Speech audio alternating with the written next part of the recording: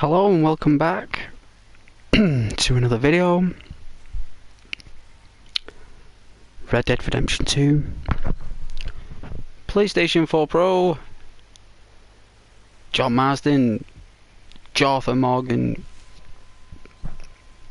epilogue. Look at that view, that's beautiful, that, right? So we're going to check out the condition of our character. So let's give this a moment.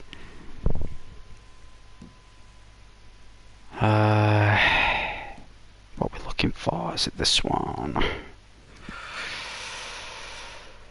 Alright, so we finally got the perfect weight. No way. I mean, I don't believe that's true, but we must have somehow. Maybe we'll, I mean, I didn't aim for it, but whether it's there, so achievement to all. But yeah, I hope everyone's okay, jokes aside. I know you're all doing very well if you're watching later.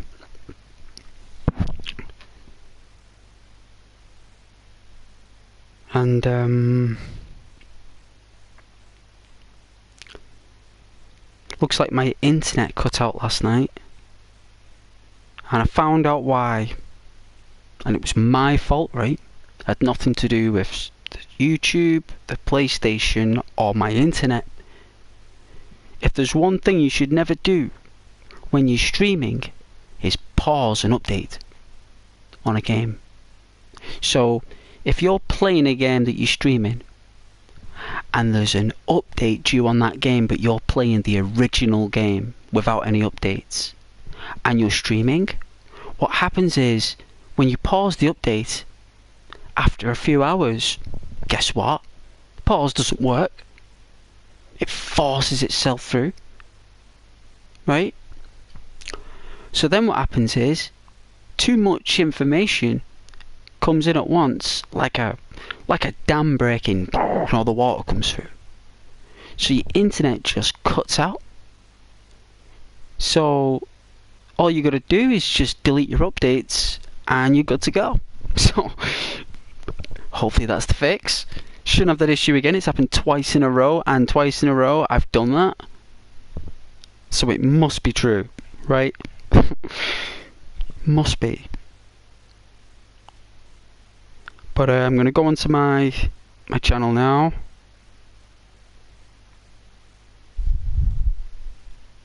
Right. Caden, hello. How are you doing? We all good? Are you going to church tomorrow? Oh, the Protestant church? There is something happening for church tomorrow. I'll see what time I get up, kid. I'm very tired, you know, man. The good Lord doesn't mind if I take a few days, a few Sundays. I mean, the good Lord knows we need our rest, right? Even God rested on the 7th day, so you know, it's like Sunday, and my last day off was Thursday. I had to work today, Caden. Not that I'm whining. I mean, it's my living. But I had to. So yeah, I might do. I'll let you know if I do. The flowers have started to come out now in the garden. It's really nice. Because what happens is all the birds fly in, the magpies and the starlings and the finches. And they're all there. It's really nice, actually. It's really, really relaxing and comforting. Just sitting there, just reflecting. It's a beautiful church as well. It's one of those, like, the bricks are really red. Like, the bricks are like from over 100 years ago, like really red. Also, what's your opinion on the final England squad? I'll have to look at it. Put it in the chat for me. Just copy and paste the England squad, not the substitutes, not yet. Give me the main squad, not the friendly. I don't want to know any friendlies. I want to know who the captain is. And because I like knowing that when I watch the game. I like surprising myself, me, Caden. I like finding out who's playing when I'm watching it. Because back in the day, when you were young, you didn't really read the newspaper. You know, you were too busy playing with toys. So they only told you the team like 5 minutes before the game back then. Like, if that. It was a special moment. So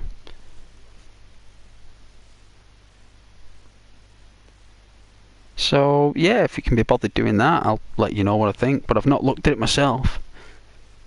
It's normally better if I give you my opinion, Caden, when I've watched it.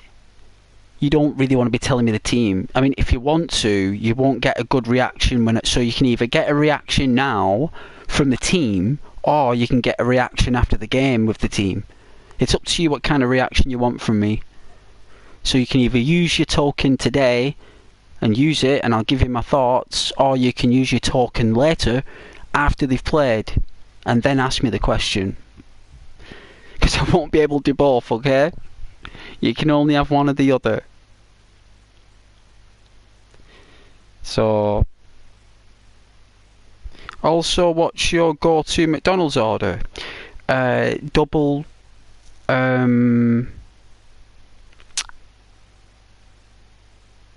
I'd say the double quarter pounder. No cheese, right? No cheese. Double quarter pounder with just onion, right? Just onions, with large fries, a large banana milkshake. Get a small portion of barbecue sauce, and what you do is that you get the burger and you dip it in the sauce. You don't put the sauce on the burger, on the actual thing, and put the bun on it. You literally empty the sauce. Well, you peel off the sauce lid and you dip your burger. So take a bite out of the burger, a little nibble, take a little nibble out of it, so it's like a crescent moon, yeah. And then with that corner of the crescent moon, use those corners to dip into the sauce, and eat it like that. That way, your burger won't go soggy with the bread with the sauce. You've got just fresh, crispy onion, which is great for the burger. The oil from the onion makes the burger taste nicer. Make sure it's a double one, yeah. And that way, if you ask for it without any cheese and just onion, they'll make it fresh for you, so it tastes nicer. Large fries, a little bit of salt, large banana milkshake, and for a dessert, I'd get a Dairy Milk McFlurry. Hands down. A flake or a Dairy Milk. That's my go-to order.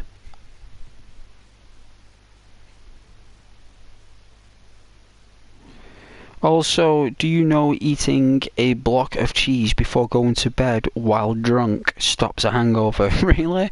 There's that much calcium in it, like. I'd rather drink a glass of water. Caden. I'd rather drink a glass of water. It's easier. Also, do you know Aberdeen is Gaelic for hypothermia, is it? Is that how cold it is? Captain is Harry Kane. Oh, as always. Is he still playing him? I thought he's old now. I thought he must be at least 35, right? He must be at least 35 now.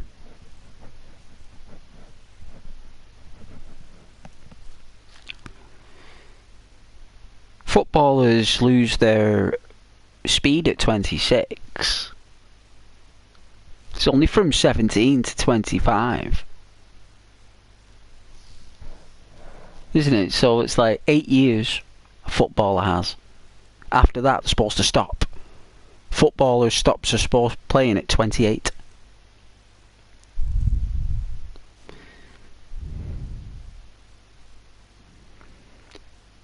Hugh has been a goal scoring machine at Tottenham for years, but now is Bayern striker and was just top goal scorer in Germany despite Bayern finished third. Jordan Henderson was England captain but hasn't been in the squad since leaving Liverpool. Right. Yeah, no doubt. That's what I've heard about the block of cheese. I'm sure it's just a way to make people throw up in the middle of the night, Caden. The best thing to have is just a glass of water. That's all you need. You need to drink, like them tall glasses you get in pubs for like half a lemonade or something. Like, it's one of them full of water. You drink that and go to sleep, and you're okay. Kane is 30. Well, he should be retired 2 years ago. He should have been. Like, all that's going to happen now is just his wisdom on the pitch. Right? At the end of the day now, it's just his wisdom on the pitch. His presence. That's all that matters now, because the only people who are going to be scoring goals for England are the ones who are between 17 years old and 26. In my book, they're the only ones who are strong enough and quick enough to score goals. They're the people that should be putting in the front line, not people who are 30 years old, Caden. Not people who are in the late 30s or mid 30s or 30s. You put people who are like 20 years old, 18 years old, 23 up front. You put like an 18-year-old and a 22-year-old up front. One big one, one small one. Yeah, you get 3 big midfielders behind them, 2 wingers, right? And your sweeper at the back with the defenders and the goalie. That's all you need. That's all you need, but no one plays it. The only manager to play that formation was Graham Taylor. I think he was the only one who used to do it. And I think he was the only one who got close enough to winning something, right? Like, who was it? Like, didn't we get far in the Euros in '97? Like, with Beckham and that. I'm sure that was that Pearce? Was that Stuart Pearce? He was coach back then.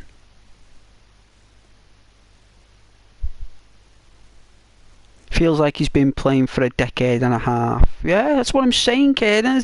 There you go. Feels like he's been playing for a decade. There you are. Because he has been playing for a decade and a half. The guy's old, let's be honest. Like, he's young. He's very young for the world. He's still got his whole life ahead of him. You know, he could, like, have a property business. He could, like, open up his own dog shelter or do something for the community for the next 10 years. You know, he can do a lot more better things with his time and money than playing on that pitch. If anything, he should be a trainer or a coach. Or training to be a coach, at least. He shouldn't be on the pitch now. Like, that's... You know, that's my opinion of, like, someone who's been watching the game for a while. I mean... This can't be nice about it. You've got to be critical with football. That's what gets you results. Kane's losing pace won't matter because he has never been fast. Well... It's not his speed that's the concern, it's his endurance and metabolism. It's got nothing to do with his speed. The guy hasn't got any clout of speed. What he has is basically like presence. He's there as a resemblance, as a representative for the team. He's more a mascot. Or he gets on well with the chairmans and the people, right? He's got a nice attitude. They don't want to get someone else in case they're an absolute douchebag and they don't listen. I mean, if you get someone who's young and got no people skills or social skills, they're not going to be able to speak to people's families. Like, he's a family man, isn't he, Kane? He's got a wife, children, he shows up, they're all smiling. Everyone's, you know, it breaks down barriers. It creates more harmony. He can get along well with other representatives from Germany, from Arabia, from all around the world, right? That means that when Kane shows up, they're actually happy to see him. You've got opposition teams and captains and Germans and representatives who love him. It's all about politics, Kane. It's got nothing to do with the sport. They don't care about that. It's all about relationships, and it's all about agreements and contracts and sponsors. You know that. We're the ones that care about the game. We're the fans, man. Those people upstairs in those glass windows, they don't care about the game. They just care about the investment, man. It's Wall Street, baby. So 10 years. Yeah, 10 years. Why would he retire at 28? Because he's got sense. That's why. They've got him addicted to the franchise. Harry Kane has never won a trophy. He doesn't need to. He's got a family. It's the best trophy in the world. He's 30. You're acting like he's 40. He may as well be 40. It's not that he is acting like 40, but he may as well be 40, because at 30, you're not as fast as what you were at 20. You're not as fast. So if you're not as fast as what you were at 20, you're not as powerful as what you were at 20, you're actually as slower than what you were, and you're not as strong as what you were. So where's the advantage? What, he's like on par with what's expected? You know? Like, you talk, what's talking there is loyalty to England, really. It's all about loyalty, really. But I think he should retire at 28, yeah? Harry Kane is... Oh, I've already read that. He has had a bad ankle injuries, but I can't think of him being injured for about 2.5 years. So when do you think players should retire? 28 years old? Because by then, they've been in the football franchise since they were 17. By the time they turn 21, they got a proper wage and a contract and a sponsor. They do that for a year or two until they're 23, right? So they're 23 years old. They've earned 2 years of major wages of football. They've earned millions of pounds for 2 years. Then, on year 3, they have a family and meet up with a really nice woman. They make a family. They get married. He's married by 25. 3 more years on the pitch. Yay, daddy, yay, you know, lift the kids up and that. Hey, there's your daddy on the field and that. You know, he can lift a couple of trophies for his kids. Oh, this is for my children and that. And he can attend a few seminars. You know, and then by the time he's 28 there, he's earned about, I don't know, nearly £500 million after tax. He's got £500 million in the bank there. Maybe 420 million in the bank there. You can say, right, 28 years old, I retire. Now I can spend the rest of me time with my family, help my children in school, raise them with a full-time dad there, with all the time in the world. I think that's the best outcome. So yeah, 28, because by then they can spend time with the family and they can choose the family over football, which is the truth. And with a perfect weight as well, which is great news. Look at this view.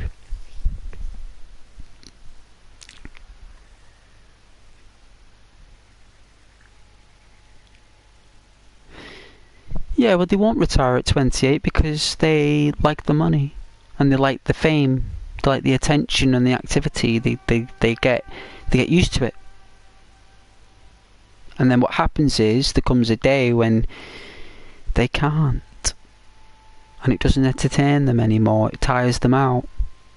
And that's normally when you're about 36 to 39. Sometimes players are playing at 40, but hey, you know.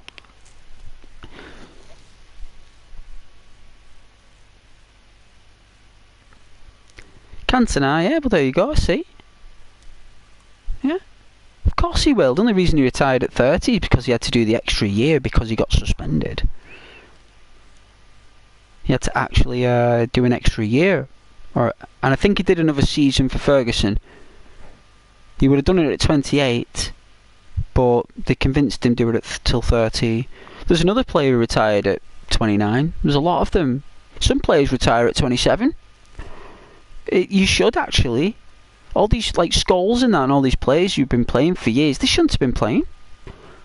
The only time Beckham was absolutely fantastic is when he was about 19. 19 to 23. After that, Beckham was just there for tech free kicks. He even made a film called Bend It Like Beckham. I mean, that's all he was there for, just to tech free kicks.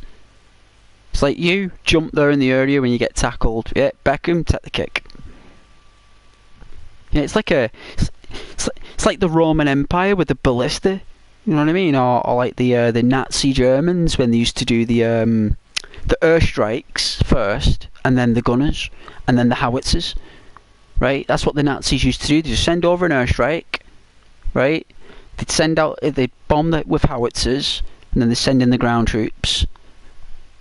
And that's what United used to do on the pitch. Look how nice this view is.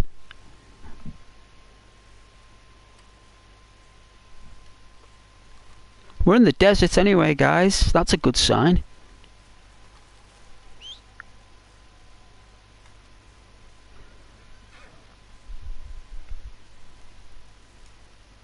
Hey. Hey, Magnum. Come over here.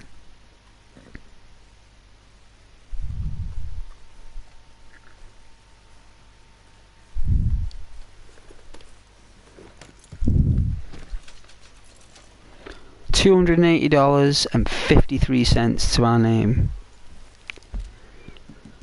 That's all we've got. Rio del Lobo.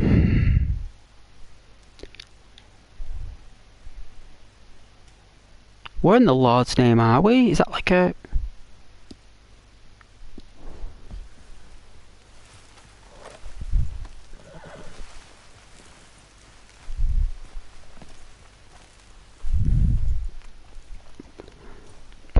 I mean, you can disagree with me, Caden. You can definitely disagree with me. But believe me, Ghost is not deceiving you with that football stuff. Like, I'm being very honest, and you know what? Your dad will agree with me. Hey, Savvy.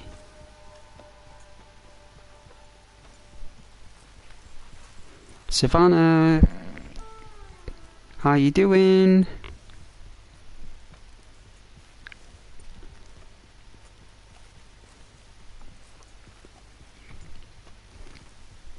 Lovely to see you again.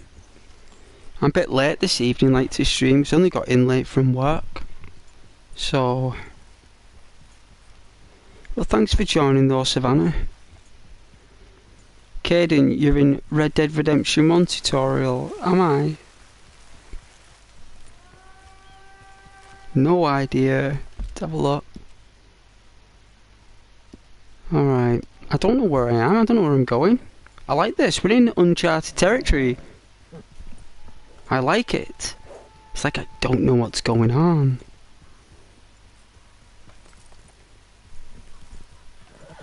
Hi, Ghost. I'm all good. Oh, that's nice. That's really nice. I'm glad that you're good. I did my shift today. I had a full shift. It's like 9:45 till 6. I was like, oh my goodness. I don't know how I did that on a Saturday. But I did. Like, I did, and I didn't question it.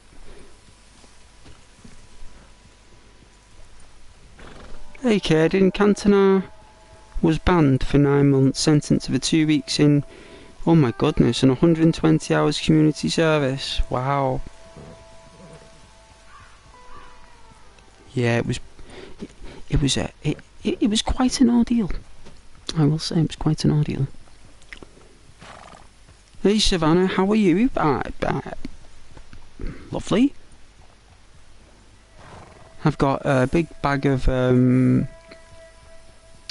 McCoys, beef flavoured McCoys, steak even, I think it's steak. And I've got a can of Dr Pepper, which I'll open up shortly. I'm going to be opening that up in the next 20 minutes. And a bag of Maltesers, and I've got I got Rose. She has a bag of sweeties. I always get Rose a bag of sweeties on a Saturday. So I let Rose know I got her some sweeties. Savannah, oh nice. I have some crispy M&Ms and Dr Pepper tonight. Well, that's beautiful. Hope you're going to share those M&Ms with me. Have they got the nuts in them? I like the one with the nuts in them. What in the Lord's name is that? Oh, it's a rabbit. Right. It's a bunny.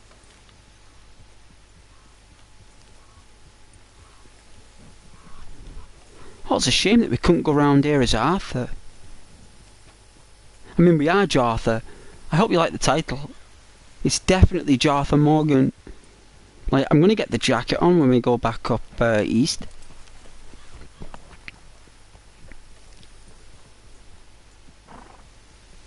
But for now, just enjoy the satire.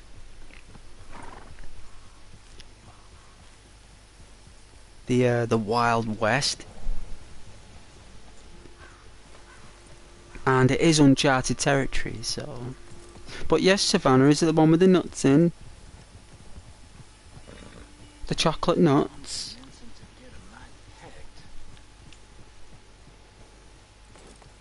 What a weirdo. Where did he come from?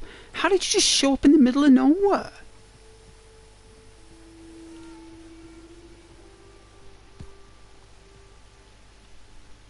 That was strange.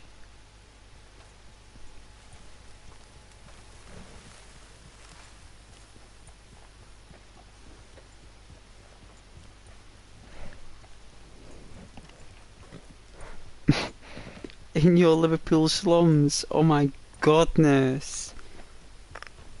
That is so cheeky.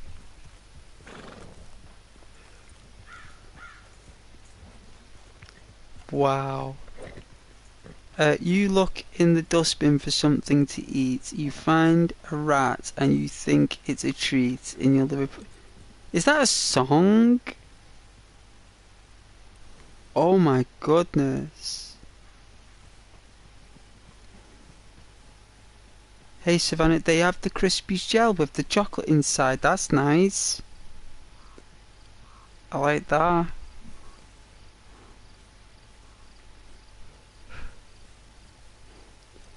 Oh my, a comment's flagged up. Karen Savannah's gonna have to deal with it.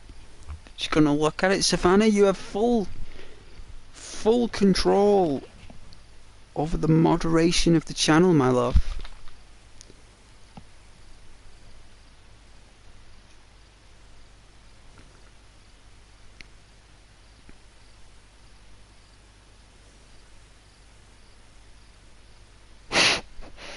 Kidding, it's a Man United and West Ham chance, is it? Well, what you do next time for Savannah is you put music notes, like, let's have a look. There should be, if you look in the emojis, right, you'll find a quaver. So I think it's called a quaver, guys. I think it is. Look for a quaver, not the crisp. The actual music note, and you put that next to your comment, Caden, just so the moderators can know you're singing a football song, because some people don't follow football, son. They follow, like, you know, the job, the family, they don't. But there is a quaver, I've seen one, it's like a music note. I've probably passed it because I'm tired. But please use that in future. Please.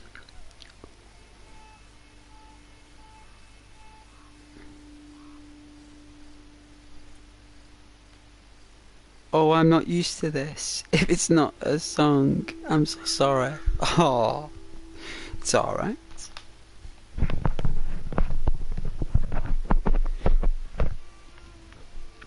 It's alright, love, it just sounds like he's had a drink. Probably. It is Saturday night, he's probably in the pub in the beer garden. He's probably just bored with who he's gone out with. He's probably just bored. And he's, like, there's probably football going on in the pub and everyone's singing, so he's, to him, he's just, you know, he's just going with the flow. But it's alright, love, you don't, I'll deal with that stuff. I hope it hasn't frightened you, though. You don't have to be sorry. Don't say sorry to ghosts for things like that. Alright? You just give me those M&Ms with the crispy chocolate.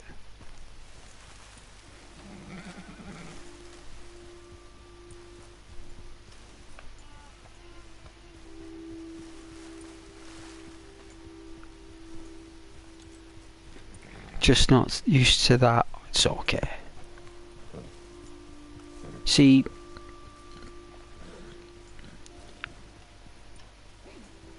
like, I think sometimes some people who are on the channel, they all just want to laugh. They all just want to have fun, right? And I've got like a filter on that helps moderators and myself when comments flag up. And what happens is Caden, when he has a drink or he's got football on his mind or he's excited about a football game, right, he'll start to like sing songs to me on the chat. But sometimes the lyrics of the songs in football are rather weird. I don't mind it. You don't have to worry about that. I was just letting you know, like, you do have control over that, so don't you feel that you don't have to say anything. I mean, you don't have to, but don't feel that, you know, say to someone, listen, you know, this is Ghost Channel. Be lovely to the guests, please.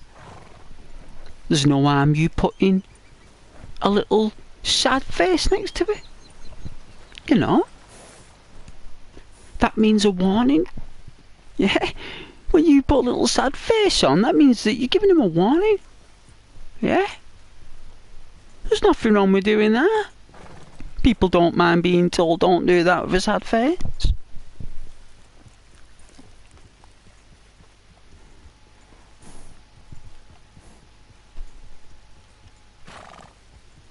Yes, I can read it. Of course I can read upside down writing.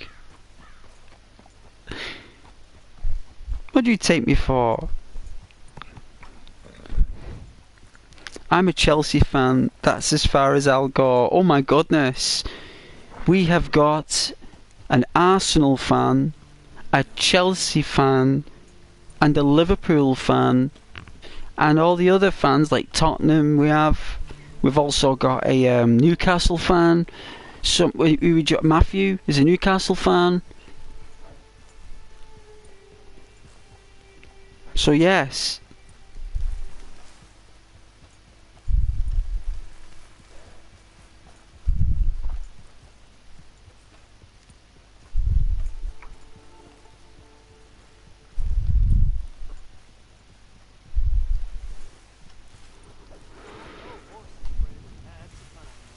Yeah, I had a lot of luck. I got a lot of love.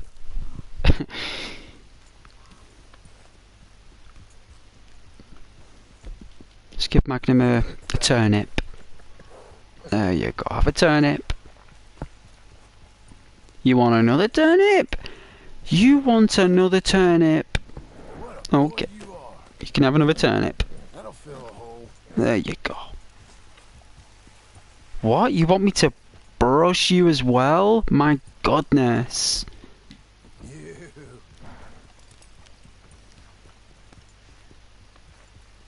Wow, look at that coat. What? You want me to... You want another brush? Really? Another one? My goodness.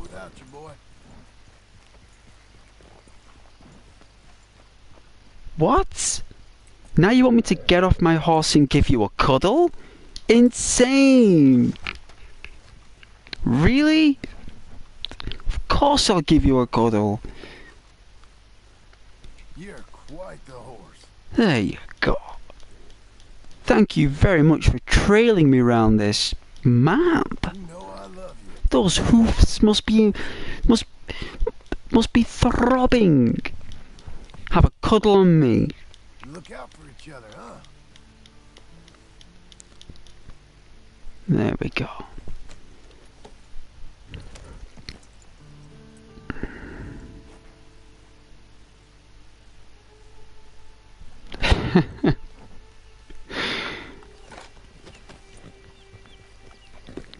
Oh yeah.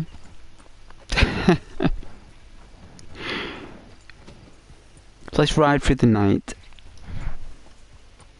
Let's ride through the night. Well, what's this sign say?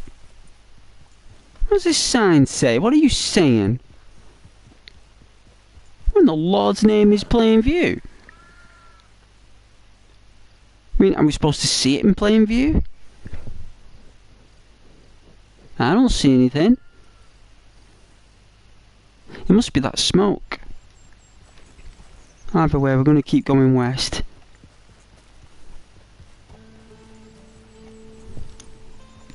Alright. Let's see. Caden, you've had a drink.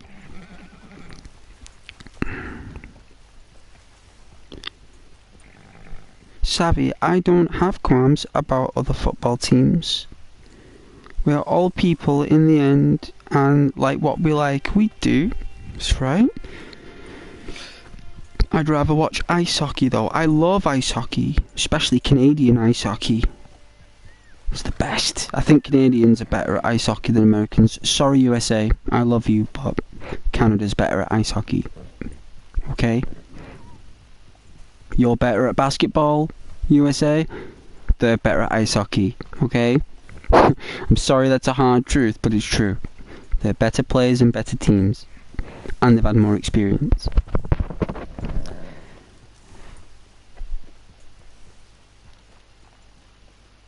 Caden, ice hockey. Yes, Caden, it's a sport where you wear ice skates and you wear heavy padding like American football and you carry which looks like a sword. And you use this weapon to hit a projectile which looks like a bullet. It's called a puck. And you gotta get it in a little tiny net with a giant geyser blocking it like a tree, blocking the sun. And it's actually quite a fun, entertaining game, especially to watch. Back in the 90s especially, it was even better. I don't know about now, I won't watch today's games, but 20 years ago, yes. Yeah, it's great. An adrenaline rush. Sheffield Steelers. Oh yeah, Sheffield Steelers. Well, we are pretty good at ice hockey actually. We're not too bad ourselves. We do have a major league, just that no one plays it yet. They will do. I don't consider anything that isn't football a sport. My goodness, Caden. That's a terrible comment. Of course there are plenty of sports. Football's just a small part of many. Yeah, I had a lot of luck. Yes, Savannah, very... Yeah, wow, okay, he is very passionate about the game. Oh, is this a sandstorm?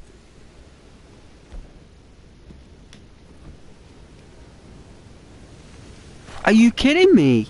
I didn't know there were sandstorms in Red Dead Redemption 2.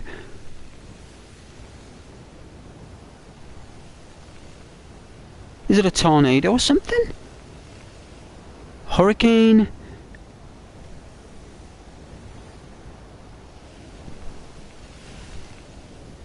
Wow.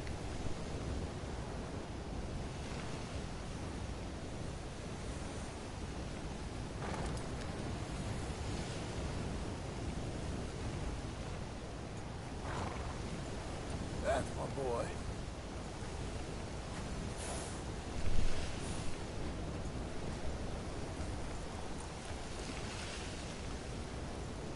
Whoa.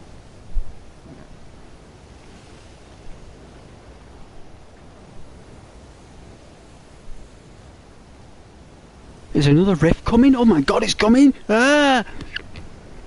It is, isn't it?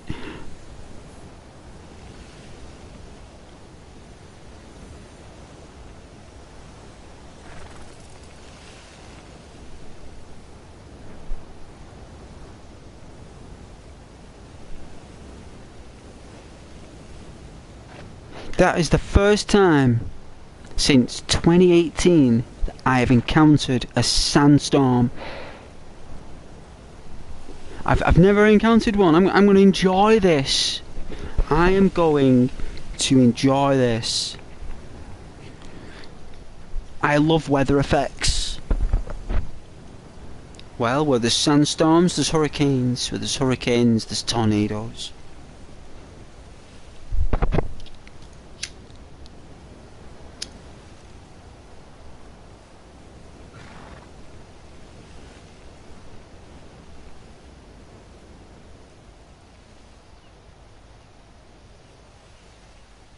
Wow.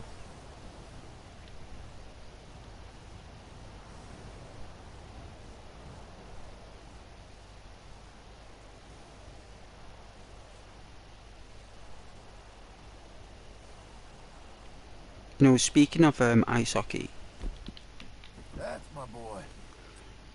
we at work years ago, right? Like, we all had to like go roller skating, right? Or yeah, it was roller skating, right? And guess who can roller skate really well and who loves it? Ghost. Yeah, because they had no idea that all I did when I was 12 years old was rollerblade. Rollerblades were the thing, right? Rollerblades were the thing.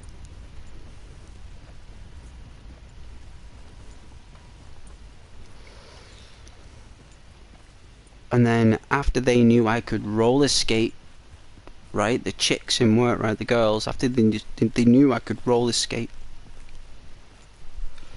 next thing is I get invited to ice skate. And I can ice skate better than I can roller skate. And I loved it. I loved ice skating. And I couldn't, you know, if I was going to do like something really sweet with a friend or something, it'd be ice skating. Or like rollerblading, or like playing arcade. Like, in fact, I'd probably do all three, right? It would be like a really nice meal in between, yeah? So it'd be like, you know, ice skating, and then food, and then arcades, right? Like, that's what it would be. That would be awesome.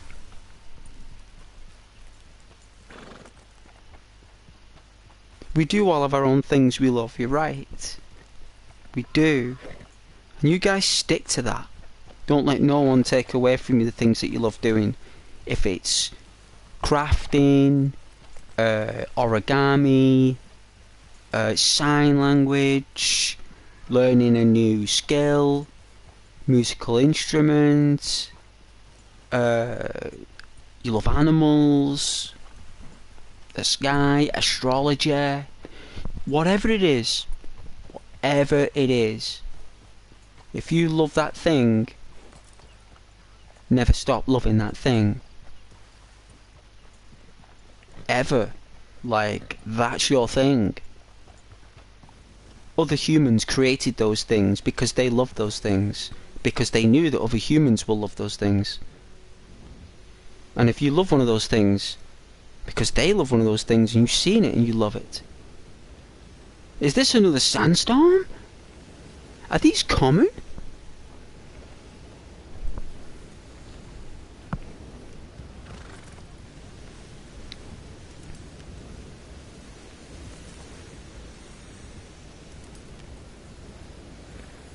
Canadian ice hockey players probably apologise every time they score. That's a kid. They are a ruthless team. Watched them in the World Championship. Oh yeah, did you? Well, that's good. Glad you love ice hockey, Sheffield. The Sheffield Steel. Sean Bean. Jimmy Muir. When Saturday comes, hey, Bayek. Hey, Bayek.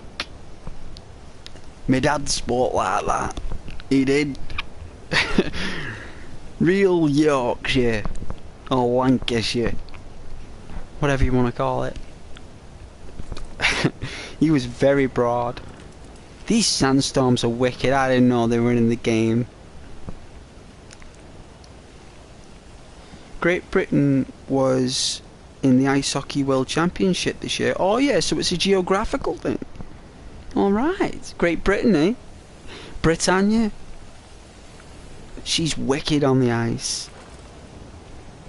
Caden, ice hockey and the other pretend sports are extended tea breaks. Caden, people dedicate their lives to play those sports. You can't put those sports down. People have trained all their lives to ski, to run, to throw the shot put, the discus, the javelin, the pole vault, the long jump, the high jump, the hurdles, the 100-metre sprint, the 1,000-metre jog, whatever you want to call it. Rugby. Rugby union, one of the best games to play ever. One of the most entertaining. Gaelic football. Amazing game. Gaelic football is one of the best games ever formed. I love Gaelic football. It's the best. And as Savannah says, we all have the things we love. We do.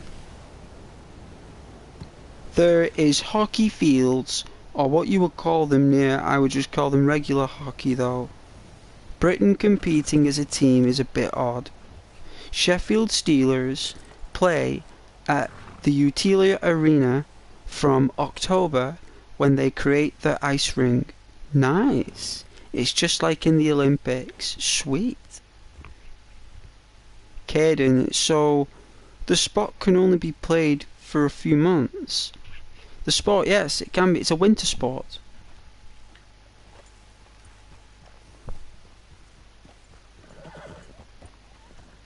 I have a degree in astrophysics. Nice. Well, I love physics.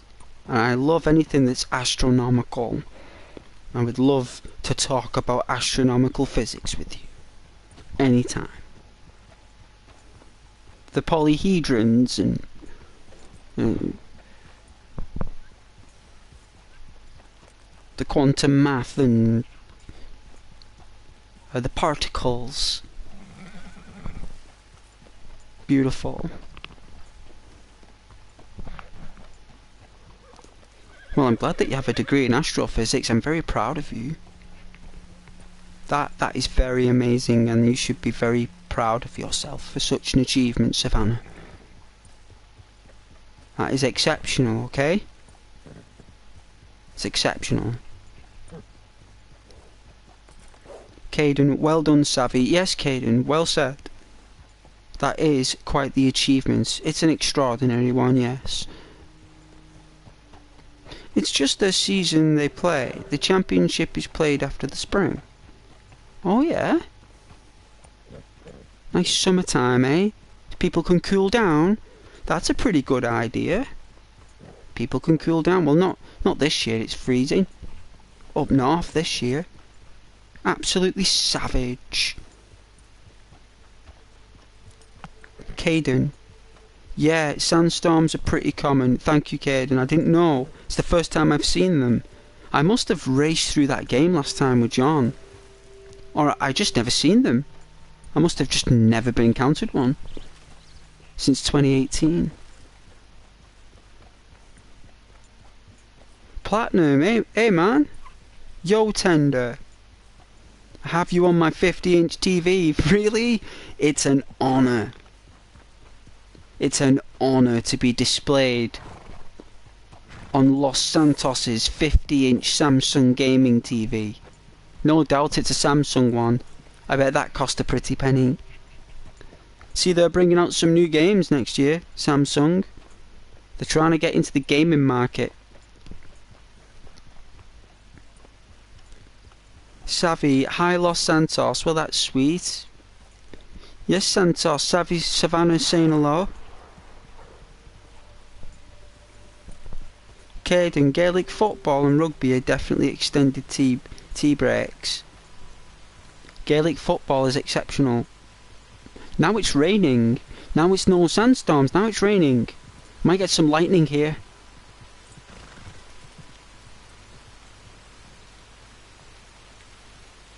We might do. Looks like the right colour for it.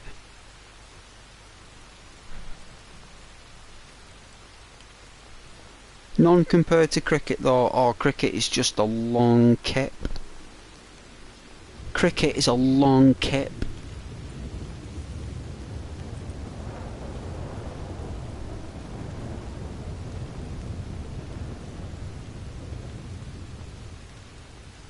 Lightning sounds like it's going to strike.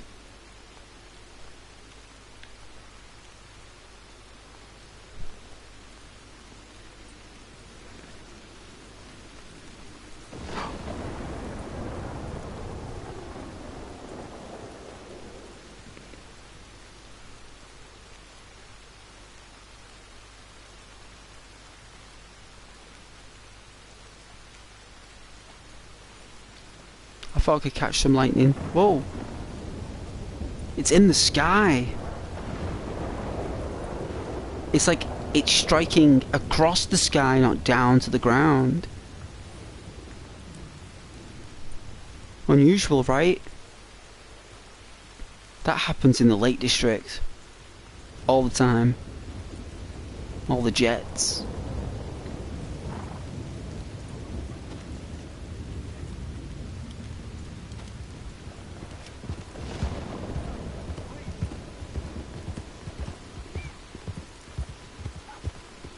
Hey! One way or another, we're up in this box. I don't got the key. You, please, help me. Shut your mouth. Keep traveling, mister. Nothing of it. Interest for you here.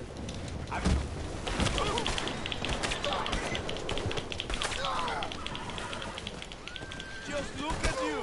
You ain't scaring nobody.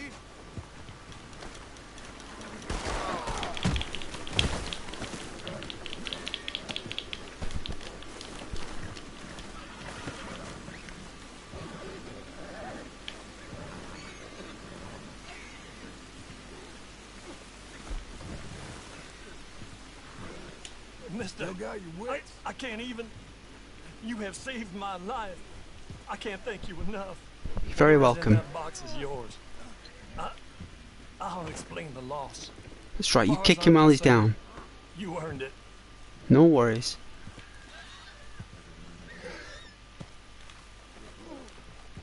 I was waiting for you to say that.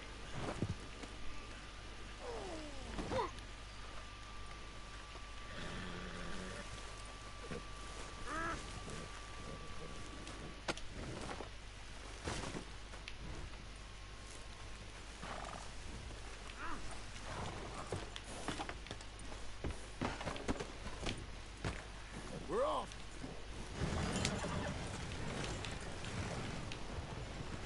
And don't run away.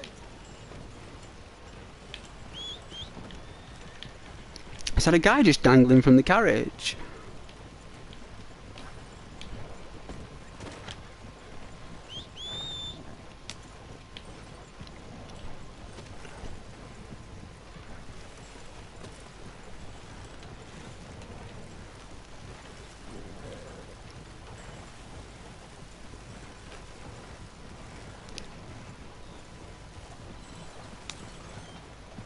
Alright, well we didn't want to kill him because when I showed up they didn't aim the guns at me straight away, they just didn't care I was there, so I just apprehended them, let the guy get away, and then they can untie themselves and then they can just move on then.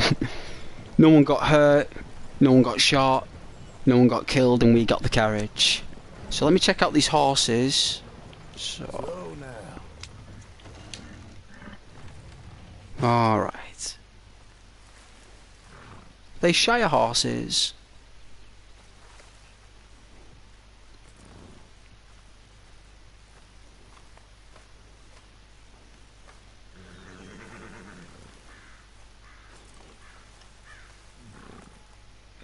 Oh yeah.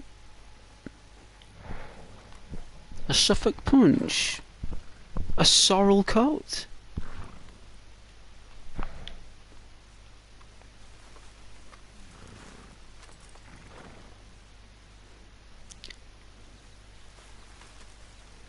Alright.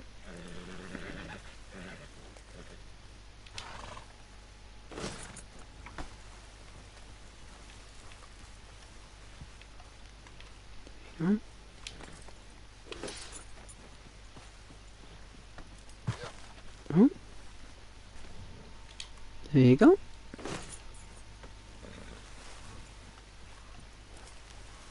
Alright, I'm gonna get your brother. I am. Gonna get him now. There you go. There you are.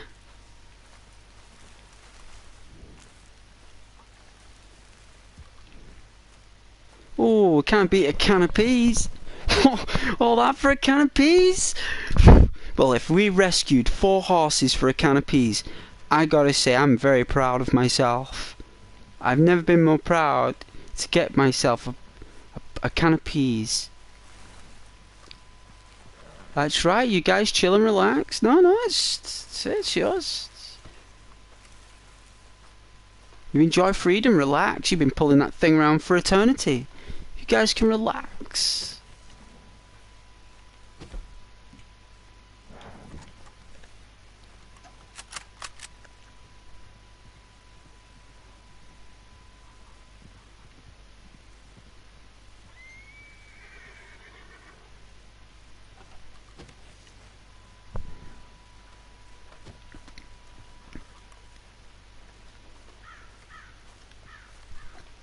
You're very welcome, Savannah. Very welcome. No, it's a massive achievement. Well done.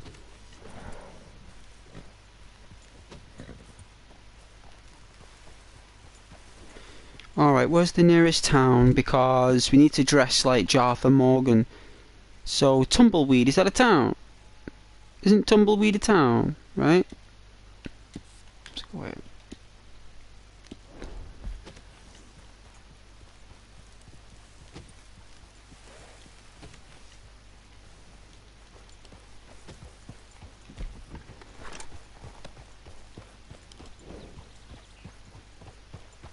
Well,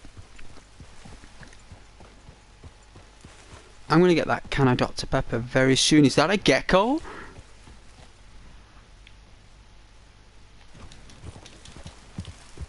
Is that a gecko?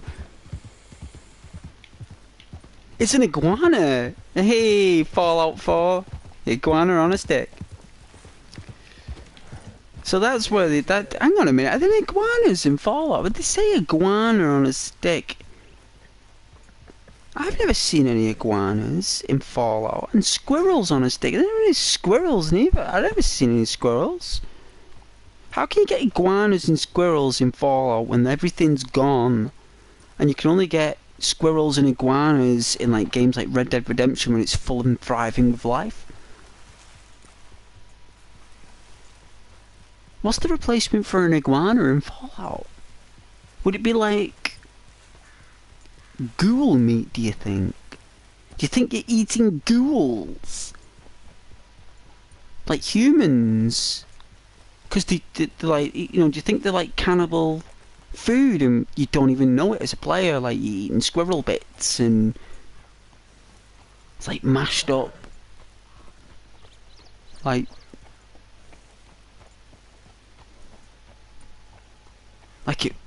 it's kind of scary, that really, isn't it? Because there is no squirrels and iguanas in Fallout. I've never noticed them anyway. Hey Richie. I've seen a rad rabbit and a rad chicken in Fallout. Have you? Wow, I haven't. I'm missing out. I've played that game for nearly 10 years. And I played the one before it for like 10 years. And I played the one before that as well.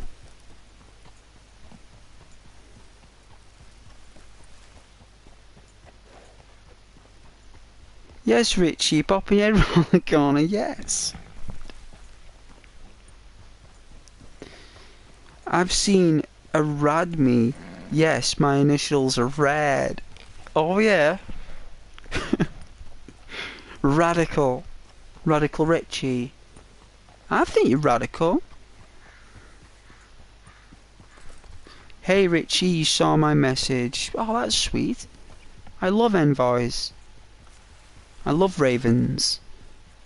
Richie, hello ghost. And yes, Savannah. Hence why I'm here. That's very kind. We love responsive viewers. I love responsive people all the time. I think that's the best type.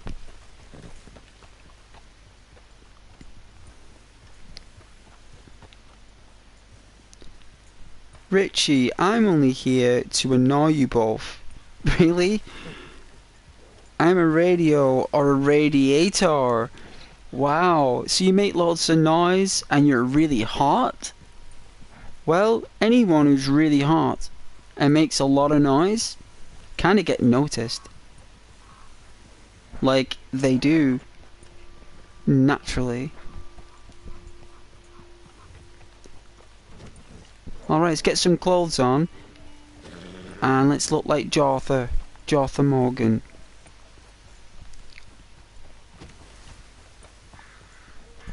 There's something peaceful about this back country. That is, You take that mask off right now.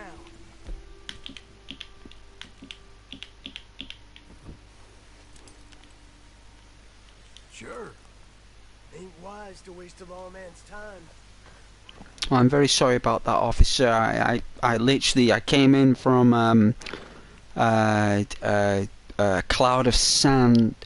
I was apprehended by two robbers. Well, I saved a victim from two robbers, and I set 4 horses free as they looked exhausted, and I left the wagon out in the desert for a lucky person to find with a can of peas. And then I came from the south east, I believe. And then I came directly from east, from southeast. And I forgot that I was wearing the mask, so I'm sorry. But I'm here for some food, so thank you.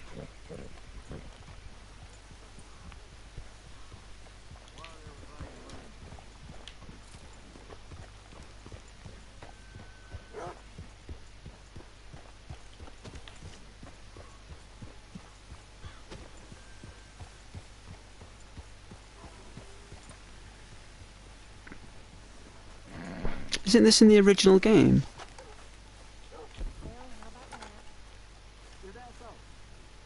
Put that rifle away.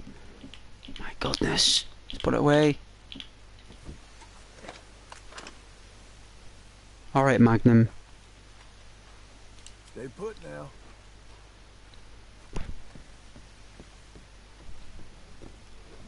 I will read your guys' comments soon, I promise. Welcome to my saloon.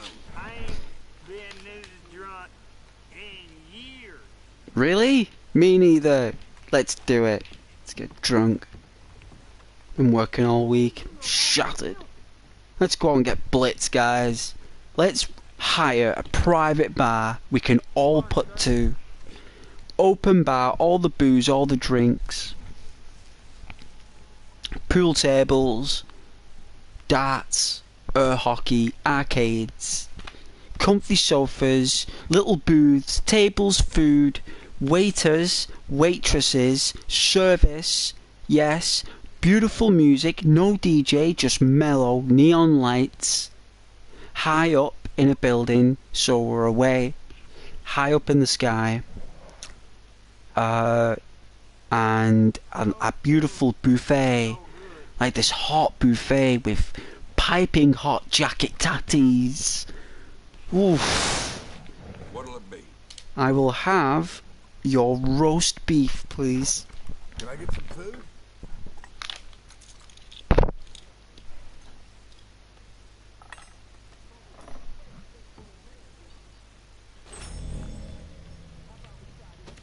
Alright, now that we are full, let's get another plate of food because he's starving. That means we would have lost all that perfect weight now from being shots. That means we would have dropped mass. Because you... I was going to save that for the video, really. Morning there, partner. I'll keep that quiet.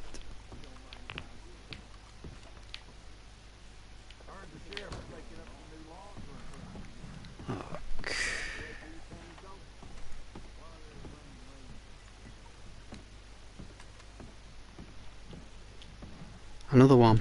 Because we're hungry. Nom nom nom nom.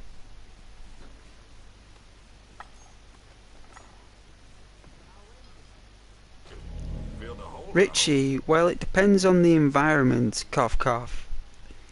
Yeah, well, we can have smokers booths, and we can have non-smokers booths. Good morning to you. Yeah, remember, people can chill, but people probably wouldn't want to smoke, but they can if they want to, right? Like, it's a free room. We can do whatever we want.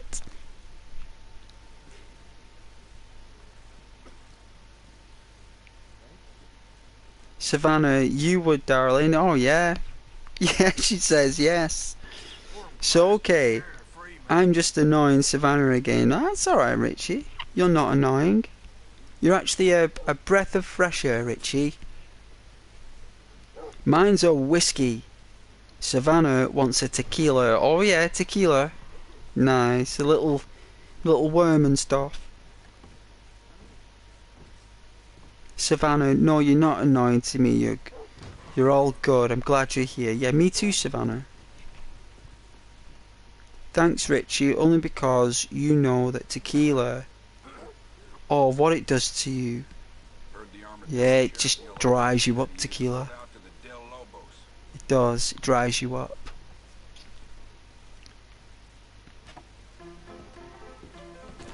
What time is it? 12:30. I think you can have a beer at 12:30, Marsden, right? You can have a beer. Yeah, you can have a beer at 12:30. Tumbleweeds seen better days, that's for sure. But it's all gonna turn around.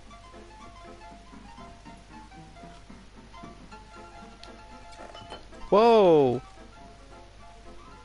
I didn't... John. Of course. One for you.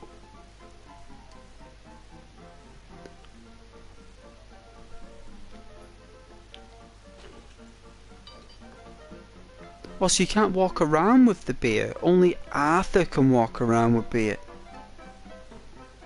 John can only have to stay in one place and drink beer, so Arthur has a special power where he can walk around and drink. John can't do that. John doesn't have the skill to walk around with a bottle of booze and drink it. He can't enjoy it as part of his walk. He has to either gulp it or stay at the bar. So Arthur's superpower is he can walk around with booze. I think that's pretty cool. He kind of like kisses the bottle, John, doesn't he? He doesn't exactly drink it, like kisses the bottle watch. Yeah, he kisses it. Not very weird.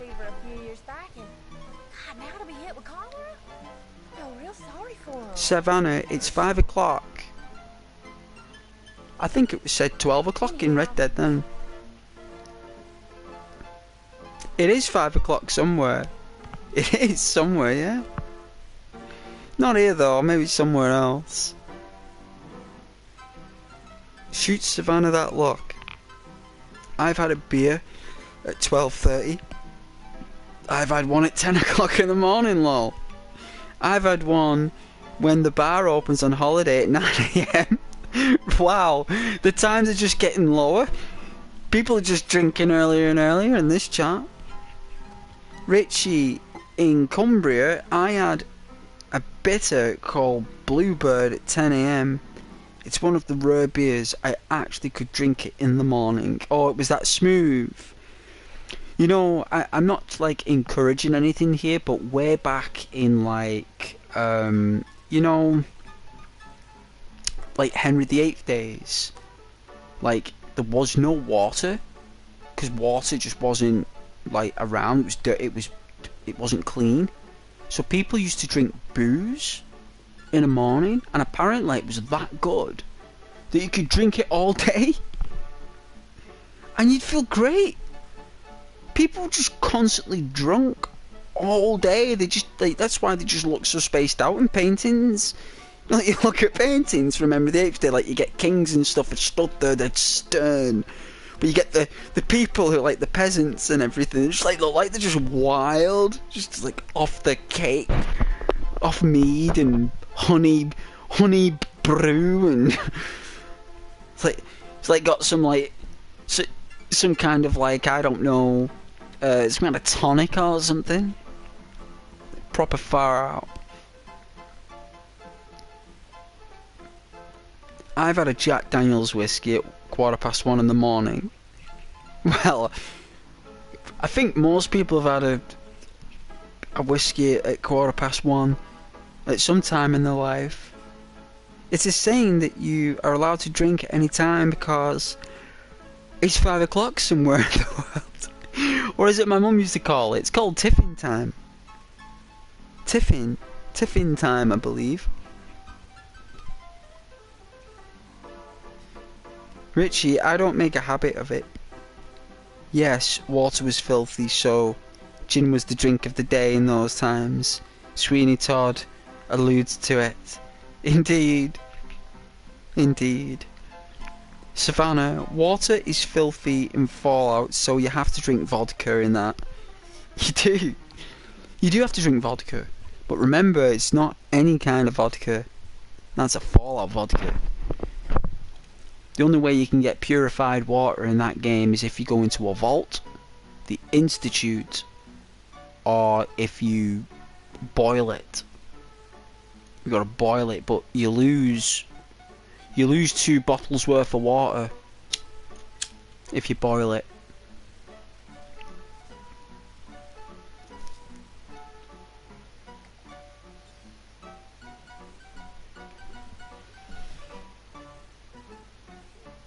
It is Nuka vodka.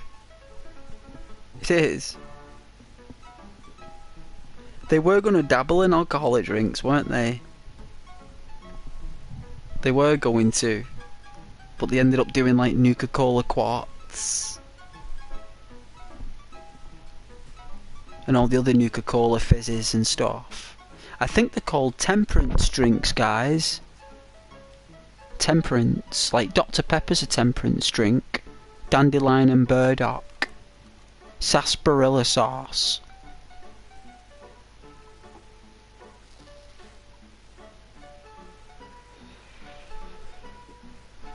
They're all temperance drinks. Well, they're delicious. Pepsi. Vimto.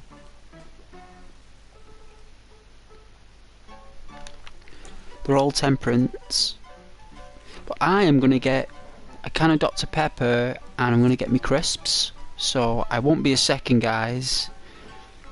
Savannah, do your beautiful entertainment while I'm gone. Savannah is lovely. So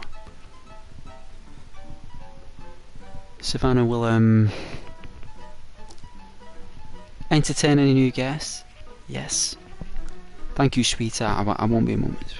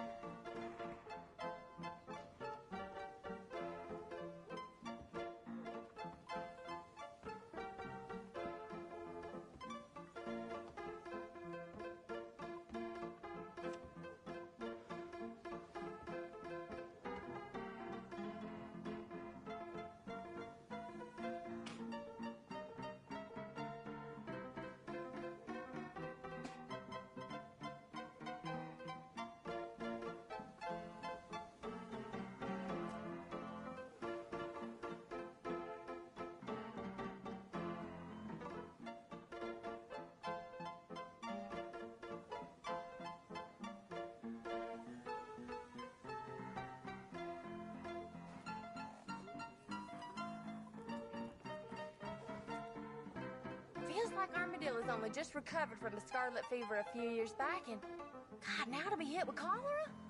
I feel real sorry for him. I've heard.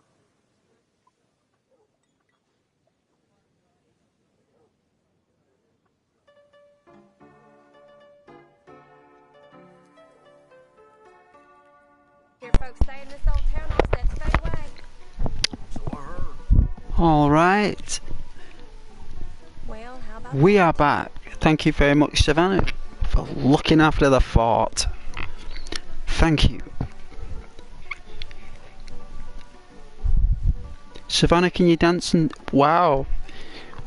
Yeah, dancing on tables. Nice. A good old English pastime. For the nightclubbers. I think one of the biggest nightclubs I ever went to was in San Antonio. In Ibiza. It was like this massive club. It's kind of like a distant blur now, you know. The only thing I remember is that they sold pretzels in some kind of sauce. Like, that's the only thing I remember. I remember seeing like a pretzel machine. Well, how about There's like the biggest nightclub in the whole of Europe, and all I remember is some pretzels.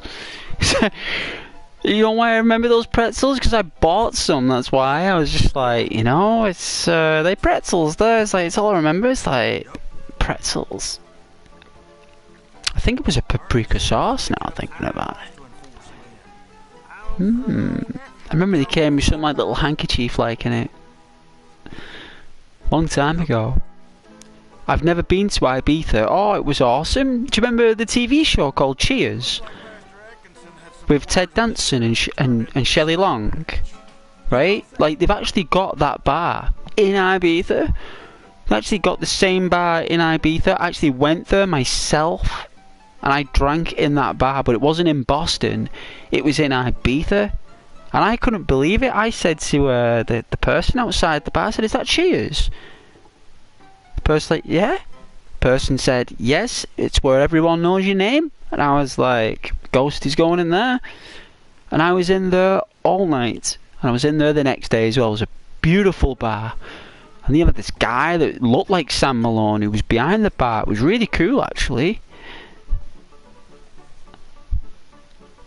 Hey, if you want to put dollar notes, I'm game for it. I'm not saying I'm one of them girls. Really?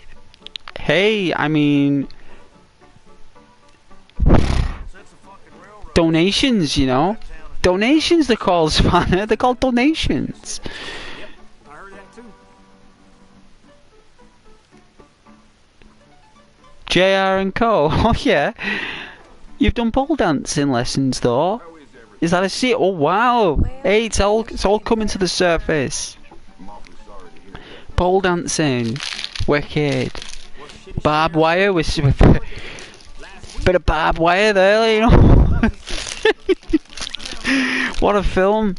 Like a superhero strip dancer. He danced on a pole. Wicked. Bag of crisps. Let's get some crunchy on. Alright. Let's have a look. So, see if these are extra crunchy. Hello.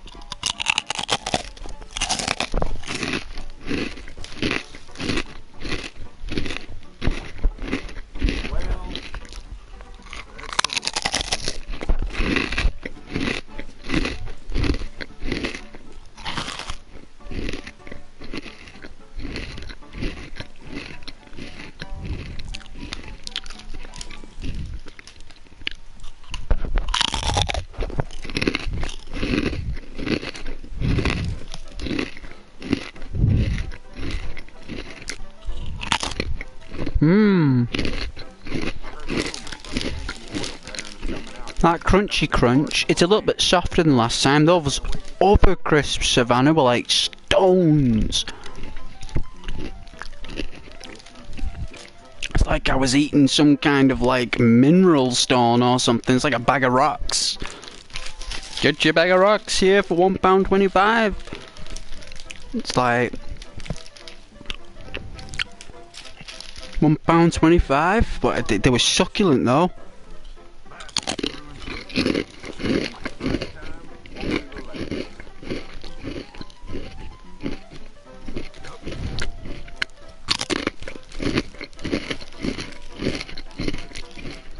Yeah, well, say donations, Ghost. That sounds better. Yeah! Definitely, but donations is well better. It's like a technicality, you know?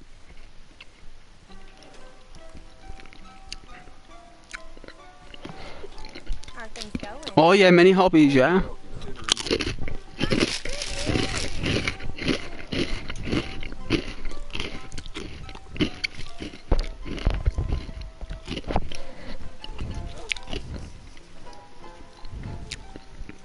Alright.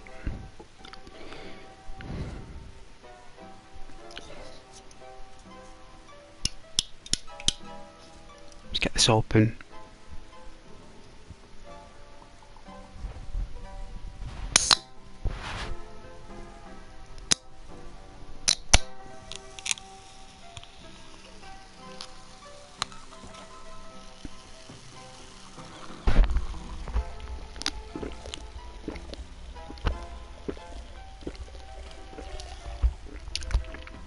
Oh, oh my god!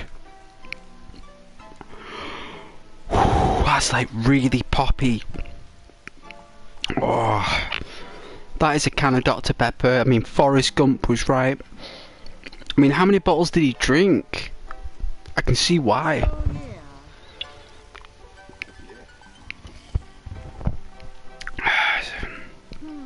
Oh, oh, that's nice.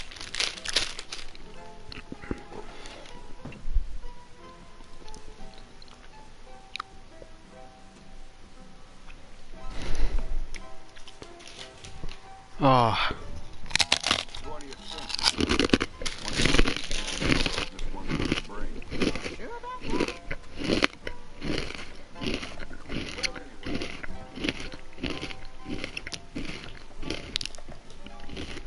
I'd love a roast beef, please. Mmm.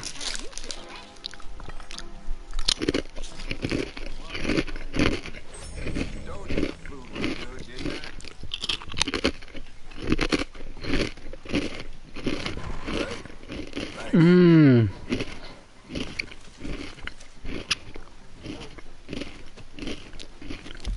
There's no hotel. Really? It's stable though.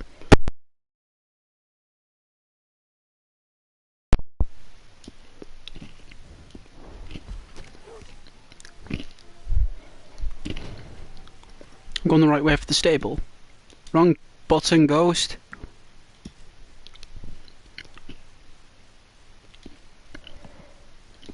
Let's try out the stable. Licorice all sorts. I love licorice all sorts.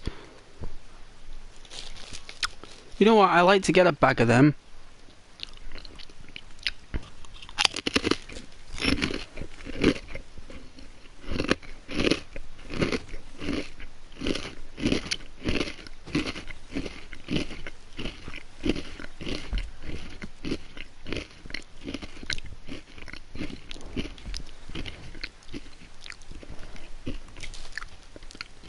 I like the ones that are just pure licorice.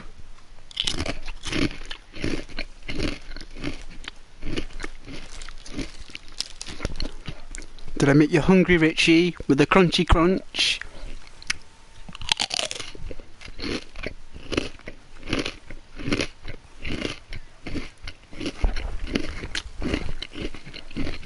Mainly girls do ASMR though, don't they?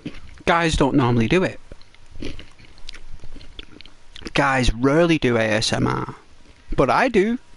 I'm a guy, I don't care.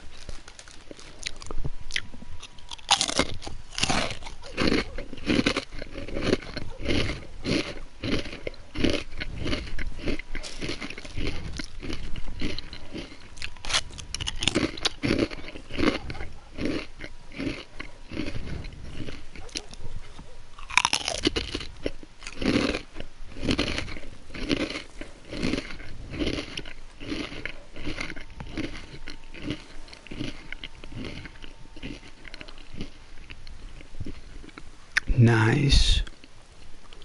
Yeah, get a snack. If you're hungry, go and get a snack. Get a Mars bar or a biscuit. Oh, there's the barn, we overpassed it.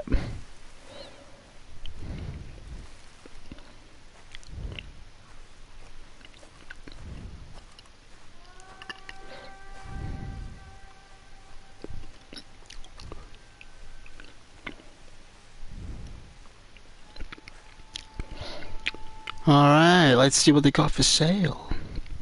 Welcome. Need help?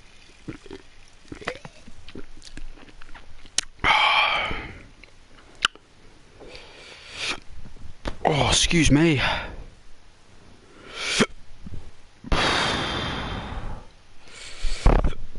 Oh, I've got hiccups. That's a small horse. It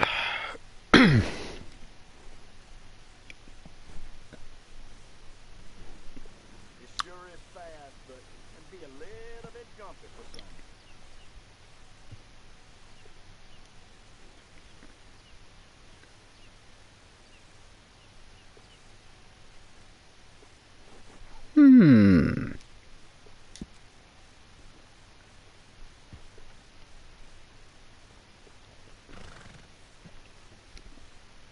Where did all these come from?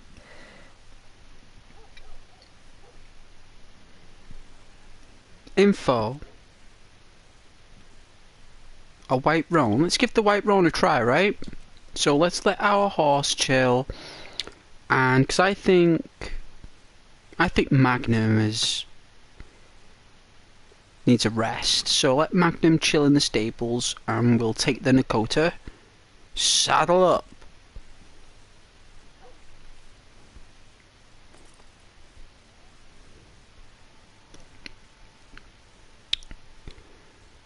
Alright.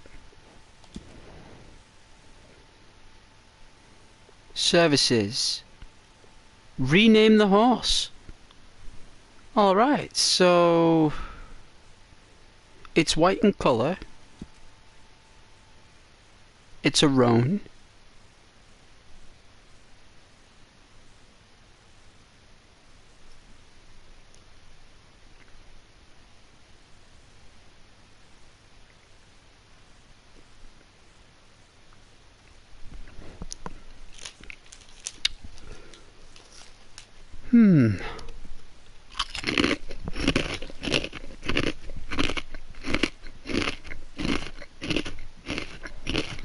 Good night, Richard.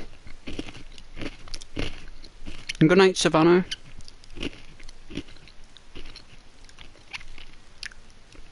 Thank you so much for joining, I really appreciate it.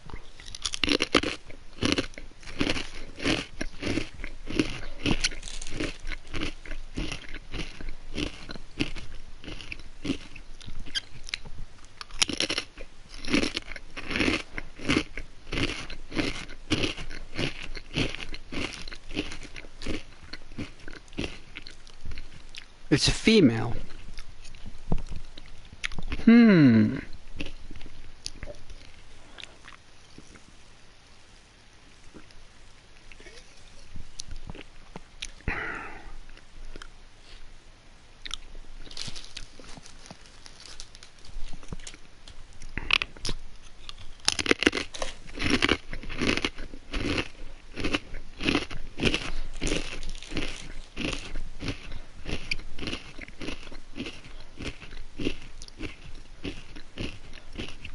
No, it's really lovely for people to join there and say hello. I really appreciate that.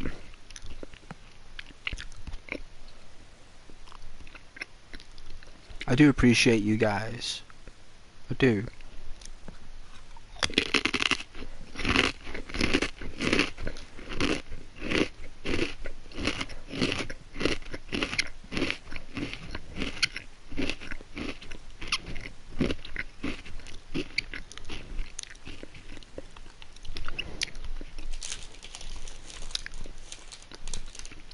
So we've got to think something that's like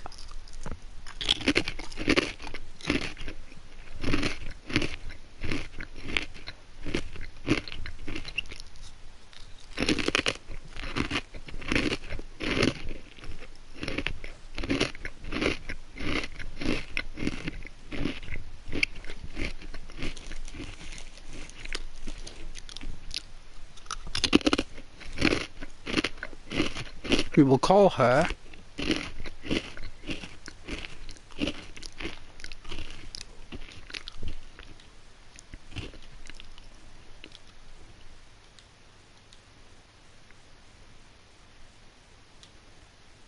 Instinct.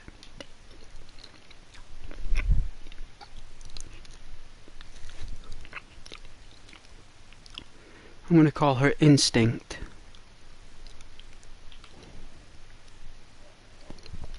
Because,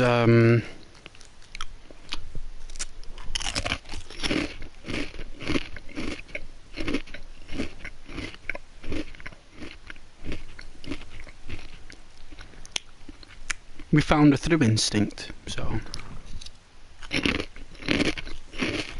I didn't name that horse, Rachel. John did, not me.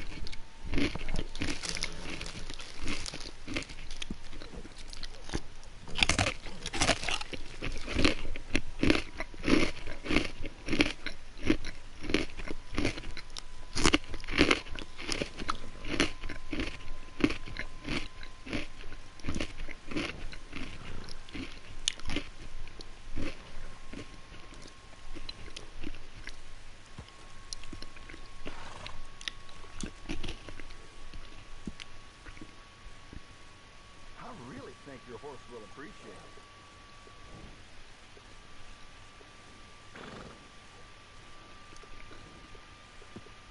They didn't put much decoration on for the horse, did they? Look at that. I mean, they could have done a lot more work for the hairstyles. Rockstar. They could have gone wild with these. Why did they put so little effort into the hairstyles for both your characters and the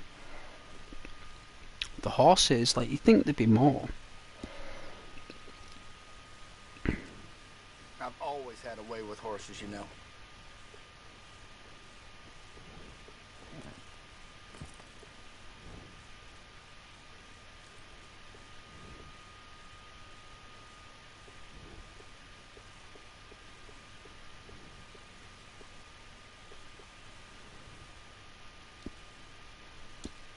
I'll leave it as it is.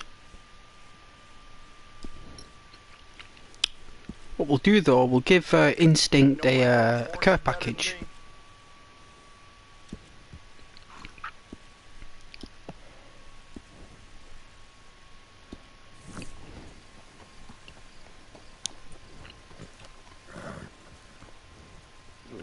Safe trap?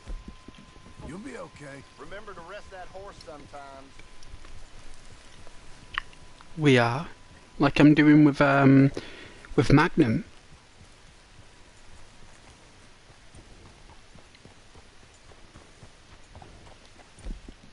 Good girl. It's like a silver, isn't she? She's beautiful in the moonlight. Look at that, it's like a silver horse. It's a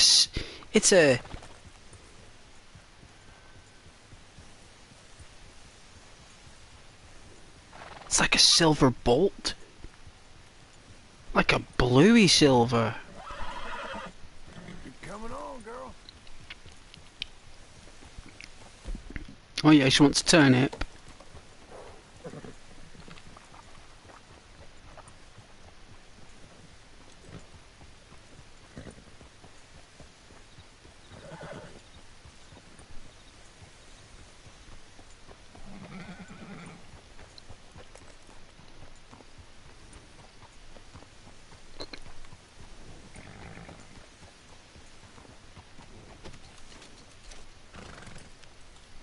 Alright, now that I've made it to the other town, well, other side of the map.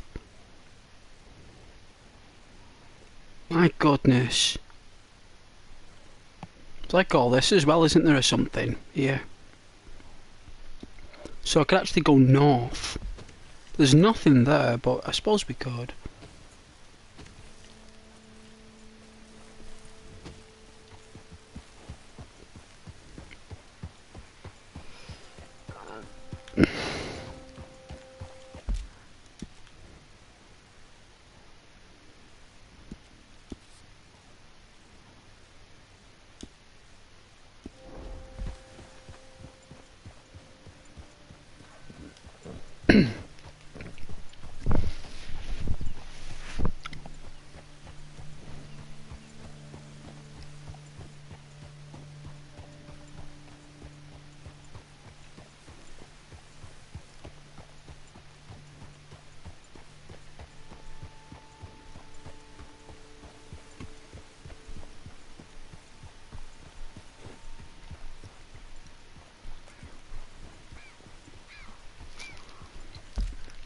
They might have lost loads of weight now because they're getting short.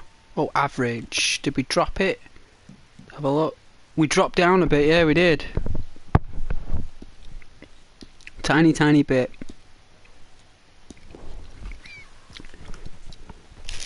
It's all good.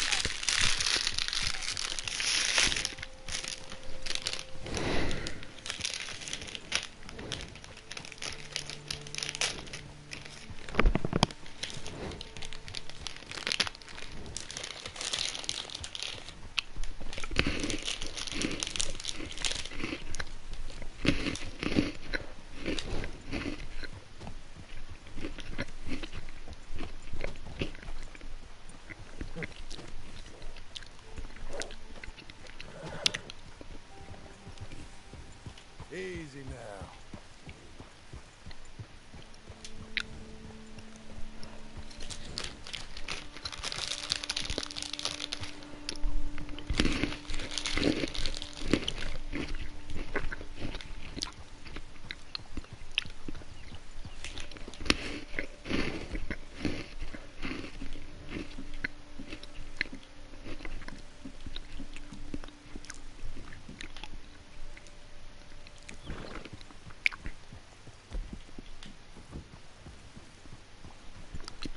I thought I saved that outfit.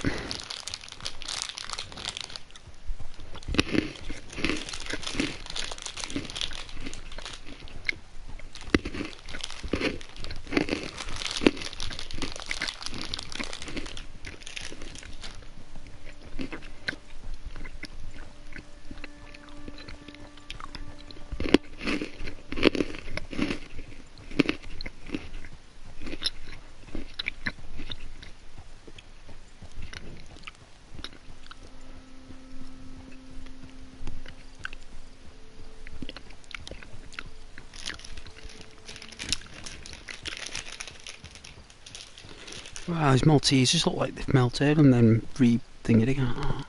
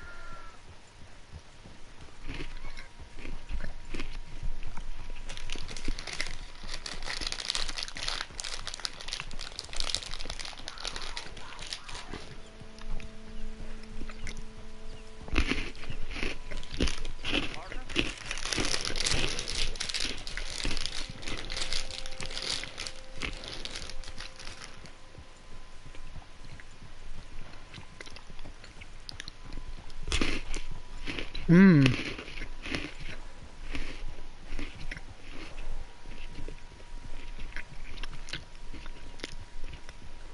Mmm. Chocolate is so good on an evening. It's highly recommended.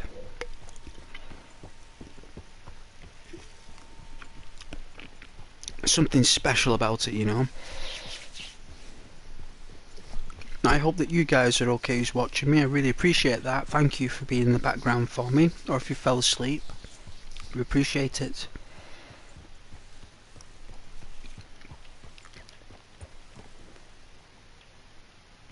Is that like a town or something we're seeing?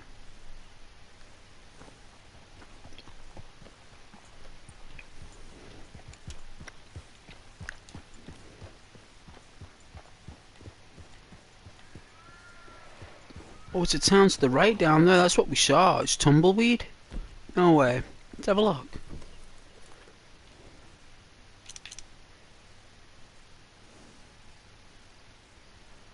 Very clever. Very clever, Rockstar. Very clever, Governor. Hey, Mr. Rockstar. You're a clever geezer, aren't you, mate? That's in Scotland, actually, Rockstar. It's actually in Dundee. It's where Rockstar Games started. It's a British company, wasn't it? English company like Rockstar. Well, Rockstar North. Because there's Rockstar North and there's another Rockstar company, right? So there's like many other divisions. But I'm sure Take-Two Interactive is a UK company. It's more like a distributor than anything. And a game developer. Right? Oh yeah. Horse turn around. You don't like it there, no? Well, you wait here. I'll go check it out.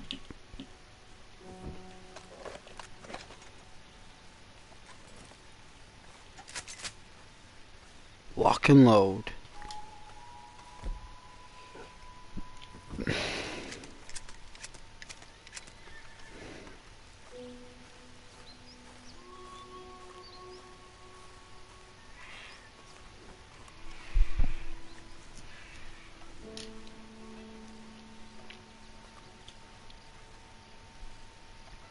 This looks run down and destitute.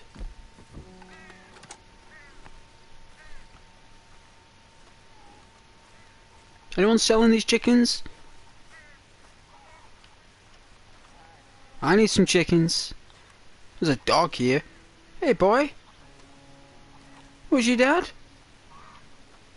Hey.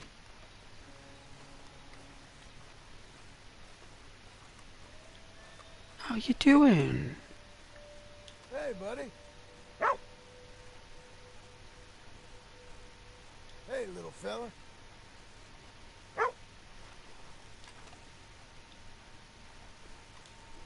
Hey. Hello there.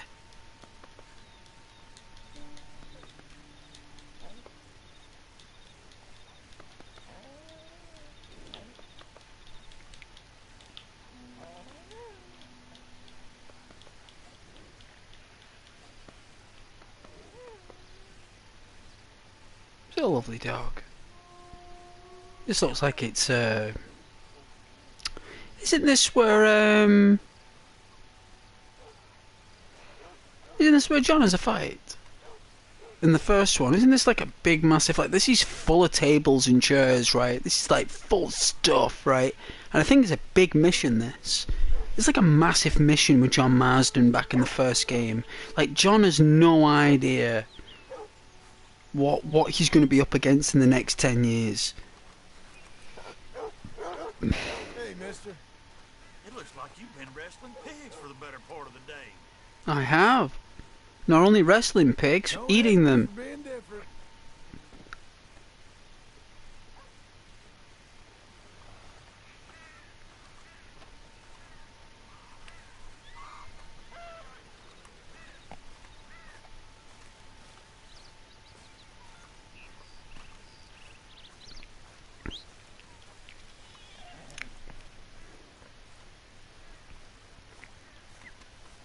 Come on.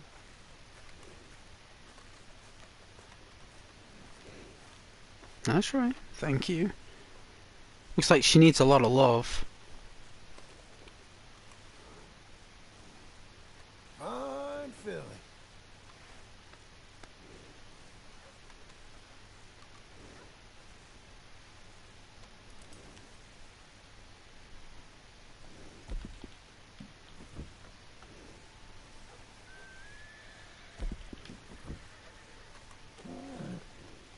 Got an appetite.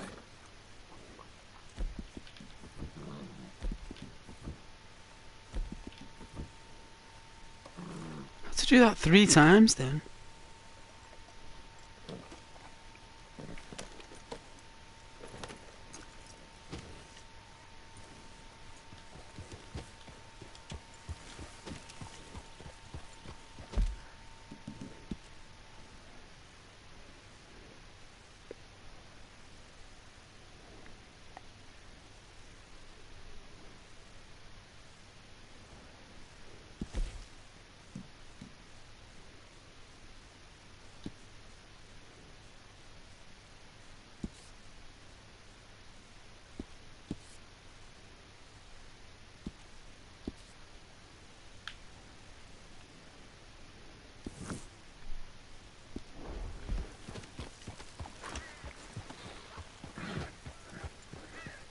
Whoa, that's a lizard. That's a dirty lizard right there.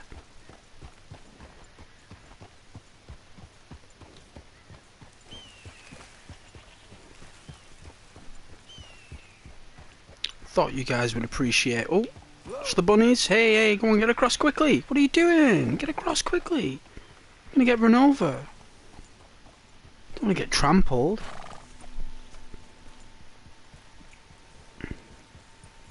Hey, mister. Fine morning, partner. Look at that horse there. Thank you kindly.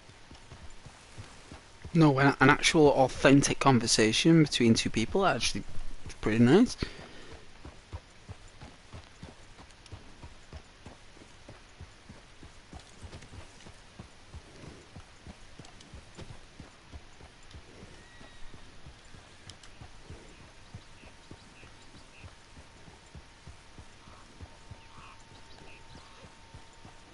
Is that all? That is a really nice horse. It's got a beautiful silver finish to it. Just ever so slightly, not grey, but silver. Even though they're technically the same colour. It's just got those bits of darkness of grey in there as well that just reflect differently in the moon, in the lunar light.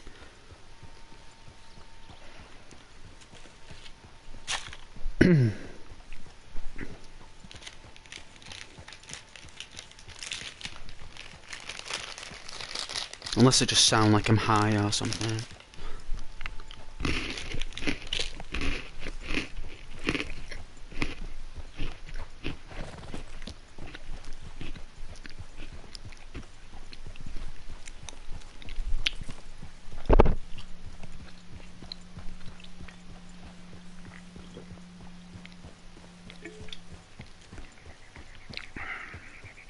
The shadow creep up there, eh? Didn't know Peter Pan's shadow creeping up behind us there. Like a different type of perception there, wasn't it? Interesting the way light mechanics work. Very interesting.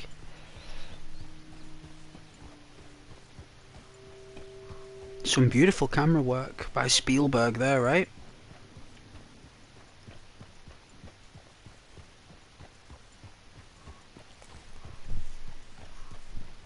This is called Spielberg mode. That's what I call it. Spielberg's just behind this virtual camera, isn't he? Directing the new Jaws. And to tell you the truth, if Steven Spielberg directed Red Dead Redemption, right, I think he'd just call it Red Dead. Even if he just called it that, we'd still class it as a Red Dead Redemption film, right? Even if he didn't have the redemption on there. And knowing Spielberg, he'll probably do a story that's got nothing to do with Dutch, got nothing to do with Arthur Morgan. He'll do a completely different cowboy story, but he'll have the same like energy, you know. But like create his own characters, because that's what he likes to do. Spielberg, doesn't he? He likes to create his own characters in something that's already been afflicted in the novels or in the movie theatre. Tailing him? I'm ASMRing round the deserts. How am I tailing you? You're the one who caught up to me. You're the one who's slightly travelling faster than me. You're the one who's got the tailing issue. If anyone's got issues, it's that guy, not my horse. AI being passive aggressive there.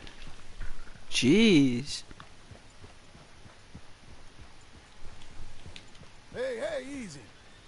Oh, John, you are just the loudest, most clumsiest, like, turnip I have ever come across. You can't, like, Arthur is quiet. He's like, shh, shh, shh, shh, easy, easy, easy, girl, baby. You know. But John, oh no. Not John, no, not when there's a herd of horses that potentially we could tame. No, John's like, yeah, like that bizarre voice he has. Horse is like, it's like he's tickling you. I was like, so it's like, my goodness, John. Why tickle the horse and say, whoa, girl, and then have the horse go, nay, while we're trying to stealth it, and we're, whoa, jeez, and we were like travelling at like such a slow pace. He was still so loud.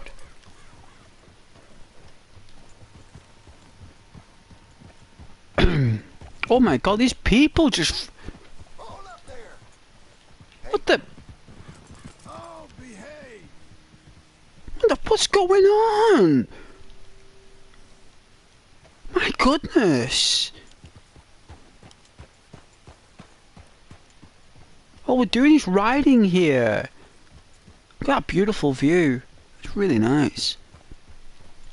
Yeah, we don't need this trouble. Go take a walk. We make love, not war. No way, those guys were still mooching away, look. Easy now. Oh, they're together. All three of them, like a mini posse. Is this a farm?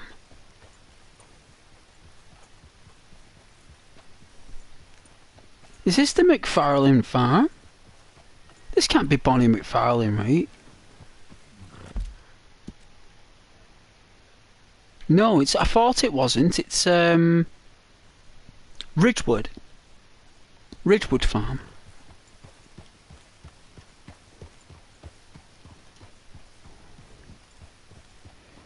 Such a nice place.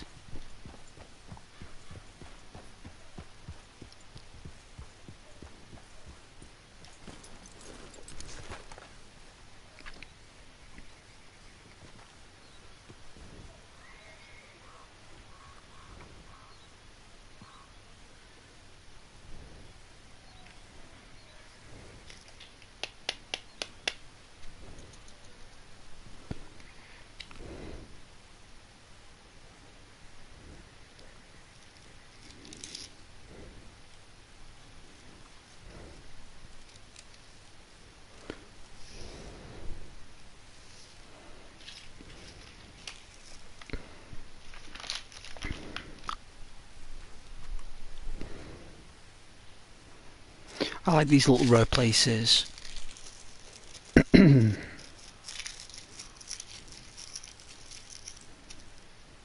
like the fact that everyone's got like an owner and someone owns the land and the house and does jobs there. It's really interesting, really good ideas. A lot of thought process went into the life of these individuals, like creating this life, you know, in a game.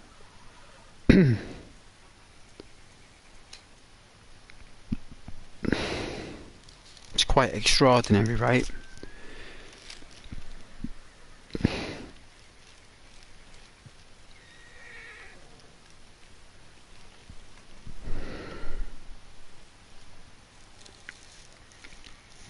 Might be a chocolate Ron in here. At least there might be.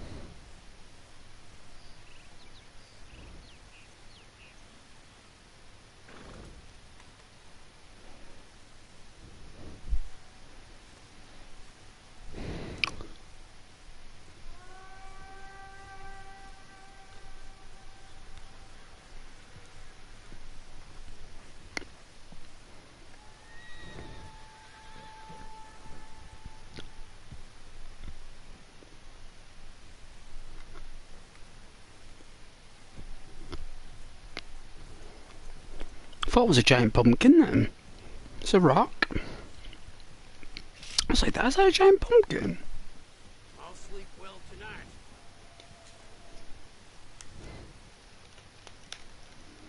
No doubt you will, sir. Just eyeing up your horses.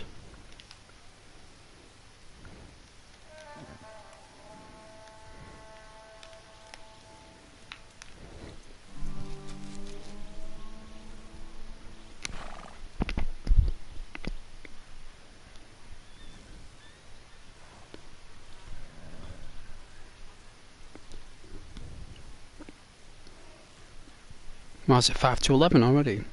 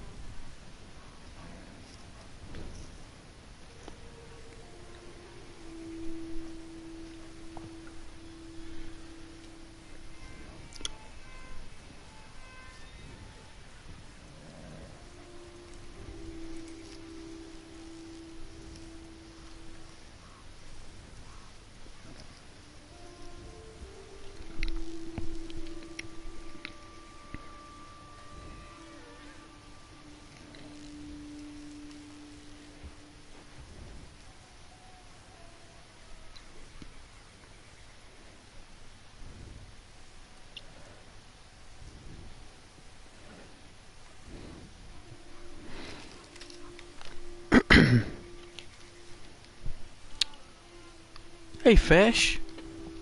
Excuse me. That was a good start there though. I've been drinking Dr. Pepper and having some crisps, so yum yum yum. Yum yum.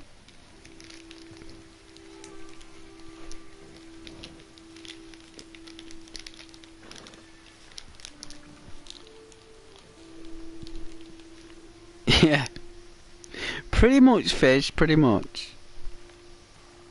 It was like the worst hello ever, wasn't it? No way, I'm drinking Dr. Pepper. Yeah, I am. You too? Good. I'm glad you're drinking Dr. Peps. I'm glad.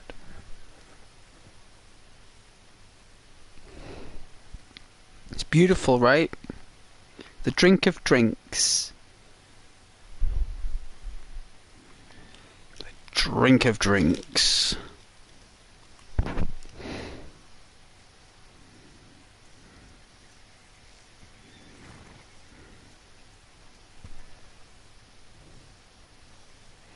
Indeed, yeah, it's a website to find a job, that fish. Put the .co.uk at the end of it there and you got yourself a website. I don't think any of the jobs on there are real though. You know what I mean? I think there might be like 3% of jobs that are real. I think all the other jobs that are on there are just robot jobs. Just like you might pay Indeed like so much money to artificially create a job position. So you apply for it, and what it is that they just get your information and they sell those CVs to like probably China or something. Like some company in China called I don't know, Vroom Rocket or something. And Vroom Rocket in China buy like old CVs. I don't know why. They probably do. For what purpose? Who knows? But it's information, right? It's people's names, where they've worked, old places where they've worked, blah blah blah, etc, etc. So yeah, if you want to apply for a artificially intelligence job position, go for it. I've always said the best jobs to apply for are directly with the employer over the phone. Oh, the Division. Oh man, the Division, yeah. You got to understand, it takes a lot of energy out of you playing that game, Fish. You know that. It takes a lot of time and a lot of energy.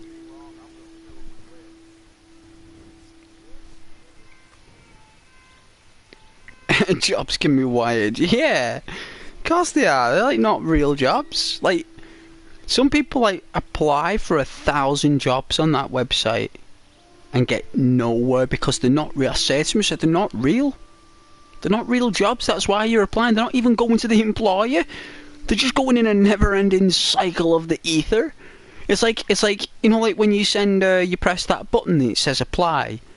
Right, instantly on your emails it'll say, congratulations, you have applied for this job. Who wants to hear that? Like, is that like a mistake? You know, because that's all people I hear people say on the train, because that's when people apply for jobs, right? Is on the train, going to work, and on the train, coming home from work, right? That's when people apply for jobs. And there isn't any. Like, I think, like, the only jobs that I can think on, Indeed, that are real are the ones that involve, you know, like, how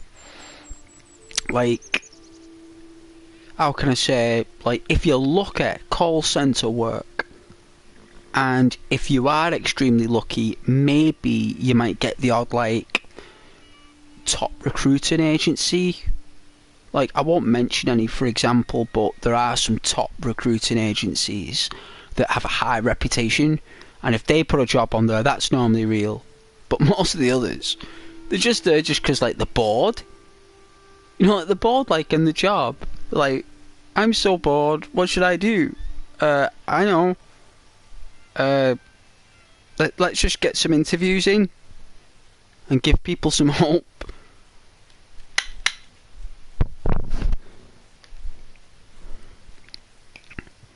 Yeah.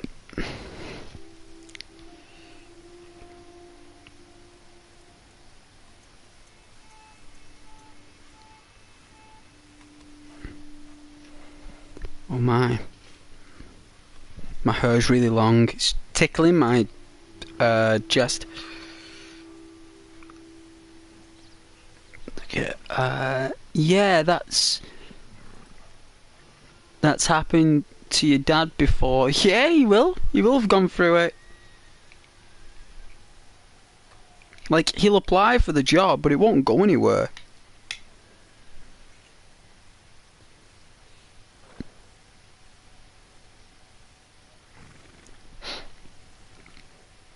It's like I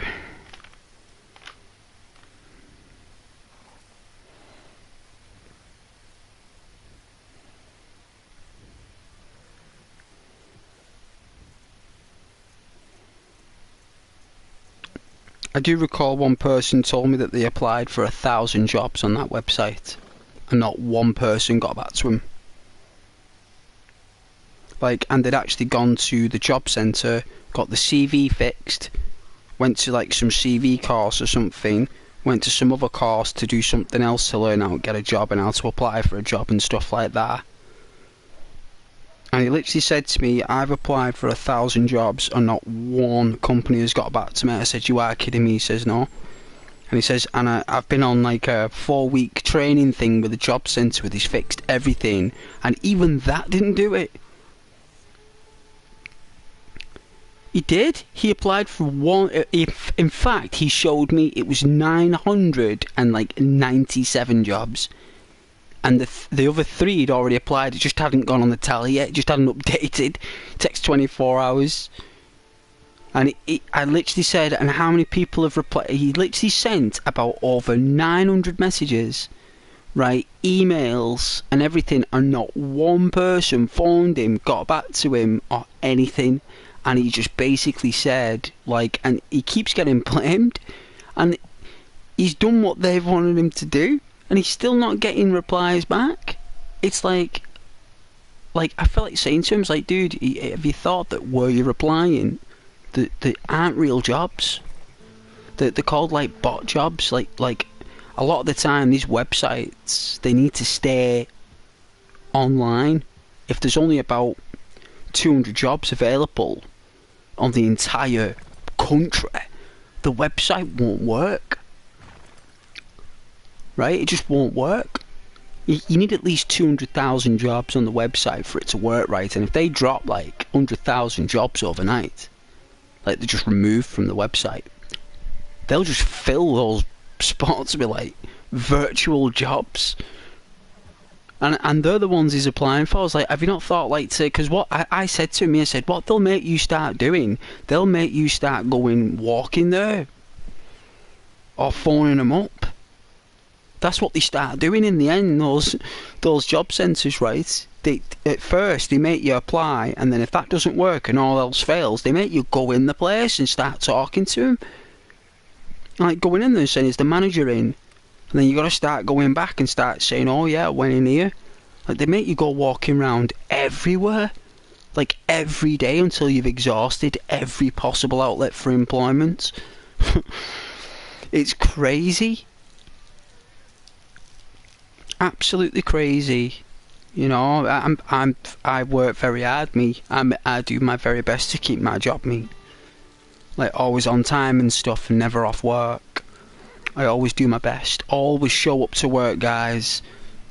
If anyone's watching now or later, my advice is you always show up for work. If you can, you do it. Yeah, fish. It's a big pile of John Marsden dung. It is. It's a giant dung. Triceratops, did it?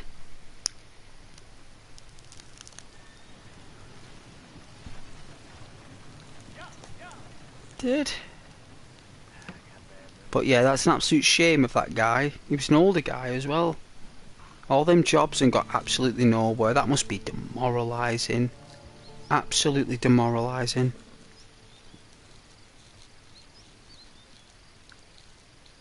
I'm liking this view with the horses though. It's very harmonious, fish. There's no gunshots or anything around here. It's pretty chilled.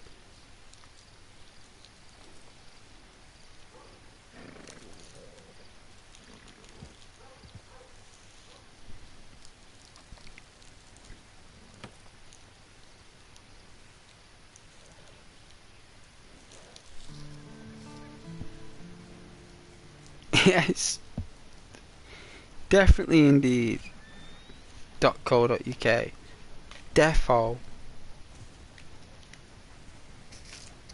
A gunshot, yeah. No, I don't hear any. There isn't any. There isn't. Not one. Don't hear a train. I don't hear any horses. All I hear is just... Look at that. These horses have gone to sleep. Look at that. That's how they sleep. Just lying down on the floor like no different from us. Just sitting down having a chill. Just lying down, aren't they, mate? They just don't have a pillar. I suppose we don't even need a pillar, really. We're conditioned to use a pillar. But I don't think we need one. I think we can sleep without one.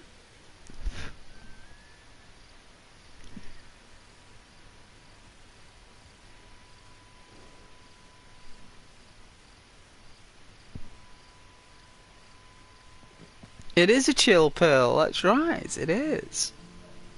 It's definitely a chill pill.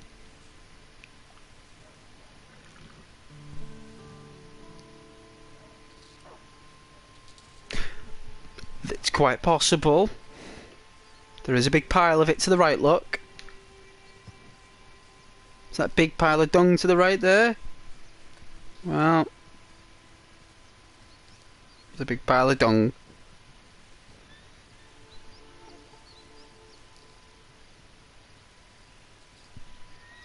Imagine selling that. Imagine selling that by the pound.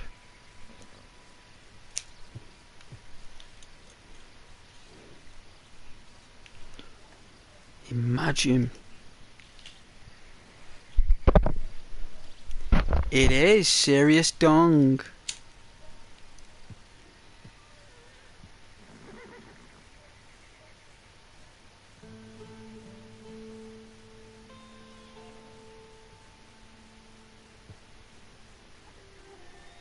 Horses got used to my presence.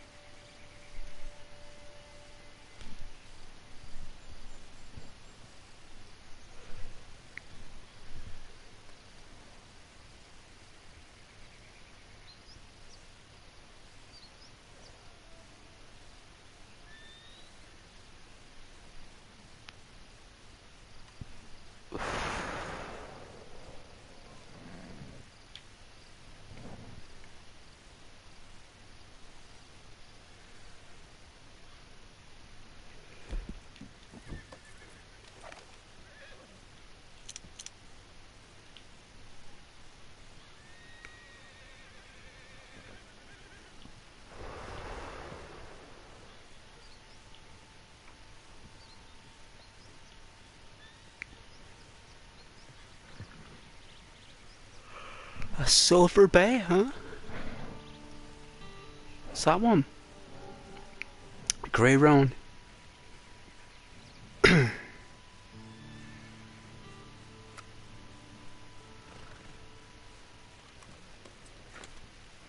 Ah well, instinct. Let's go. Come on then. It would have been good if Rockstar programmed some names in for the horse. You know, like Fallout did. With the robot. Like, hello there, sir. Hello there, Mr. Smith. How's the missus? Where's good old Sean? Hey. I bet that little rascal's having a gander. You know? So I know it's like, it'd be good if we could like, hey, you know, like John's like, hey. Hey. No, actually call your horse hey. Hey, hey. You know? You want some hay, hey, hey?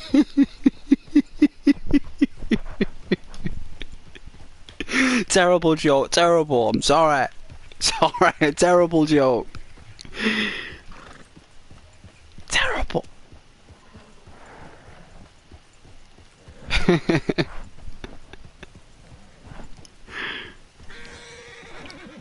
Whoa, whoa, easy. That's not very friendly. Nah, come on. Get out of it. You nasty little rascal. You pestilence.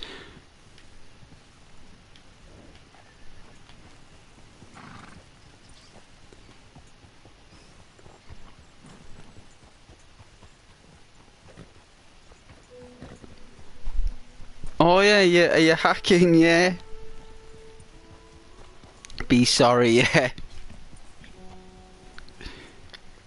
It's a YouTube sorry though, it's all part of the joke, isn't it? It's all part of the humour. Look how red it looks. Talk about a sepia.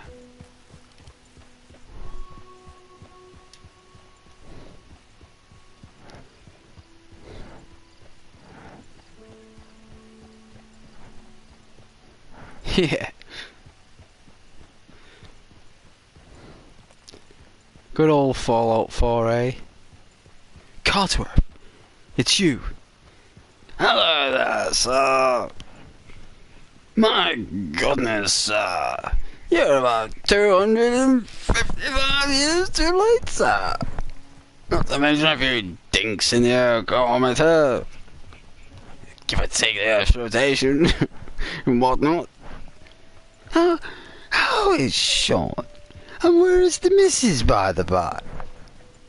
They took him. They took Sean.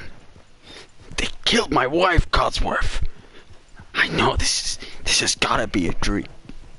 This has gotta be a dream, Codsworth. My goodness, sir. These things you're saying, sir. These horrible, nasty things, sir. I think you're suffering from paranoid delusion, sir.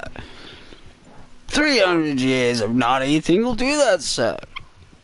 What if I go get you a big old jar of spam, sir? Huh? Want to get a look around the neighborhood there, sir? Huh? I might still find young Sean yet. Well, yes, Cosworth.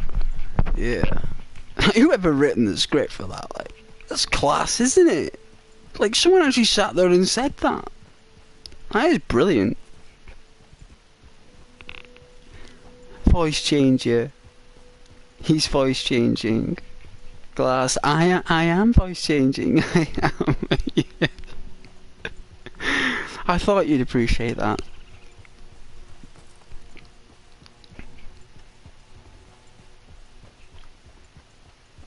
I do like the characters though. Fallout 4, you can't beat them.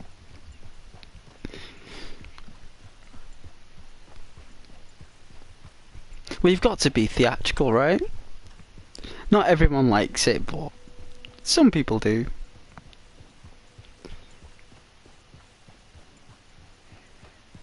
I actually did it in work without even knowing it, so... I actually did it in work without even knowing it, like...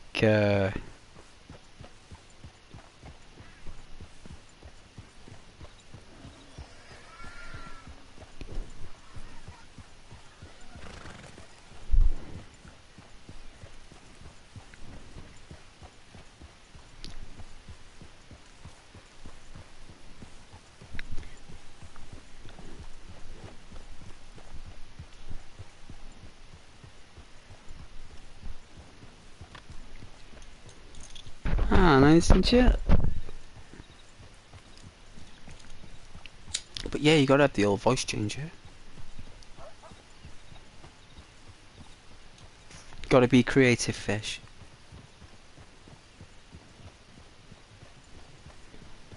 I never watched SpongeBob SquarePants.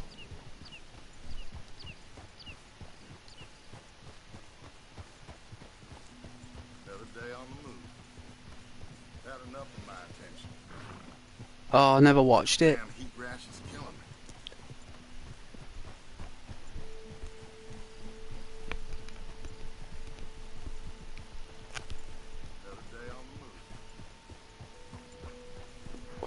Oh yeah, is it?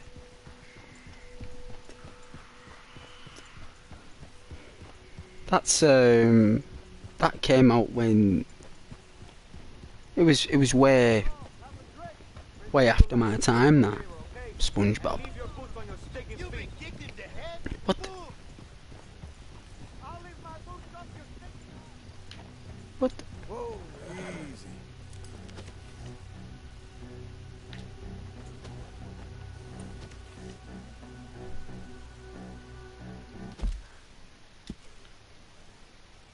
I don't know what that was, but they obviously came from Armadillo.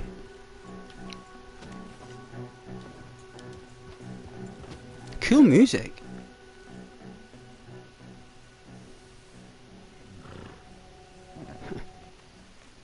Oh, please 911, put your hands up.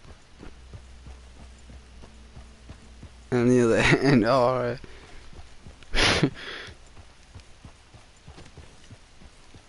Yeah. Class.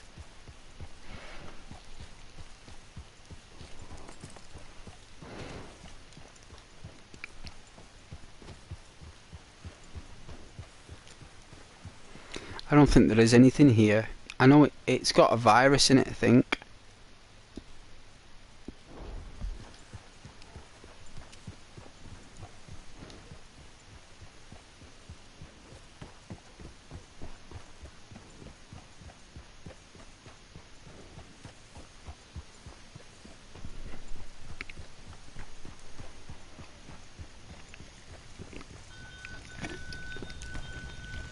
Dan's got cholera.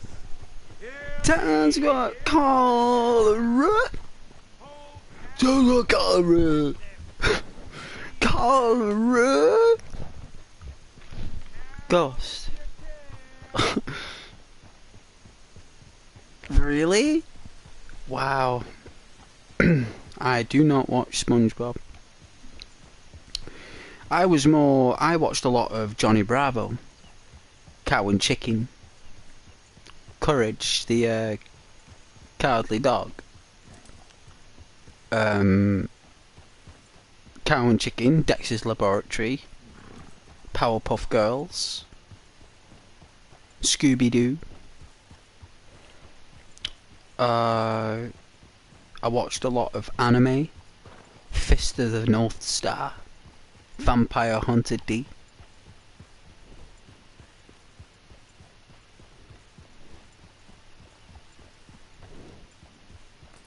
Yeah, Johnny Bravo. He's class. Love Johnny Bravo. He's like the best. I watched a lot of Rugrats when they came out. Rugrats was very popular. You could be any age and watch Rugrats. It was that good. It was really good for its time. The drawings were very primitive, but it's a good show. And you had the Flintstones, the Jetsons. Like meet George Jetson. His daughter Judy. His son Elroy. Was the dog called Astro? The third dog Astro.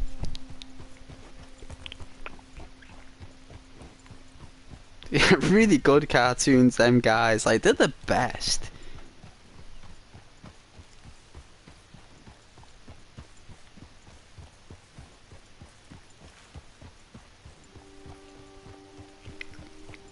Yeah, the Flintstones were class.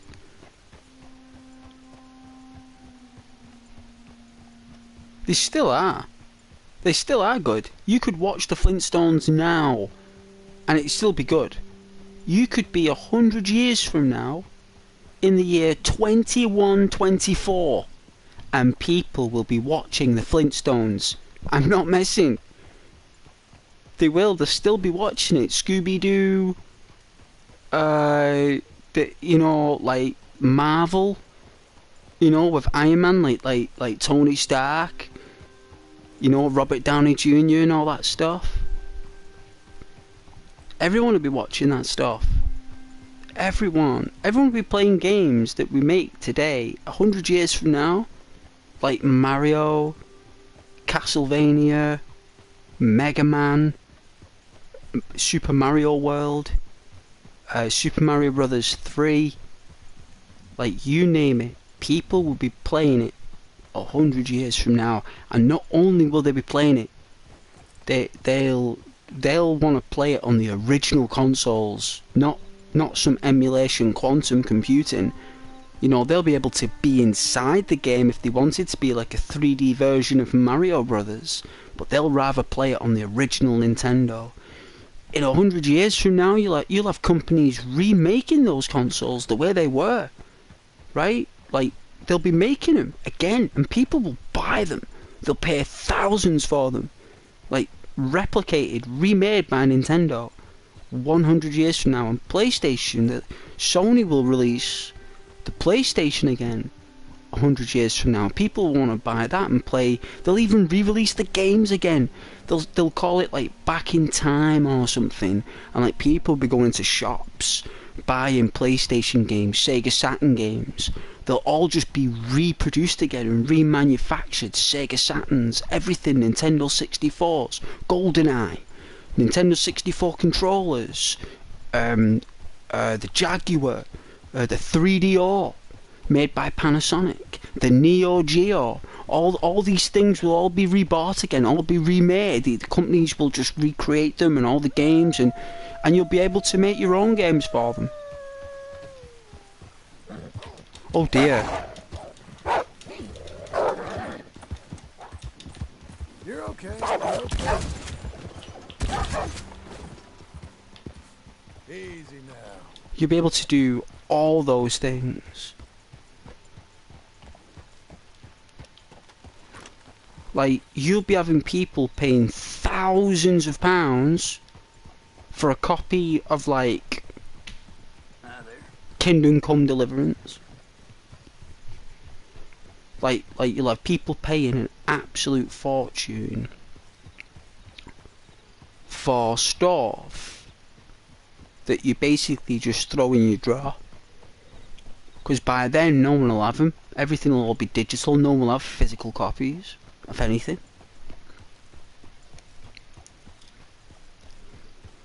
Anything physical will cost a bomb.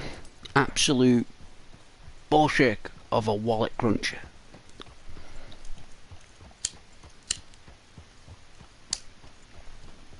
The Division. It takes a lot of energy, that fish.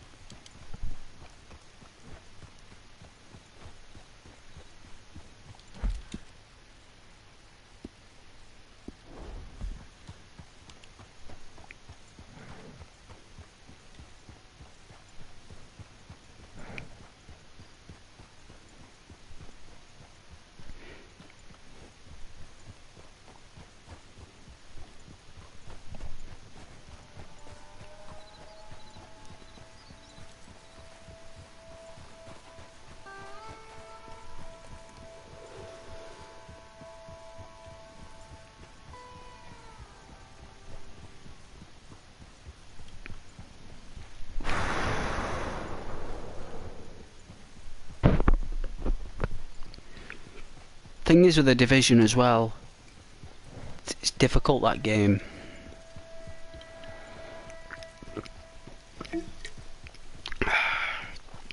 Need a lot of like perception skills with that. Alright, give me a second. Screen's gonna go blue.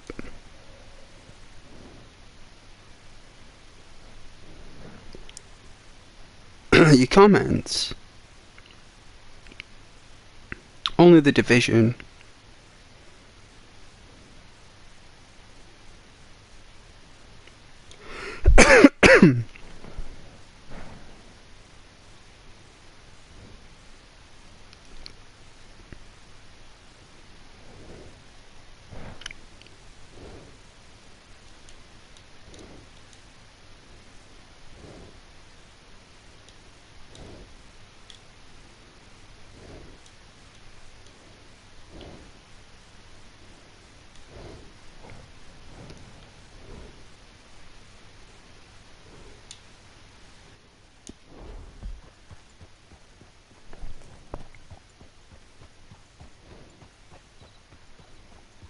Oh yeah, face reveal at 600 subscribers.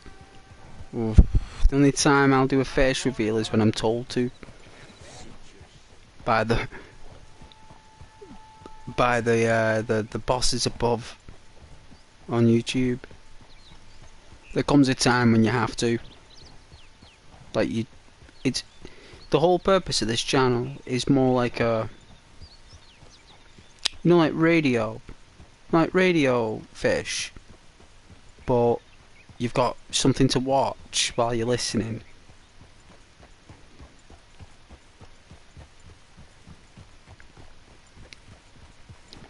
Viewers prefer that fish. They've got the channels they watch for people who show the faces and that.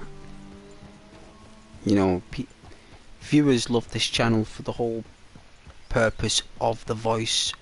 Like, the whole mystery is, you know, the viewers thinking about what you look like, imagining what you look like, putting together with your personality a face in their mind.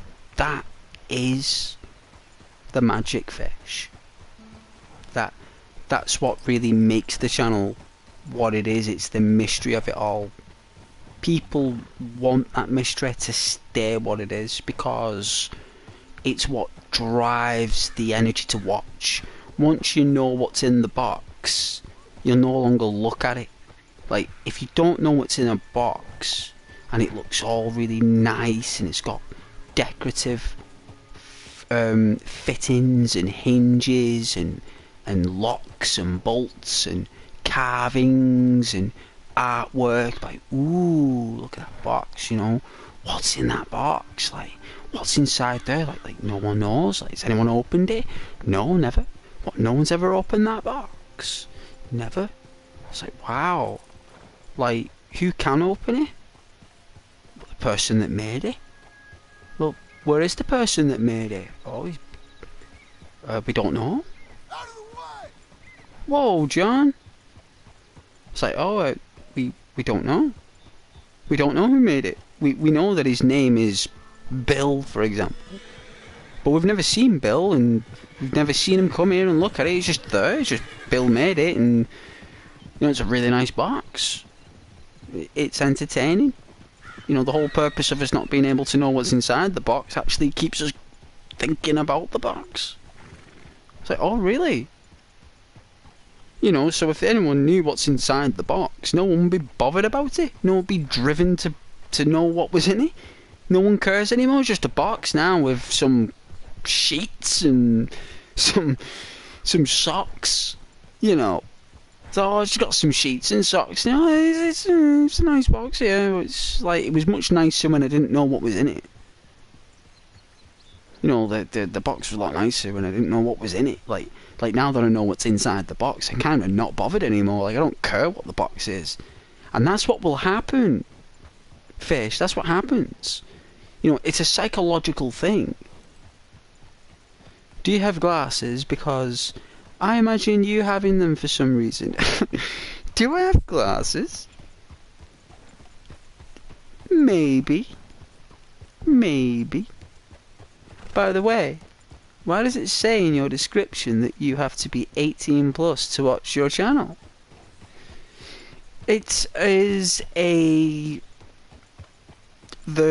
games I play are at 18 plus. The content, the maturity of the channel requires people of that age.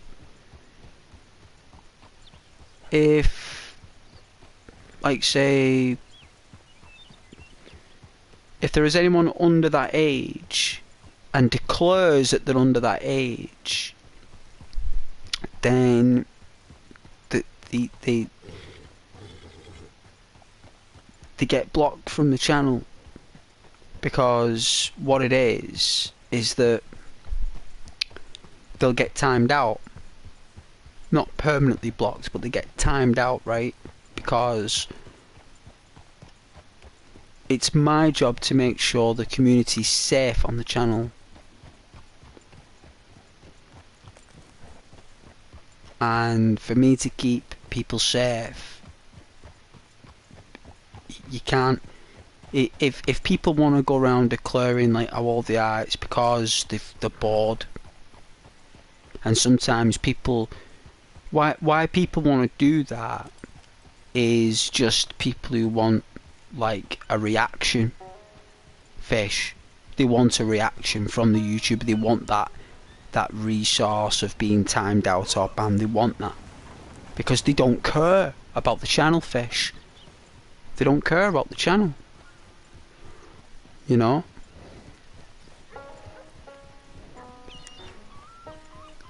You know, if anyone says to me that deliberately, when I say to them you have to be over 18, and then they deliberately say that they're not, that means that A, they don't care if they get removed from the channel, B, they like to fuss, and C, they want me to physically do something about it on the phone, or the moderators do it.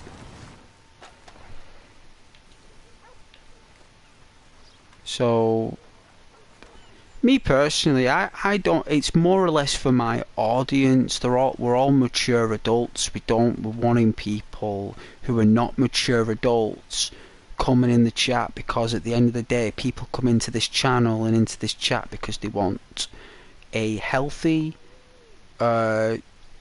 mature adult conversation with other viewers and the YouTuber in a friendly environment where they can relax and reflect and not have to worry about what they say, you know, about offending people. Because if you're a mature adult and you have a healthy mind, right, you don't get offended. You don't get offended by what people say. You're in a really happy mood, things are going well, you work hard, you know, you don't take life too seriously, you can't, you know, people are very easygoing. That's the kind of chat we have here.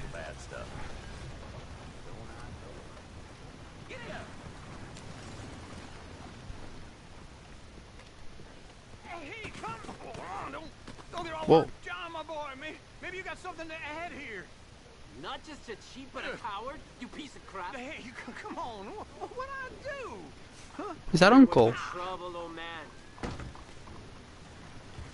It's Uncle. Let him die somewhere. Son of a bitch. Hey, Uncle. Some help you were. You were fine. Didn't feel so fine. Anyway, I'll see you back at Beecher's. That's enough excitement for one day. You just winding the guy up. Maybe mix in some coffee with your next pour, huh? Yeah. Ruth, hey.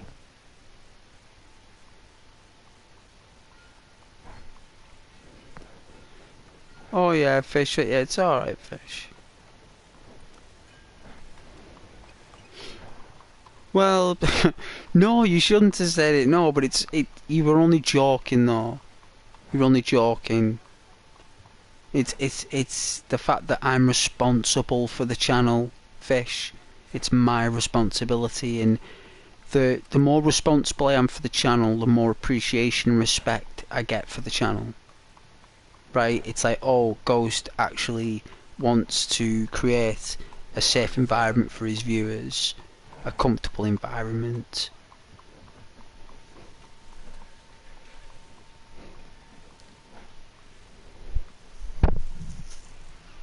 Friends, man. Well, Fish, you know that I can count my true friends on one hand. Like, these are people I've known since school, my whole life, Fish.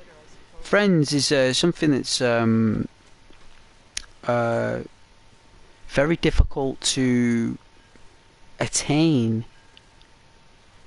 You know, these things, they're very difficult to get, and it takes a long time for friends to form, Fish, in reality, like it does. And what I am on YouTube, me, Fish, is I'm an entertainer for you guys. Like, I stream a game to entertain you, to amuse you, to take away the woes of the day.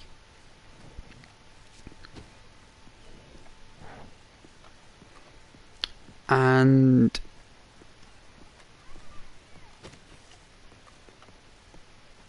entertaining your viewership Behind you, partner. Good morning. is all part of my responsibility on the channel.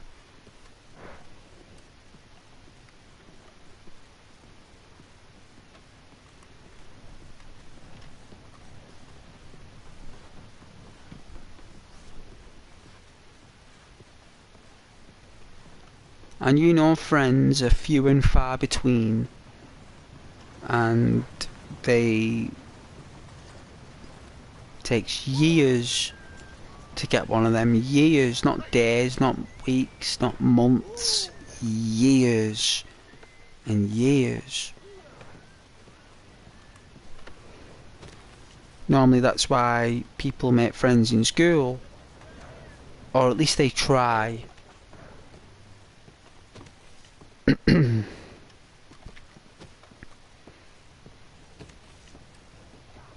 go to the clothes shop. What's it to be? It's the next one up. I won't stand for any more violence in my shop. Now, what's going on in here?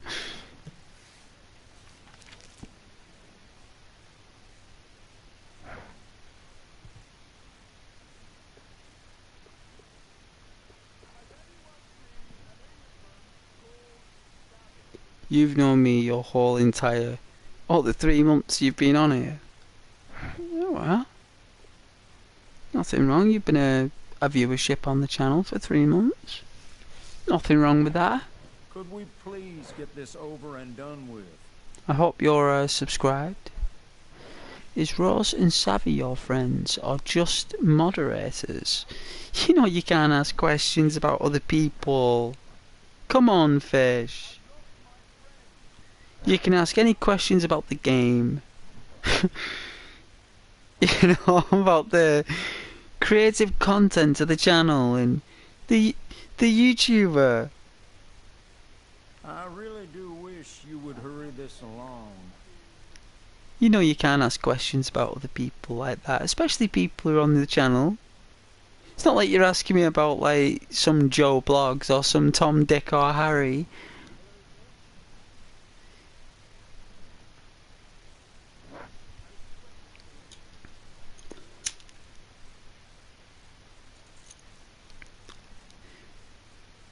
Rose is a lovely, amazing person.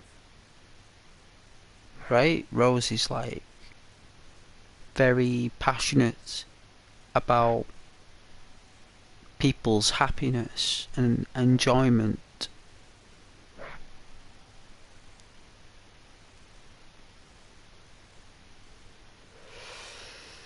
Rose loves to create a loving, comfortable, joyful chat room. Wish you would hurry this along. And is very polite to others, and has a lot of respect for people. And Rose appreciates a lot of the effort that I put in to the videos on the channel. Rose likes the fact that I never swear, I never curse, I never put anyone down. Could we please get this over and I always have a giggle. And Savannah is a new moderator. Savannah is a new moderator. And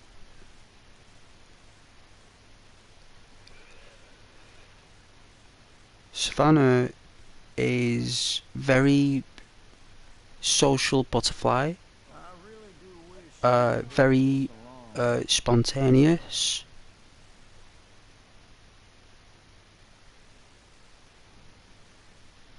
She's very caring and kind, very considerate of others. She's emotional, loves to create bubbly, Could we please get this over and done with? smiling, positive emojis. Always asking how everyone's doing. Very active and creating a fun environment, so no one says anything like nasty to anyone. So she's always creating like a lovely bridge between people. So Savannah does that anyway in life. So I thought, well, if you get two people who are very lovely like that, then they're kind of like the two best representations of what the channel's about. So moderators isn't necessarily who's the best at the chat box, or who's the best speller, or who is this, that, the other. It's like, it's about who has that that kind spirit, you know. The kind spirit, the spirit that's always bright. It's never dull. There's never a dull moment with them, right? Like whenever they're there, that people are always happy and smiling that they're there, and people are happy and smiling that I'm there, right? So if everyone's smiling and all three of us are there, then you can't get a better source than that. And I like you don't swear either. I know you do. I know you do, Fish. Of course you love the fact that I don't swear. You love the fact that I don't swear. It's because I have a lot of respect for my viewership. And when we start swearing, it doesn't become a video anymore, it becomes a rant. It becomes a rant, and viewers don't want to hear a YouTuber swearing. There are plenty of comedic YouTubers out there who swear very well, and they're very funny, but Ghost will never swear, not to you guys. Hey, I'm your future self? Are you? Are you really? Are you me in the future? Let's have a look. That's a really cool name. I think I'll call you Future.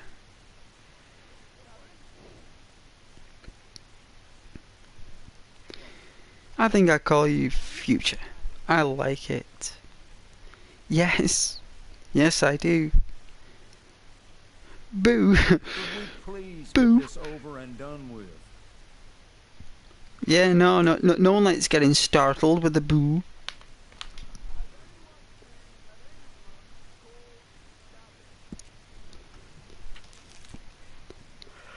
Let's wear the Arthur Morgan jacket. So what we'll do is,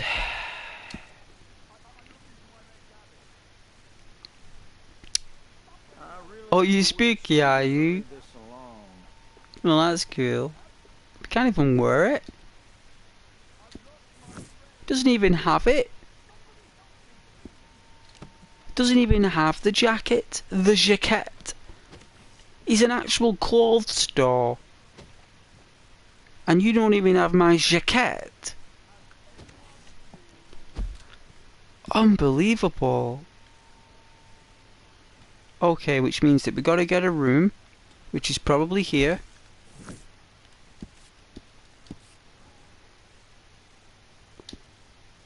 So we can change into our jacket.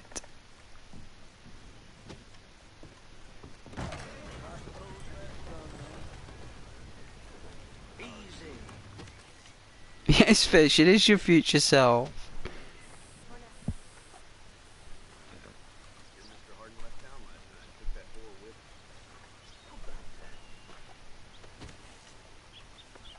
So, yeah. Mister?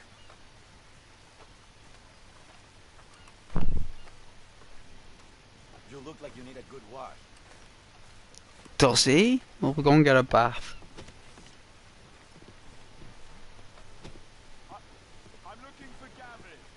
Is that guy still looking for Gavin? Unbelievable. He left me. I lost him. Unbelievable. I lost him. Someone must have seen an Englishman. Really funny he is. I do hope you're enjoying the walking simulator.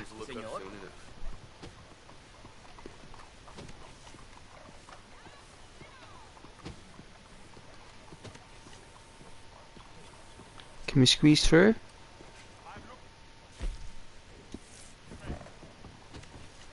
We can.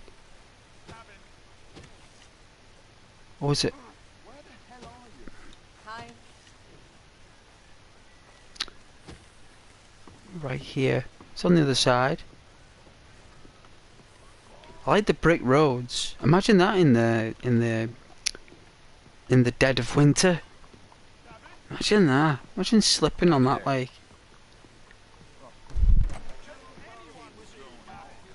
I'm glad you're enjoying it, Fish. And marched straight into the lake. A kindly dock worker saved his life. So, what do you need? I'd like a room for the night. All right, it's all ready for you. Go on in whenever you like. Yep.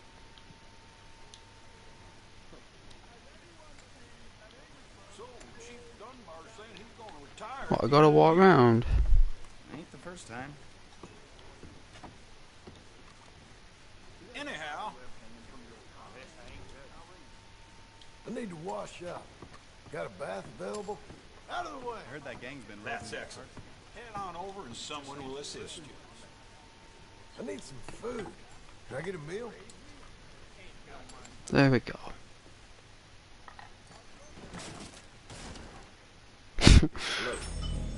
I love the fact he just knocks stuff over and just smashes stuff. He's so angry. He's got such a temper.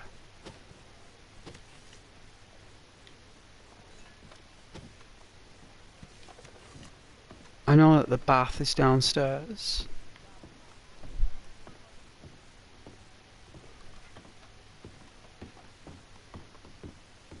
Hello there. Hey, partner. See, that was civilized. That's how you pass on the stairs. None of this you tailing me stuff.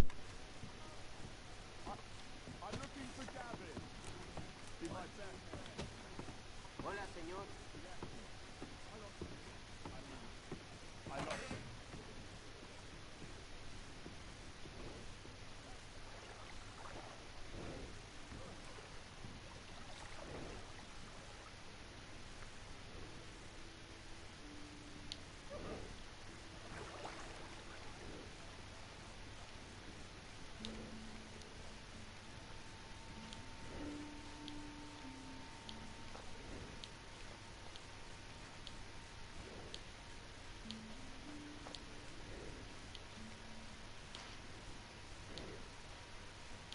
Hey, you need someone to take over for you? Yes. Sure. I wonder what it was like with no sun cream back then, right? Wonderful. Don't you worry about a thing. Ah, it's okay, beautiful. Looks like she's You're gonna feel so good after I'm through with you. looks like she's got a creepy smile. You let me know if you need a scrub anywhere else. I could just soak down into this tub. Oh no. I know. Gross, right?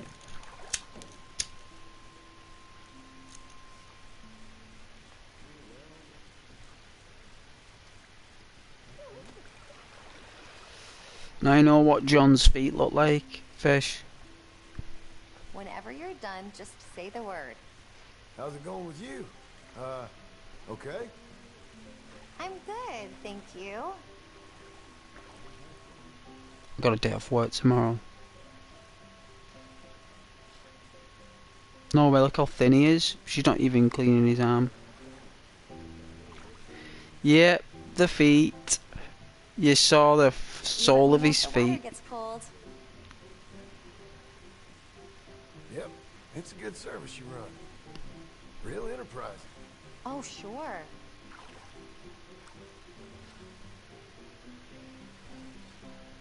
I bet you've seen cleaner cows. You are funny.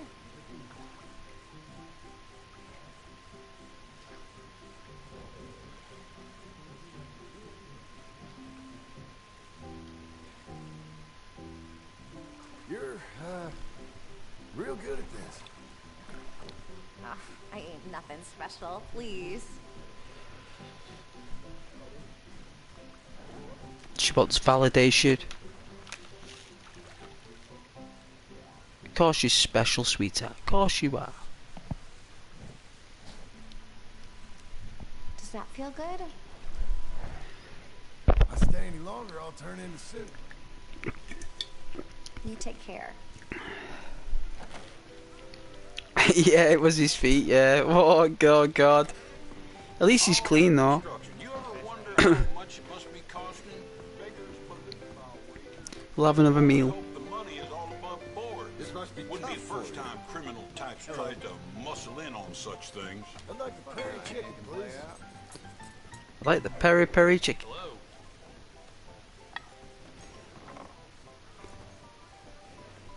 Dishes over 100 years ago, still going today.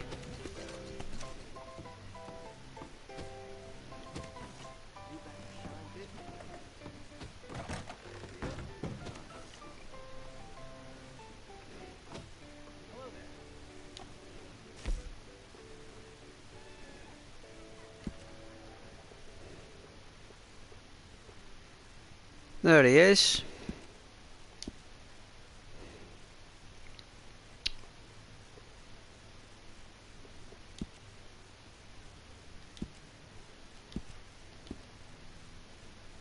Right, here we go. It's the first time I got to change my clothes here. So, the boots, chaps, boots.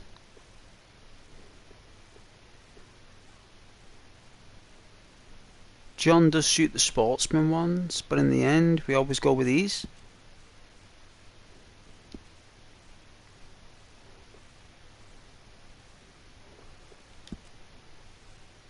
No spurs, that's good. Hats.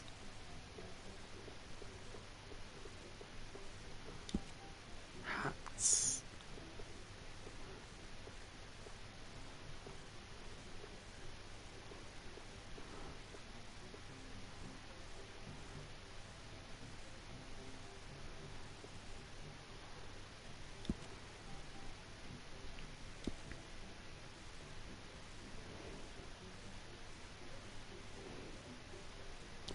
And then the shirts, right, there should be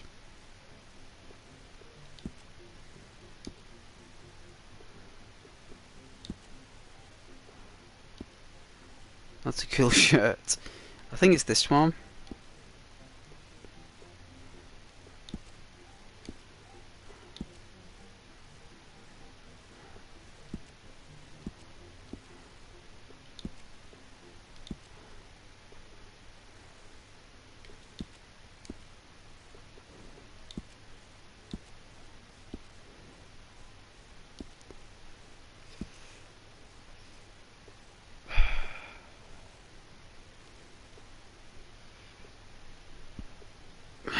There we go.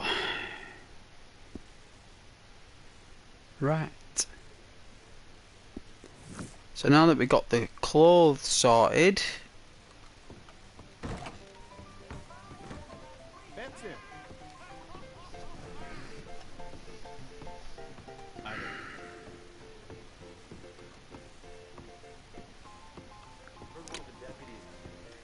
we will get a haircut. I don't know if there's a barber here. You telling me there's only one barber in the entire game? Hello? Let's have a look. I bet there's only one barber in the entire game.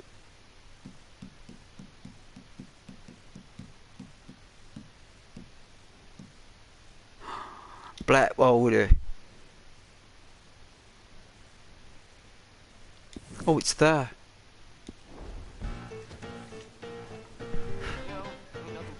It's around the corner.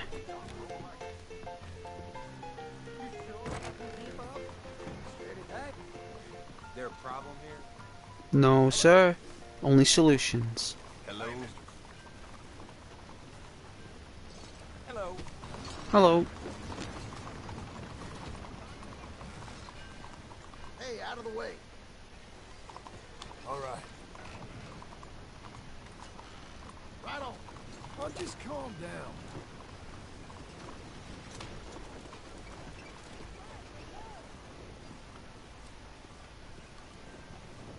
See, you can make it real. You can make it real if you want to.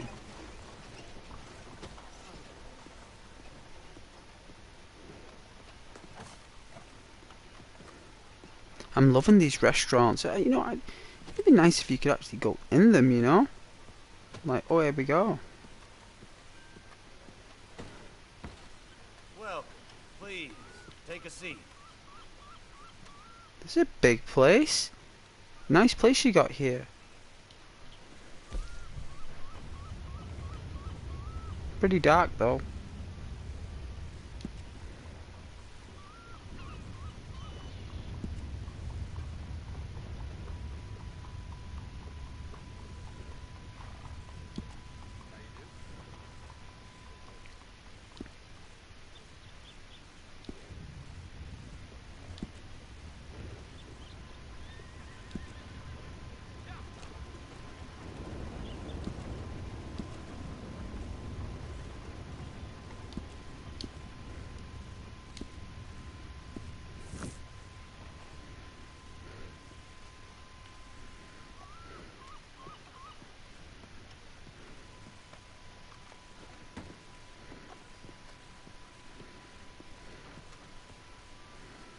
How do you do?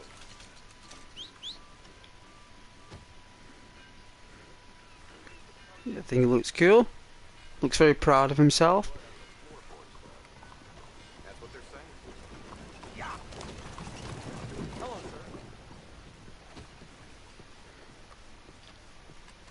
sir. On me, girl.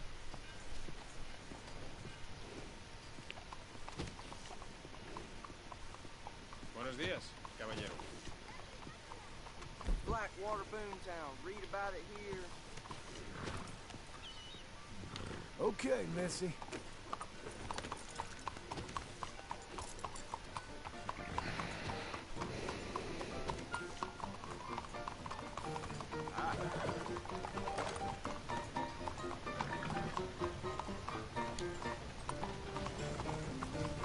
Watch the post, girl. Hello, sir.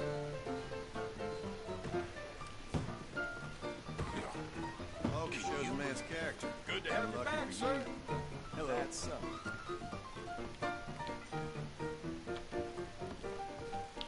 Is there something I can get for you? Food, Chicken, please. beans, potato gravy. Peri chicken, please. Look at that beautiful light effect in the background. Beautiful. Hello. Hey there. Yeah, how you making out? All right. Look at that on the table.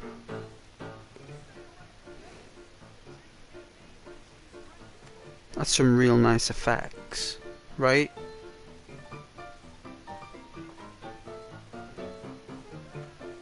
Like, you would literally drink in here.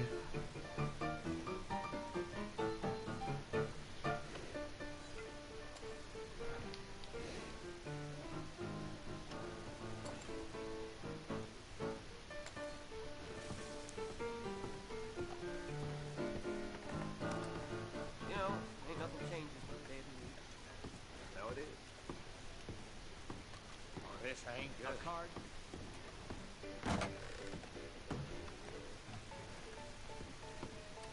It's getting a bit warm, so what we'll do is...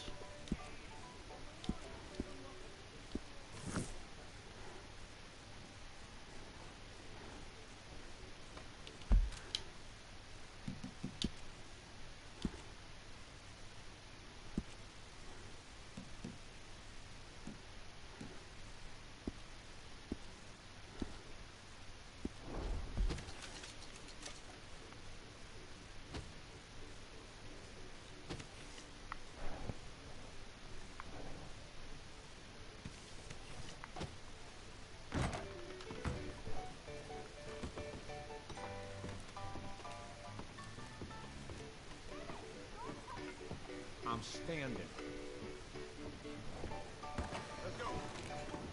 Can we sit down? We can't chill.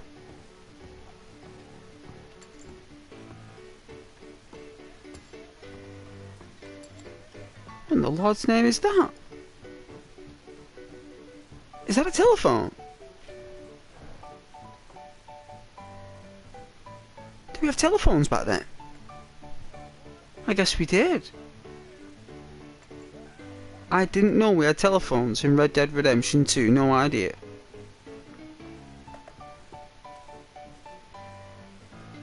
Should we phone Dutch?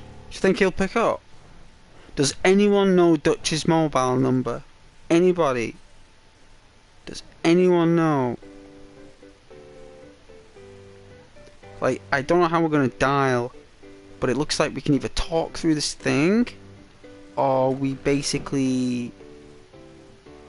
I don't know if we got a ding on these. You know what? These are the kind of things in games that I really love. Like these little tiny details that people have drawn, sketched, designed, coloured, and created this beautiful like telephone booth that is basically useless. Like, it's a telephone booth, right? I mean, look at that.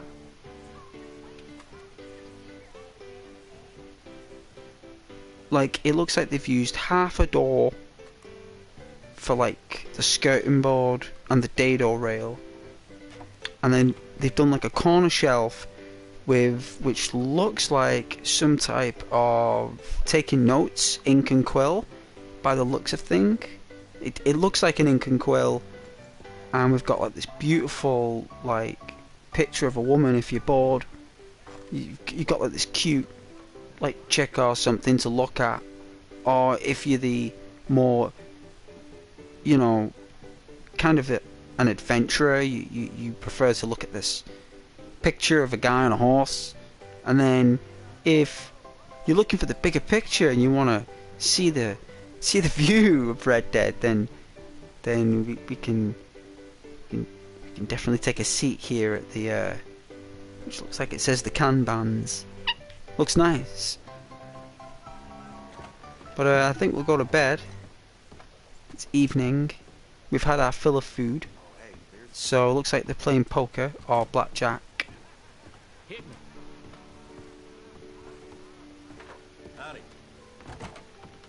We'll get some sleep.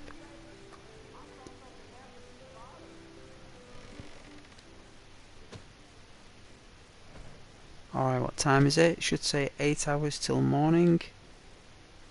Alright, we'll wait until that says 8 hours, and then we'll go to sleep. You only need 8 hours for a full regen.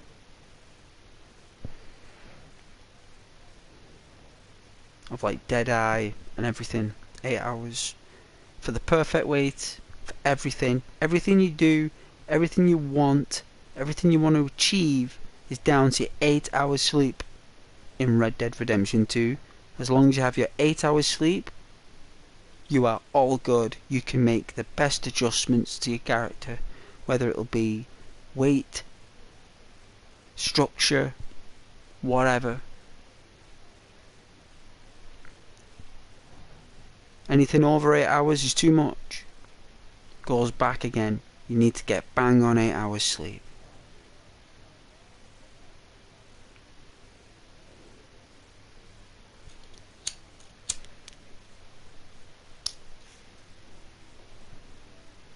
There you go.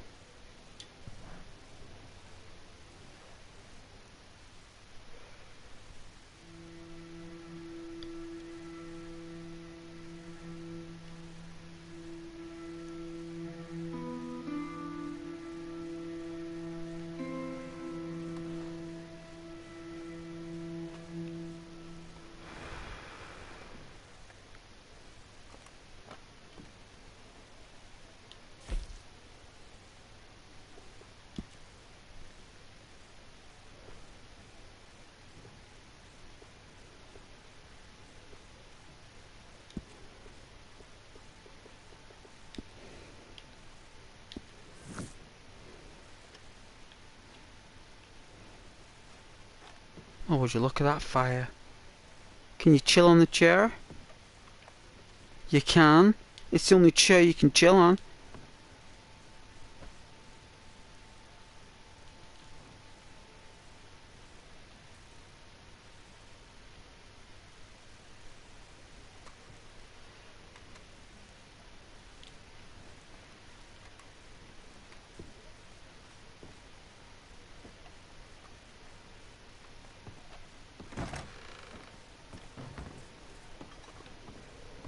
Morning to you. The wife gave me an earful about spending more time with the children. Ain't the Same first old time. shit, different day. Morning. Have to expect it. Hello. I've had 2, 3 too many. Morning to you.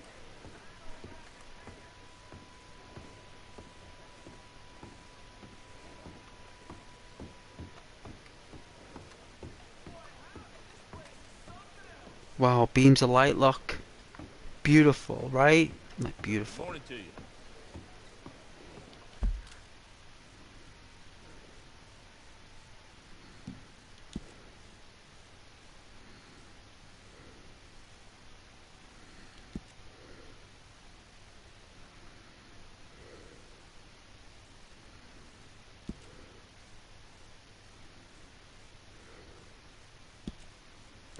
Override.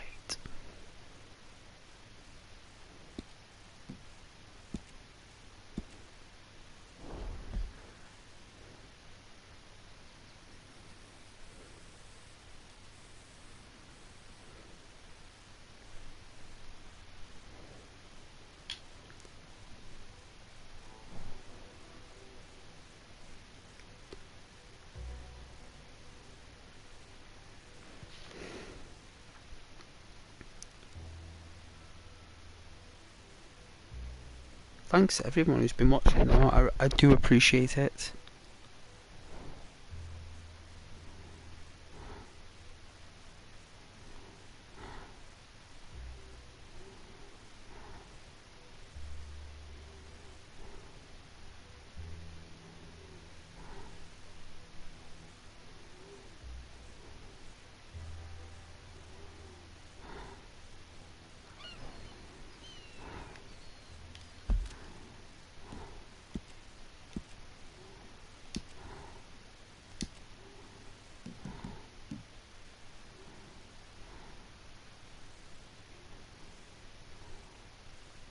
Oh, we're average plus?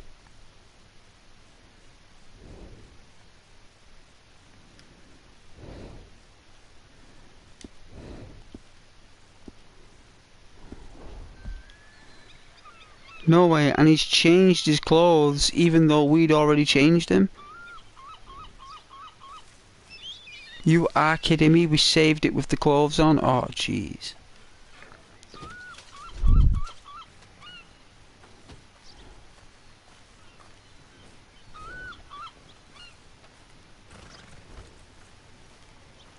You're a good girl now.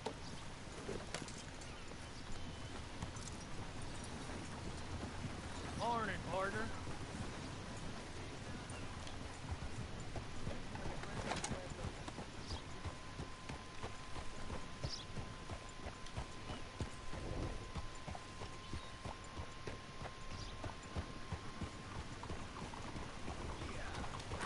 Morning.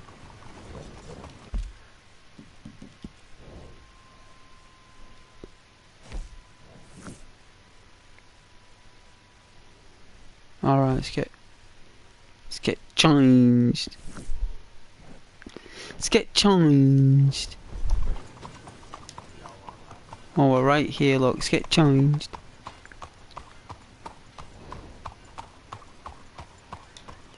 Can do this mission in the Arthur Morgan jacket. The Jorthur Morgan. In this day and age, should get back out on I do love a return customer. Welcome. So Well, I'm here. How can I help you, friend? Can I get a room? Sure. Room's yours. I'll make sure you have some privacy.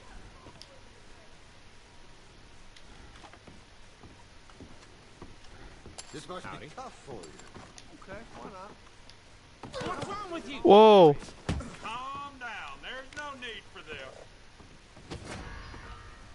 gonna stand. John! Right at all. Move! Run, damn it! Why did he do that for? My goodness, Rockstar Games, that you can't. Let's see your best. Got a hunch on this. Hey, if you're caught up in something, I can't be a part of it. You want to be careful there, my friend. Damn it! Get the hell out! I gotta get the law involved. Help! Got it? Why, you cocksucker! No! Stop it! Please help me. Hijo de puta! Leave me alone already. Devil in hell! What in place?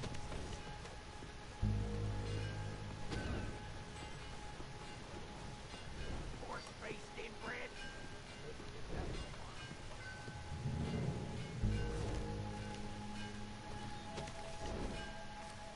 You're telling me. Fellas? All right, everyone, it's our business. Now move along.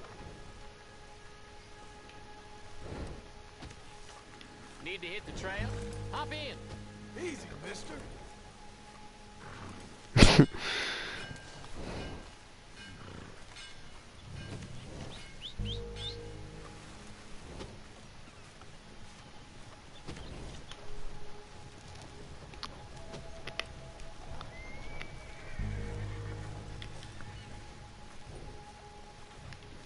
Hey, Instinct. Come on. Doesn't look like much happened here at all.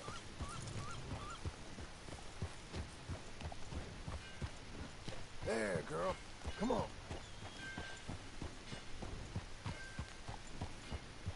They didn't find us. You just gotta walk away. You don't need to run. You don't need to run. Don't need to panic. You just chill. You just chill. Just like, yeah, I'm sorry, you know what I mean? Press triangle by accident. I'm sorry.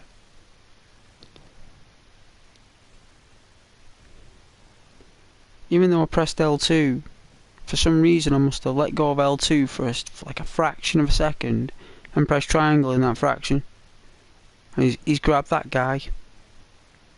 Why I punched him? I didn't punch him. I mean, I just moved forward. It looks like you automatically punch someone when you grab them to rob them. I think, depending on the situation, how it pans out, you punch them.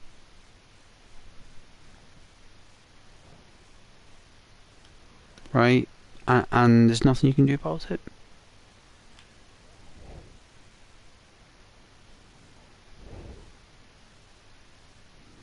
Oh, we haven't got a bounty?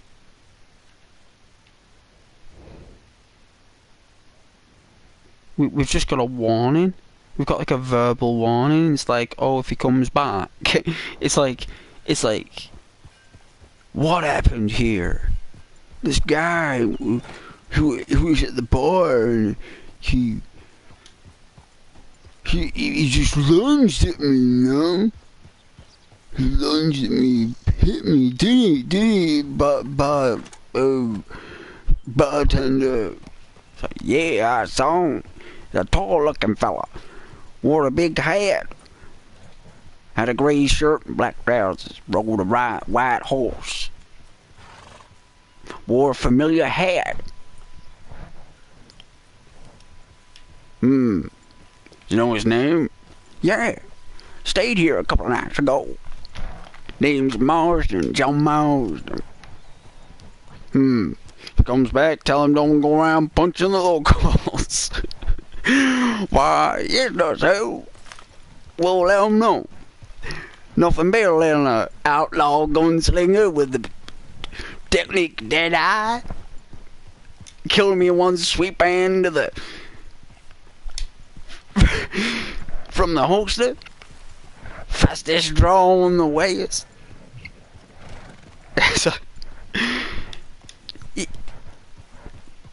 nothing better than taking on John Marsden in a gunfight. But we are John Marsden, so Yeah, but I can imagine it like, you know, it's like, should we go get him? You go ride the horses? You go catch this fella? Go grip him with a pair of pliers by the nuts? It's like, nah, I'm not doing that, Frank. Nah, I'm not doing that. It's like, why, Sheriff? Why are you doing that, sir? Why? It's like, nah, forget about that. Ain't got time around chasing fellas. Just having a fist fight. Not like he got out his pistol.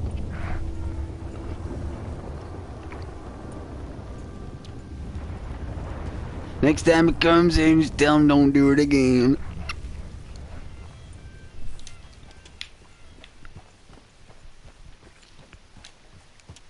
That's a nice tree.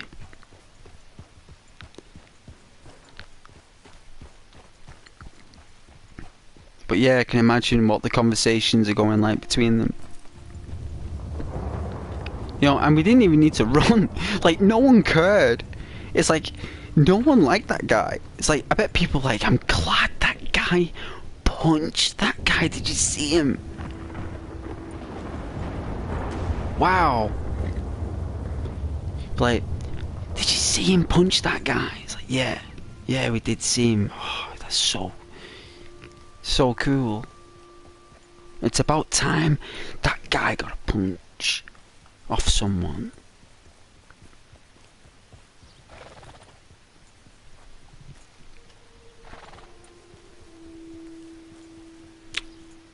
What wildlife is that? Is that buffalo?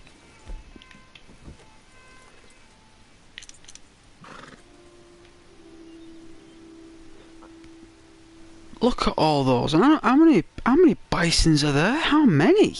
Oh my god. 1,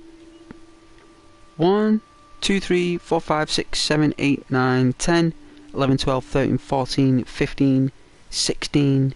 16 bison? Not to mention the ones that haven't a kip.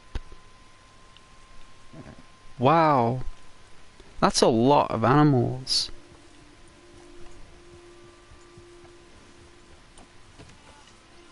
Alright. Anyways, we gotta leave this place. We haven't even got a bounty. We've just got like a faint, like greyish, like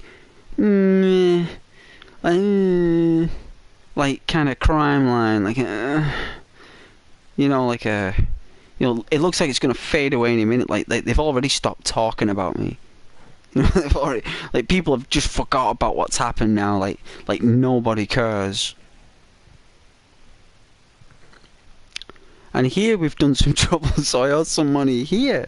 So what we're going to do, we're going to go to Valentine. And we're going to go pay off our bounty. There we go.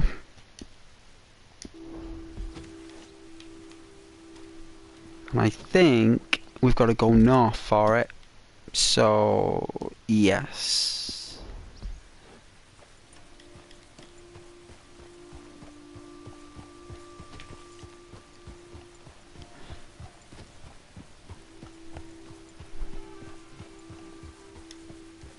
I wonder what Dutch is doing right now in these mountains. I wonder what him and Mike, you Mike. I wonder what they're doing in those mountains.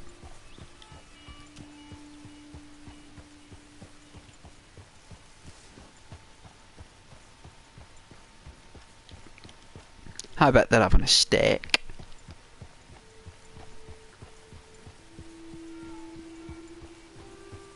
Dutch is like, do you remember Murray Bath?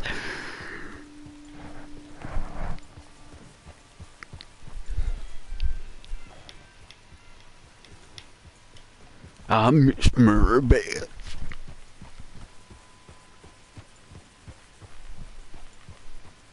Well, I'm here, Dutch, Mike. I'm here, man. I'm your boss. I'm your man. You don't need all of them. I'm your man. All you need is me, Dutch. All you need is Mike. gecko and a lizard. Could have a laugh though, right? Could have a laugh.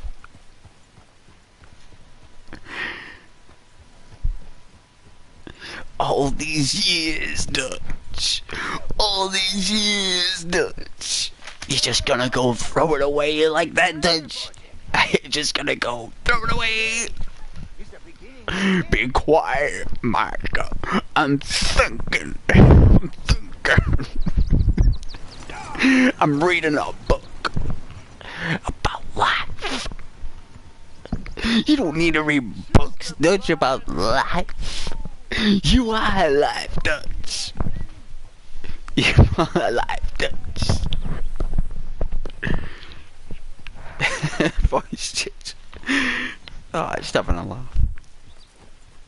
Just having a laugh, isn't it? It's that bonkers, isn't it? Absolutely bonkers, right? It's what you guys prefer. You prefer bonkers.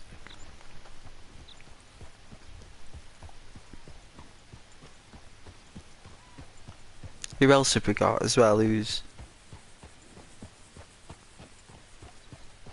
There's no one else, is there? That's it. It's just Dutch and Matt.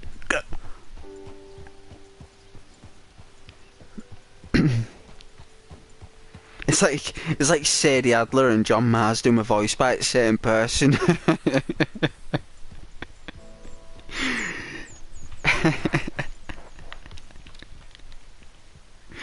Glass like the same husk. You know what I mean? Like the same husk.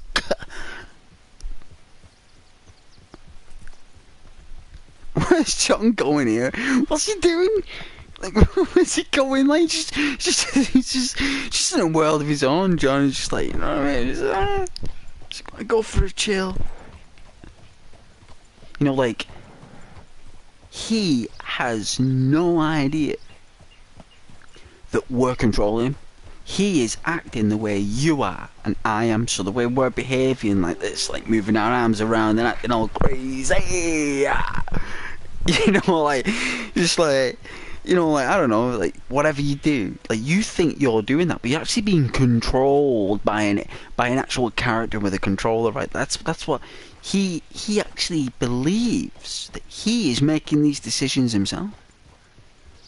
Like, he has no idea that we are controlling the controller. He doesn't know that there is a controller, or that there is us, and then there is an outside universe controlling inside that hardware. That is an actual place. Like, it's a world. It actually, that's what it looks like.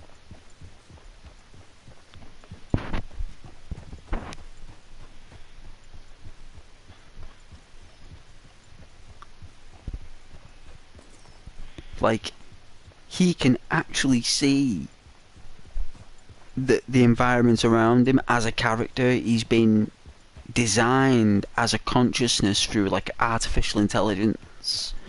He's an actual like,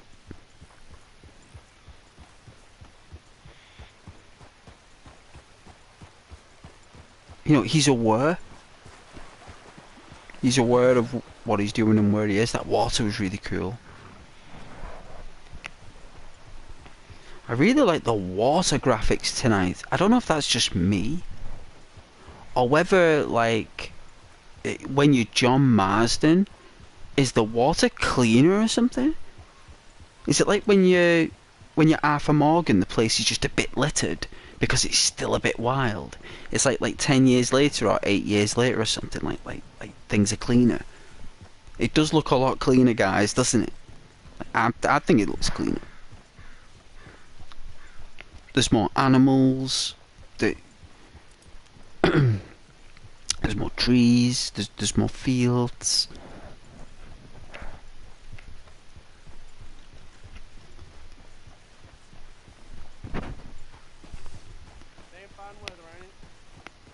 Yes, Fish, it does look clean, doesn't it? Very clean. Like, if I loaded a file now with Arthur Morgan, like, it's a different feel. It's a different soup. It's a completely different flavour. Like, this is a completely different spectrum from what Arthur was in. This is John's mirror, isn't it? This is like his perception of the world. Arthur looks at the world differently from John. John looks at it through this type of vision, like a brighter, highlighted vision, where Arthur probably is a bit different from John, isn't he, in the mind? He was already unwell before they left, just before they left Coulter. Arthur was actually feeling unwell. He was coughing then. When they were in the cabin, and even before the cabin he was coughing. It's just, it took a series about 6 months, didn't it? Something like 5 months or something for it to be fatal. Because of what happened at Guam. Like, they left that guy alone on the boat. Like, Dutch, Marker, and the other scuzz buckets. Even, what's his name? You know, the guy who's like, what's his name now? He's got the he plays the guitar.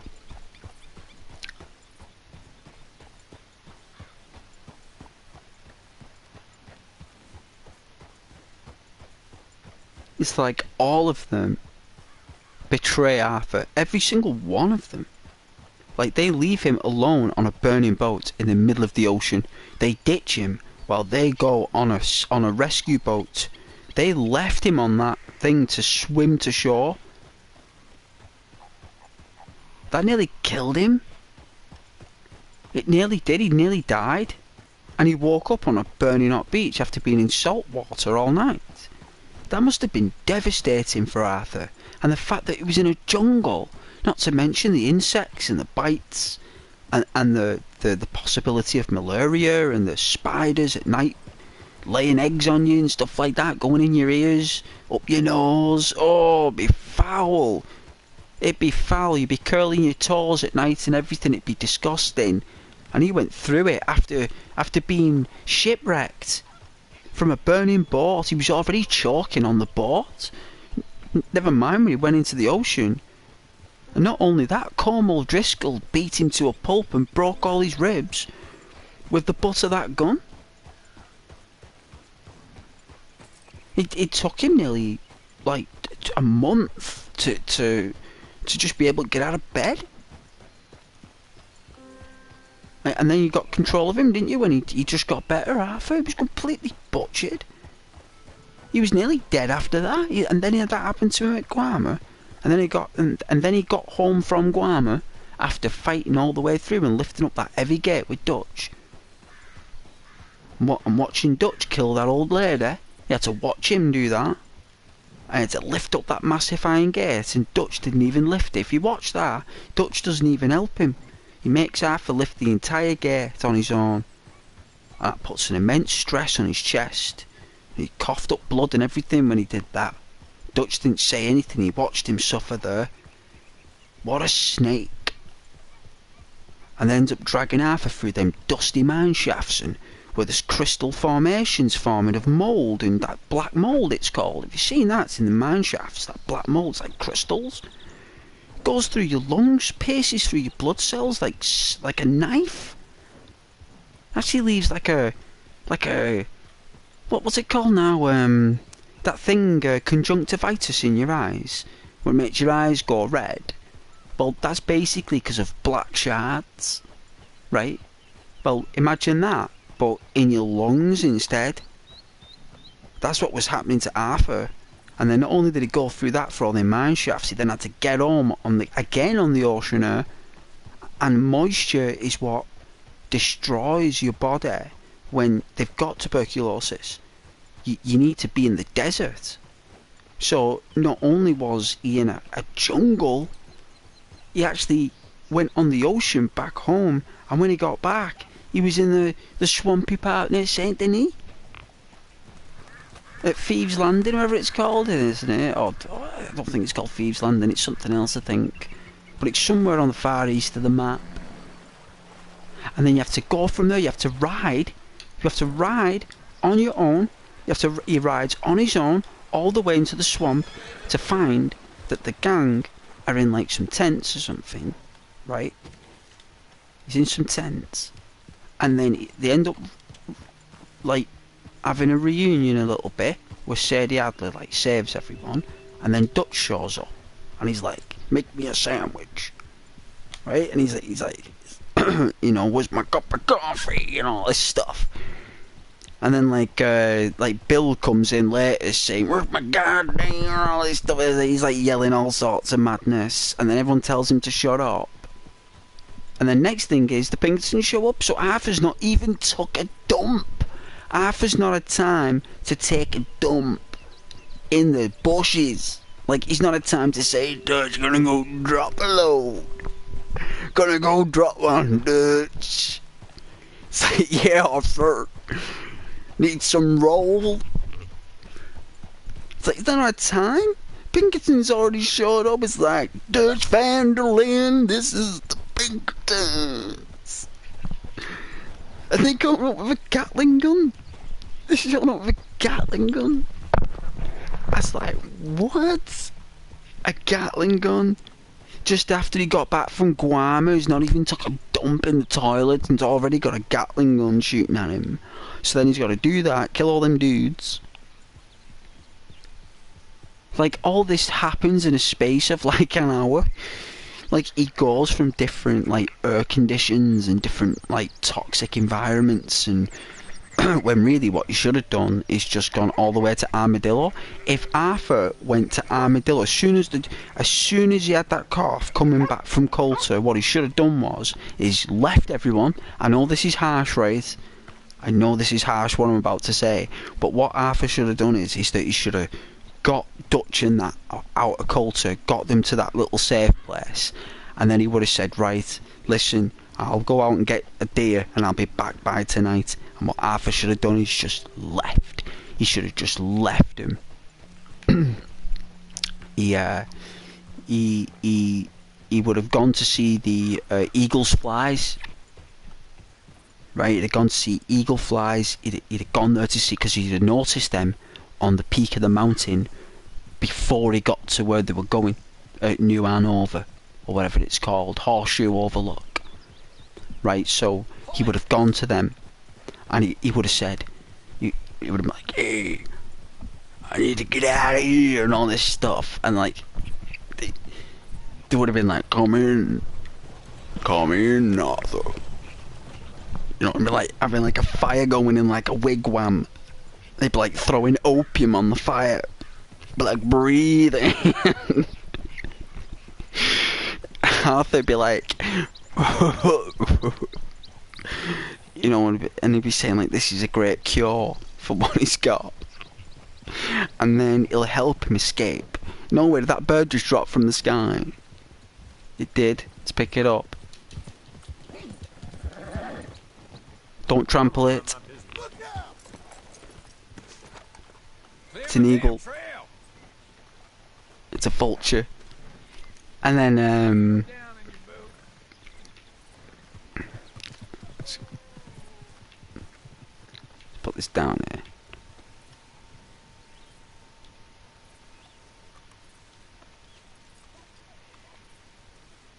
But yeah, he should have basically gone to see eagle flies, like, you know, they breathed in the opium on the campfire like that. This would have been the perfect cure for him. And Arthur would be seeing visions of like Murray Linton and his son, and like they all be on like riding the horse Pegasus and all this stuff.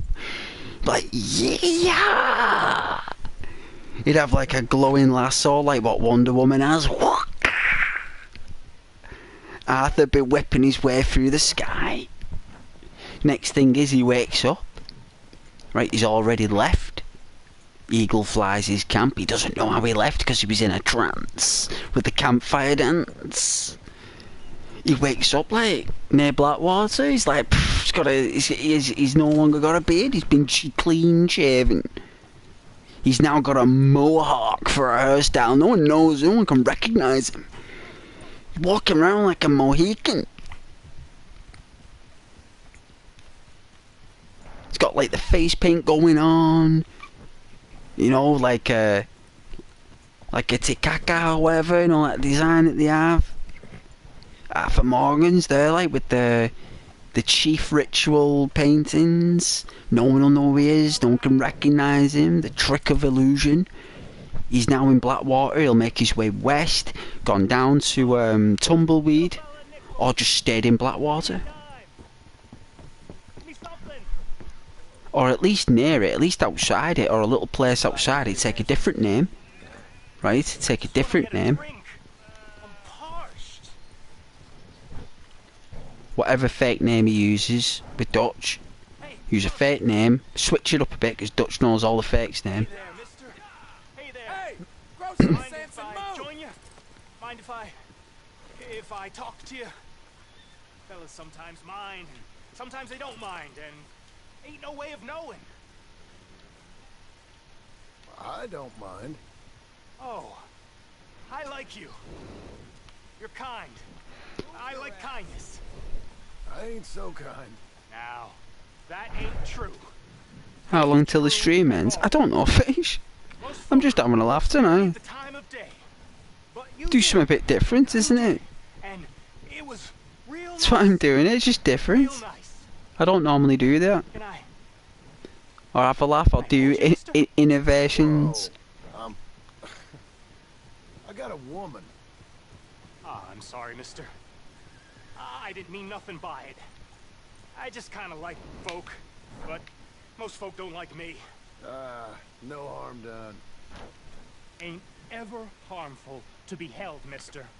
Only most folk find me creepy and strange, which ain't nice. I guess not. What's your What, you're an hour behind? Are you in Greenland or something? Jim. You don't know? That's funny. Used to know a fella a bit like you. A few years back. Crazy kind of fella. But he had a heart on him. What was his name? I forget. Funny face. Alan. Or something, I think. He didn't like me much neither. But he was okay. I think he died. They always do. The good ones. They He do. weren't a good one. He was, well, he was good and bad. He was good and bad, that's right. What he was in the end. He was good and bad, that's right. That's so. Hey, He was good and bad. That's so. I can kind of see that. Well, it's been fun talking, mister. You too, sir. My name's Mickey.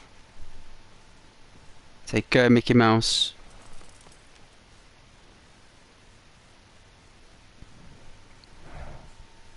Oh, in Scotland, I didn't know Scotland was 45 minutes behind England, considering we're on the same geographical alignments of space and time on the curvature of the planet. Let's see, let's pay off our bounty. Come on, girl. You're okay.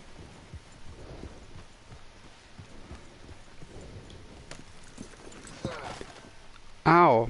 No, I have a lot of viewers from Scotland, actually. I didn't realise that, like, the Scottish clans, like my, content, because normally, Scotland have a particular form of, like, interest in comedy and content. It's not normally English people. Like normally, but I'm really happy that I do have a Scottish audience. Like, it's probably because my mum was from Scotland, you see, and maybe my Scottish viewers, like, know that somehow, or, like, detect it maybe, I don't know, but, I am half Scottish. So... Be a lot easier for you once you're all square. Wow, look at all this money we owe. It's like $45. I have to pay that back. My goodness. Thanks, I partner. want to get that money back now. I suppose we could sell the pelt. That gets about $5. We could sell some tonics. Hello. Partner? What, am I in northwest England? I'm in England, me. You're a I'm an good fella. English guy. Just have a particular wild personality. So kind of like pretty wild, you know. Like I'm always on stage type wild.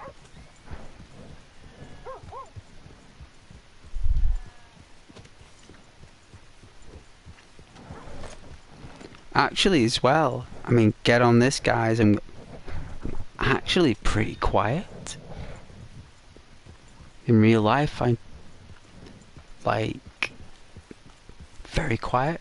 Don't talk much. Very quiet person. Only speak when it's necessary and when I'm with like people I trust and love. I'll be myself where I can talk, but if I'm not in that personal space with, you know, it'll be like very like solace, you know, like solace behaviour. It's nice graphics. This is really nice graphics. This is different from Arthur. This is definitely different. But yes, for you guys, I give you the spontaneous, you know, like as if I would be around, like, you know, loved ones, you know. That's the perk you guys get, because no one gets this in real life. No one gets it. They don't. I guarantee you guys, they don't. That's what's special about the channel, right? And people know that about the channel, right? They know that. What's it to be? Some food, please. Here. You know, and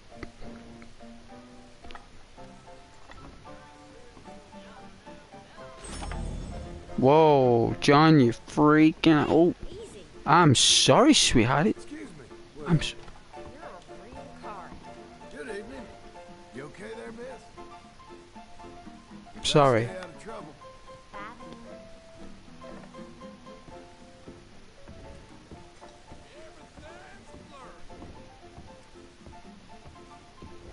Can I get some food?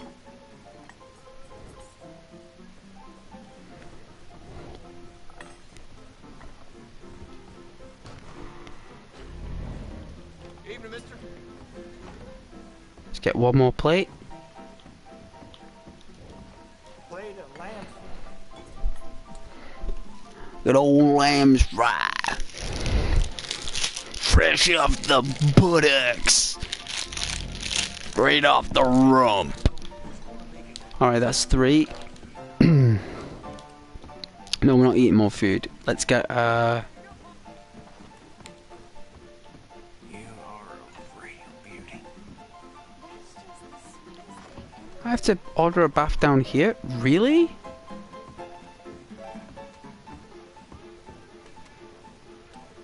New century, old century, it's all the same to me, as long as I can still have fun. Oh, it's in the other room. Right, it's in the other building. Right. I get confused with Valentine sometimes. Guess ain't nobody died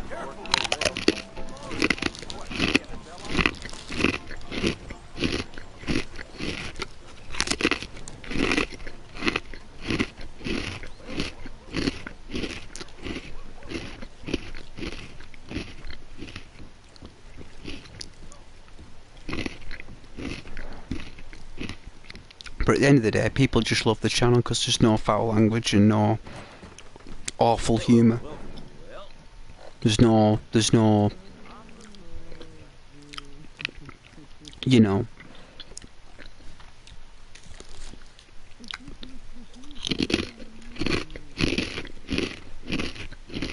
negative. There's no like negative behaviour or inflammatory behaviour. There's none of that. There's no rages, is there? There's no, you know, if we get killed like 150 times on Dark Souls, it's alright. We just keep going. We get killed on DayZ, we get shot. Doesn't matter. We keep going. It's like, people love that. It's like, what in the Lord's name? It's just like, you know, it's just entertaining, right? It might not be super entertaining, right? But it's the fact that we keep going. You know, we keep going and we don't let nothing get to us, and we just keep going, and Ghost walks and keeps going and doesn't stop. Right?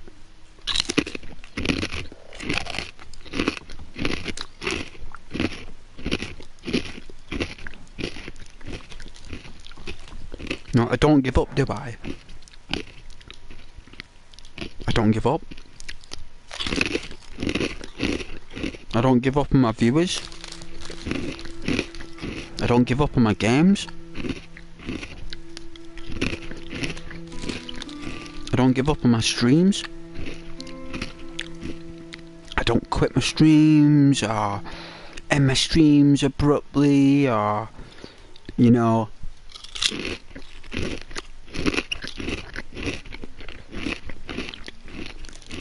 if the internet goes down, I'll do a stream the next day and talk about it, what happened, and apologise. It's like, it's things like that, you know.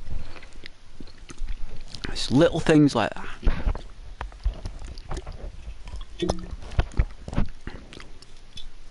And believe it or not, even though you don't say it to yourself, and you don't say it to anyone else, you actually enjoy that. You actually enjoy it because it's a symbol that says that we, no matter what the games throw at us, right? No matter what it throws at us, no matter what weather or what monster or what creature or what level or what difficulty, we always overcome it. We always keep trying, and we don't like say, oh, not playing this again, blah blah blah. No, it doesn't exist. We just say, oh, we'll try again tomorrow, or we'll keep trying tonight. You know, these type of symbols to people, these words, these messages, they're important. Especially to the viewers who want content and entertainment.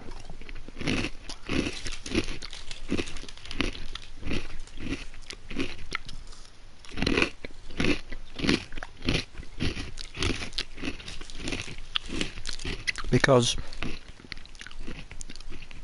you guys don't watch me because of rage quitting or rages or outbursts, right?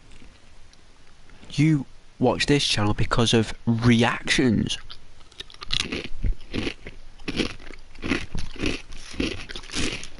That's why you watch my channel, for my reactions to everything what we're doing.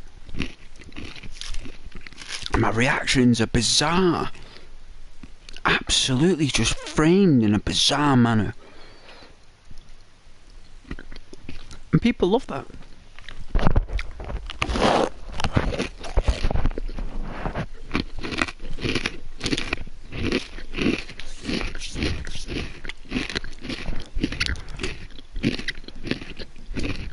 And you guys do. Save it. So we get to the perfect weight. But the things that I create on the channel, there are many other things, if not hundreds of things, or tens of hundreds of things, that I do because it's entertainment that is ghosted by other things, but the entertainment's still there. You know, because that's why my name is Ghost, isn't it? Because ghosts are spooky, funny, they're witty, they're mysterious, they're an apparition, they're an essence or a supernatural. Like it's just it's all over the place, right? Like it's all over the place. But yet, when you watch the channel, it's not all over the. You know, it's all these little tiny things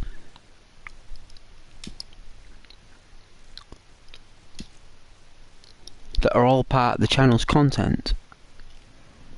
Subtle things.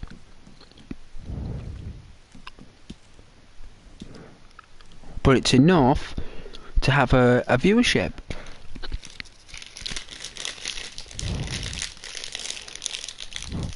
Because 99% of my viewership watch the channel because of the YouTuber, not because of the games I'm playing. 1% will.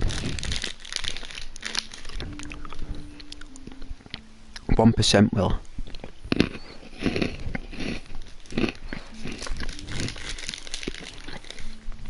But what about 5 people?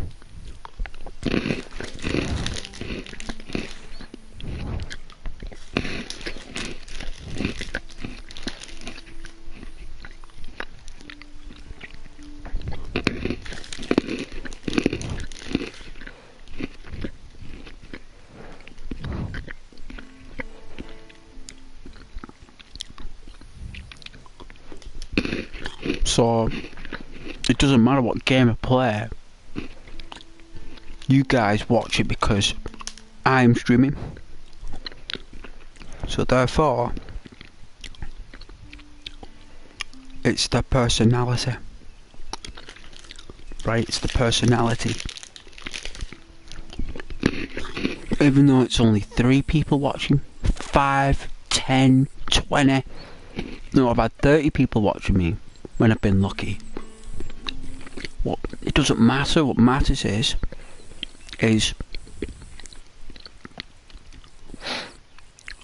there's originality to the channel. And as long as there's originality to the channel and a professional conduct to it, where we respect each other's boundaries, which is why I don't use foul language, bad language. It's not good business. People don't want to be dealing with an aggressive person, do they? Who uses YouTube and his community to vent?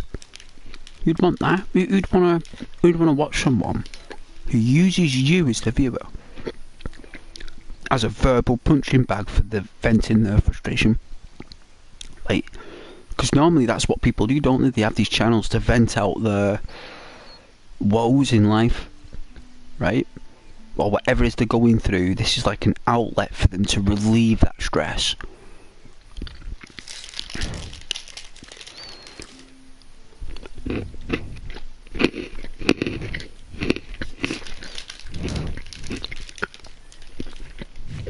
Not everyone,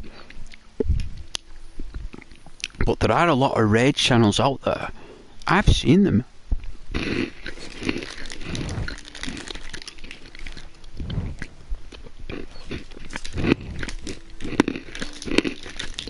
Like, people love that stuff. Some people get hooked on angry reactions. Some people get hooked on that. They love watching it. Frustration and anger.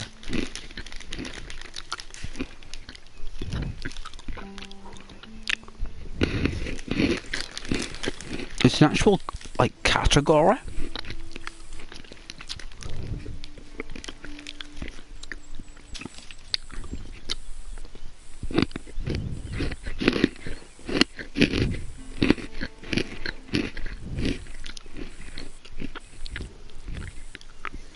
It's under comedy though, isn't it?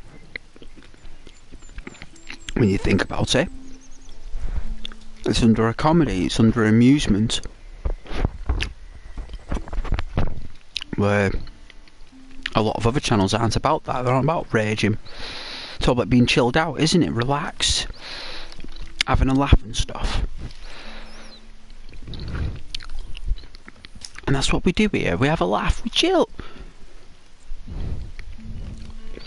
We chill, you know?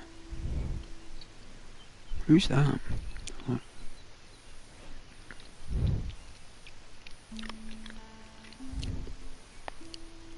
You commenting on my videos, Fish?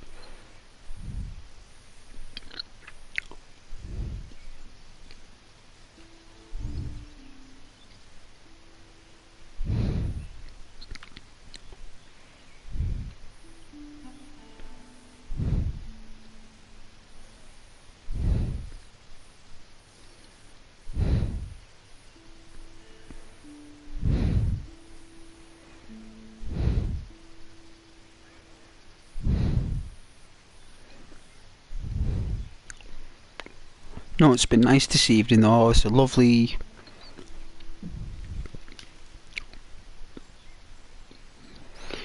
peeps.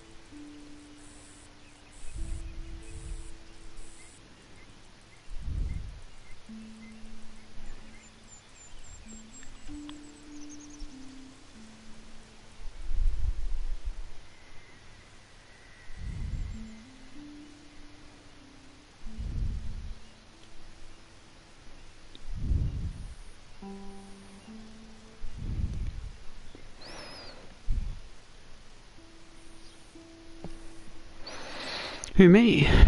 Having a small break? I'm streaming, man. I've got a day off tomorrow. I've got community in America who might watch. I mean, think about it. In the USA now, Fish, it's like they're not about 6 hours behind. So you're talking like, what? It's only 7 o'clock at night in America now. And that's only in Florida. And New York. In California, it's like 4 o'clock. Isn't it? It's like 4 or 5 o'clock in California. Like, people are still at work. No, I have people watching me from Texas. They're like 9 hours behind. When I was streaming a while, I think it was last summer, right? Last summer I was streaming around about August time. I think I had some time off. I had like 2 weeks off work, and I remember when I was streaming a lot in August.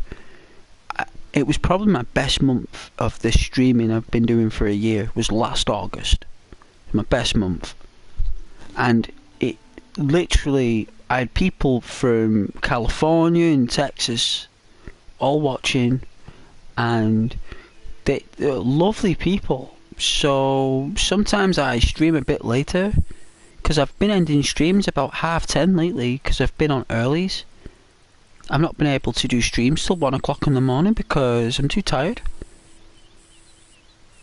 So what I'm doing is, maybe a couple of people who I know I've not seen for a while might come in the chat. It's nice to catch up, Fish. If not, then at least, you know, I've streamed a little bit later. It does well for the channel. It's more watch time for viewers. It's more content for me. You know, I get to stay online a bit longer. I like staying up late. I like staying up for a while. My mum used to send me to bed at 7 o'clock at night when I was a kid, and my dad, mum and dad sending me to bed at 7 o'clock. My friends are playing outside in the front. So I was like, why am I in bed? Like, you've got to go to bed. 7 o'clock, I'd put a video on. Used to put on, I used to watch Short Circuit, He-Man, Masters of the Universe, Lost Boys, Aladdin, or I used to watch Dawn of the Dead. Right, you set me in bed there like 7 o'clock with a video on. You just come up with a plate of pancakes. Eat them, was asleep at 8:15 at night. I was allowed to stay up at 9 o'clock on Saturdays. I was in bed at 7 through the week for school. I could stay up late on Saturdays. For Friday night, 9 o'clock, Saturday night, 9 o'clock, Sunday night, bed at 7 because school in the morning. So I had two nights in the week I could stay up for an extra 2 hours. So as I've gotten into an adult, what do you think Ghost did? I'm not going to bed at 7 o'clock. I'm staying up till 7 AM, baby. No one's going to do nothing about it. No one can do anything about it. So I can do what I want when it's in my own place. I love Aladdin. It's my favourite. Well, Jasmine is my favourite princess. She's up there for the one I'd pick to. Well, put it. Let's say when I was like watching it, it was like I was always drawn to Jasmine because she doesn't have any special powers. She doesn't have any like super duper strength. She's just a girl who ends up tying herself up with some guy who's using magic. Because it's not her who's got the magic, it's Aladdin who's magical. Aladdin's the one who's got the magic.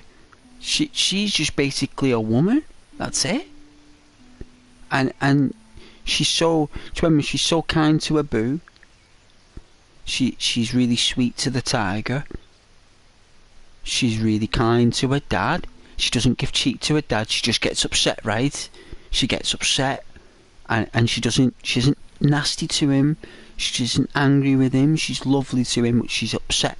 And she runs off from him a lot. But he understands, she always comes back. The Sultan, doesn't she? She always comes back to him in the end. He lets her go. And then she's dead sweet to all the other people in the palace as well. And then she escapes the palace, and she even takes that apple from that market stall, and she gives it to that little starving kid. She even puts her own life, her own limbs at risk for the sating of the hunger of a child. Like, that's how lovely she is. And it's a good job Aladdin was there, because he saved her life. And if the Sultan found out that some guy took his daughter's hand, I'd like to see what would happen to that market stall guy the next day, because they would chop him up for breakfast. And they'd feed him to Rajah the lion. Because if Rajah the lion the tiger found out that Jasmine's hand had been cut off by that guy, I'm sure that guy would have had more cut off than his hand. And Jasmine never said nothing. Jasmine didn't say nothing to anyone about what that guy did, because at the end of the day she knew that she did the wrong thing by escaping the palace. That's why her father kept her in the palace, because of things like that happening. And that's why I like Jasmine, because she makes mistakes. She's not perfect. She's a person who's made an absolute, utter, blistering error of everything. She's got she's got a wish. Without the genie, she can leave the castle. She can go out and meet a guy she likes, and it happens, and her life turns upside down for her. If she stayed in the palace, it would have been alright. She'd be safe, she'd be in there, she'd be chilling, but she didn't want to do that, you know what I mean? She wanted to go out there, she wanted to meet new people, she wanted a bit of a dance, a bit of a shaky, she wanted to give a bit of a shaky shake. So yeah, I like Jasmine. She's natural, she's cool, she doesn't shout, and she's strong as well. She stands up to Jafar, and she stands up to Aladdin and everyone. So she's probably one of the best princesses in the entire thing of Disney. I think the next one that's next to her would be Belle from Beauty and the Beast. She hasn't got any special powers. She's just a librarian, and I think she's amazing, Belle.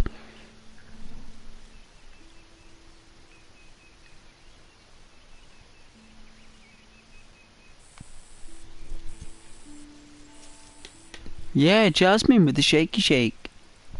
Yeah, well, Jafar makes a shaky shake for him, doesn't he?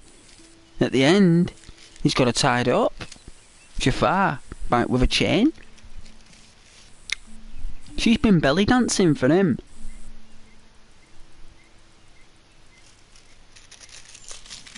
He's been turning himself into Aladdin and everything, convincing her he's Aladdin. And she's seen through it. He's actually, not only is Jafar, in his Jafar form, when he becomes that, when he has the lamp, he can actually make the genie turn him into Aladdin if he wants. And pretend to come and rescue her. Get in a little room there, hey, let's get... How you doing? You know, and she'd be like, what do you mean? Like, how are you supposed to escape? No, she'd see through it, like. That's the power of Jasmine, right? She could see through that, you see. That's why she's cool, she'll see through it. Same with Belle as well. Glass. Yeah, man, yeah, fish. Honestly, Ghost wouldn't lie. Yeah, but the reason why I'm telling you this is because all those nights when I had to get sent to bed at 7 o'clock at night, these were the cartoons I watched. All I had was my videos. That's all I had, fish. That was my whole life. My toys, my videos, my Sega. And my friends. That was my whole life. For years.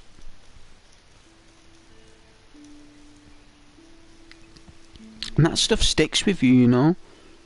When you sat there for many nights, watching the same cartoons over and over again, you tend to pick up a little bit of attachment to these things. Like, I've still got the cassettes myself. I've still got the videos myself.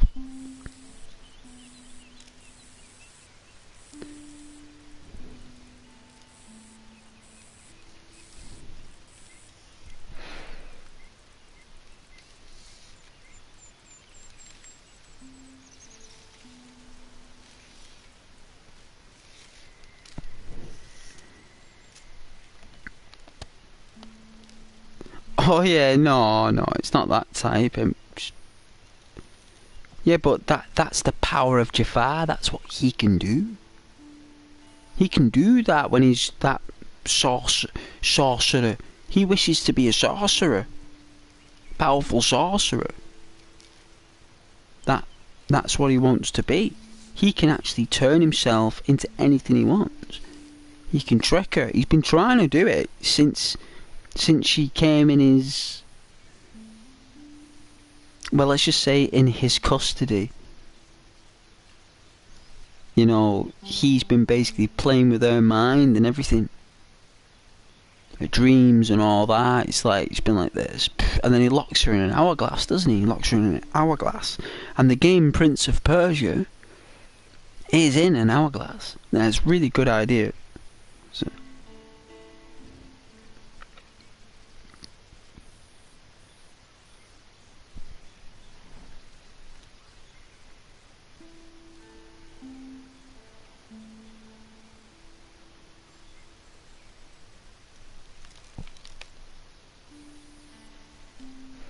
Yeah, to Jafar.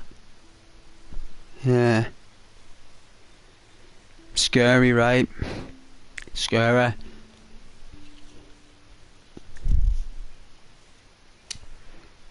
Well, even if she is or she isn't, the whole point of all of it is scary.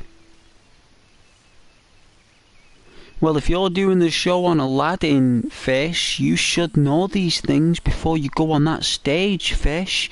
You've got to know everything about these characters. The more you know about them, the more you can perform. If you don't know anything about these characters, Fish, you're not going to be able to perform. You're going to need to know everything about them. Everything. What they don't like and what they do like. What they love and what they don't love and what they hate. You got to play on that in your role. You got to play on it. That's what you got to do.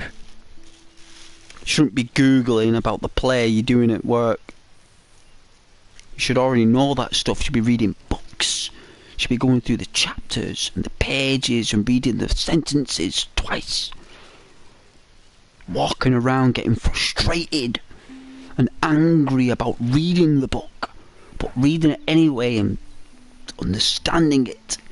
And throwing it on the bed and then picking it back up again and picking up where you left off and getting even more frustrated. Like, that's what you should be doing.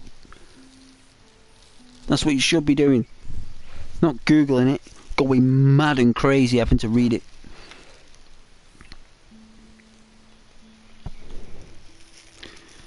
The Prince of Persia is definitely a book. There is a version of a book of it.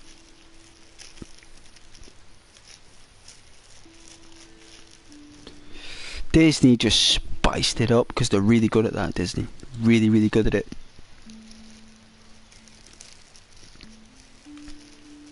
It's just over land, really. It's over the palace, Fish. Jafar wants the palace. And guess what? Guess what as well, Fish? Not only does he want the palace, you know what else he wants? The woman as well.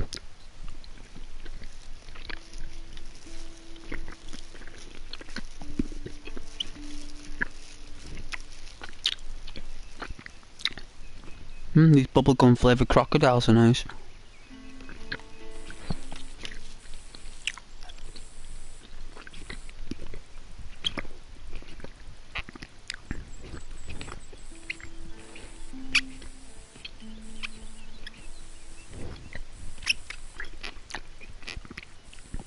Yeah, he wanted the palace.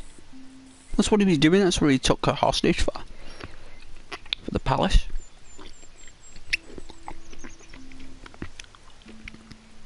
It's all about land and ownership and titles. Aladdin. Like all of it. You were a street rat. You were born a street rat. You will live as a street rat and you'll die as a street rat. And only your fleas will mourn you.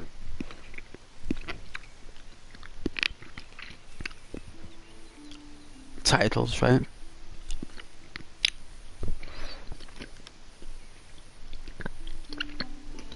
Let me put on the thing. Let me put on this thing here, Fish. 1 second.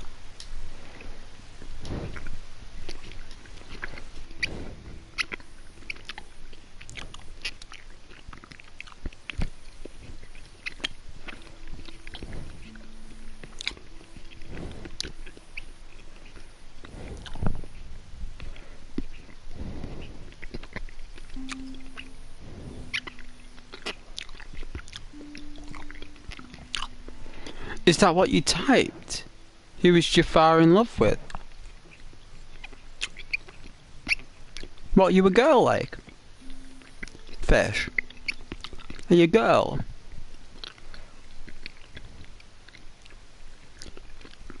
Like, I don't mind, like. You don't have to tell me.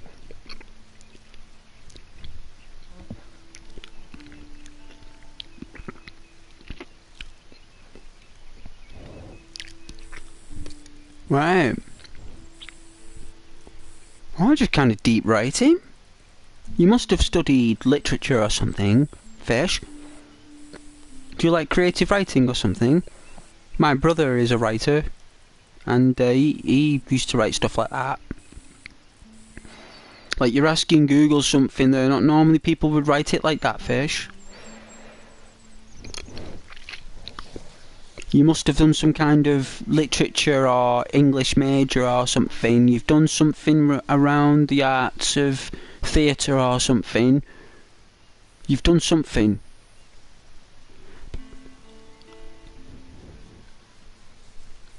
Yeah, I thought you did.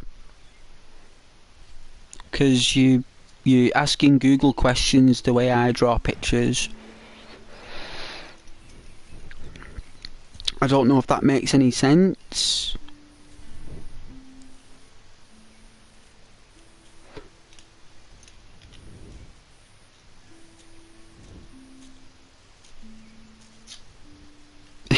Let me research, yeah. Well, if you're doing anything on Aladdin at college or something, or whatever it is that you're doing, you gotta know your characters, fish. They're amazing characters, them in Aladdin, you know, they're some of the best. If I could play Prince of Persia for you on this console, I would. Believe me, I would play it for you. I would play every version for you guys, just for kicks. We'd play the Atari version, the Commodore version, everything.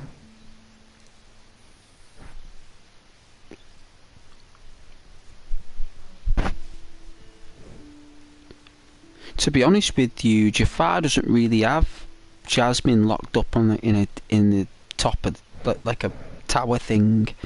She's actually in the bedroom.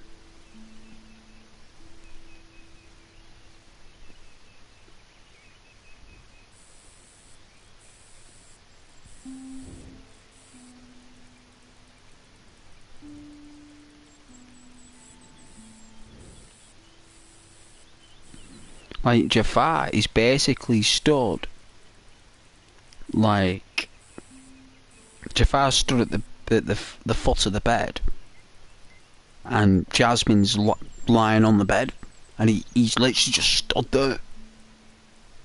It's a bizarre scene. Jasmine, when Aladdin revealed that Jafar was controlling the Sultan through his magic's snake staff, Jasmine, hatred grew stronger with that. Yeah, no doubt, I bet it did. How would you like it if some person was like holding your mum and dad under a trance and was making you scrub their underpants with a brush, a nail brush, and all you had was some Johnson's baby soap?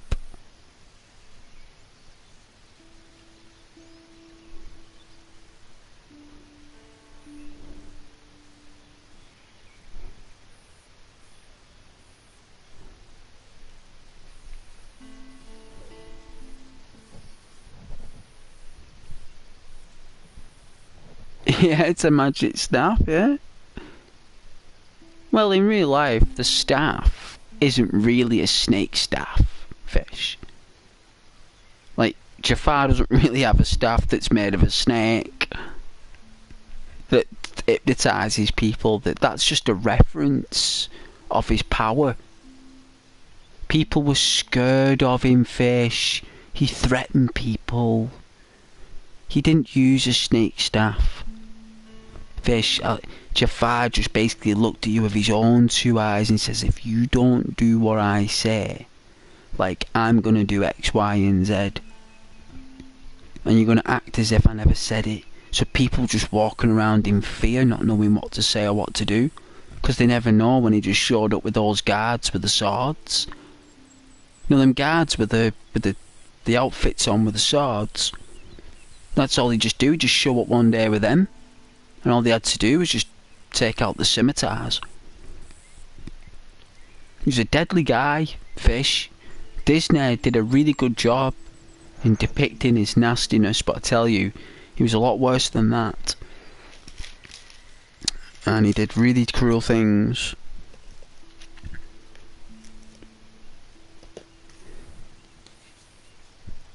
But hey, that's the story, fish. That's the story. And it's a beautiful story because Disney made a cartoon out of it.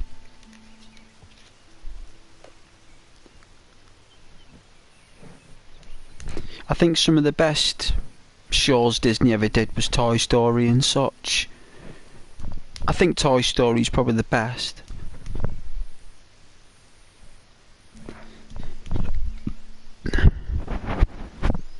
Yeah, man, but it's all fun. It's all just good fun. It's cartoons and stories, fish. It's theatre. It's the power of humanity. You know? The power of humanity. Don't worry about the view counter. It doesn't matter. It doesn't work.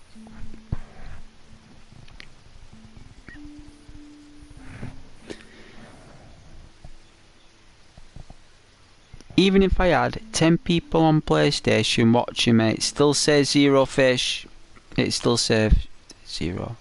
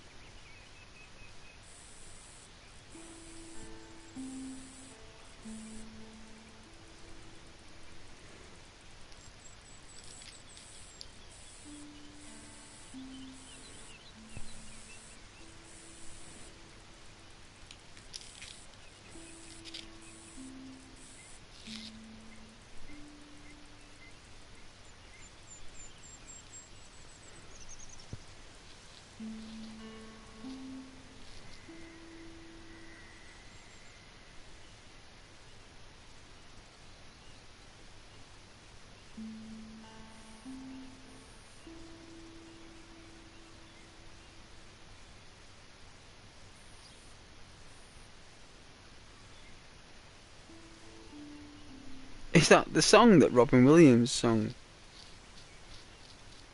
You never had a friend like me.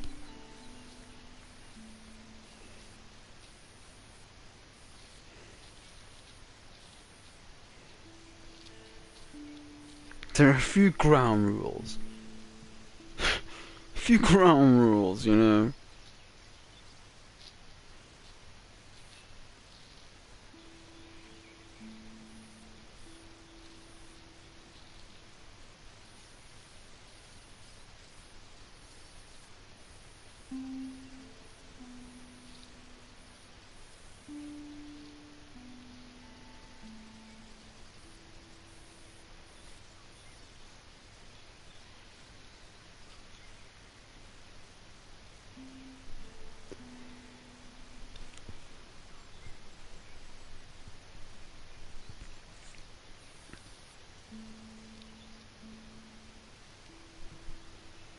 Is that fish? What?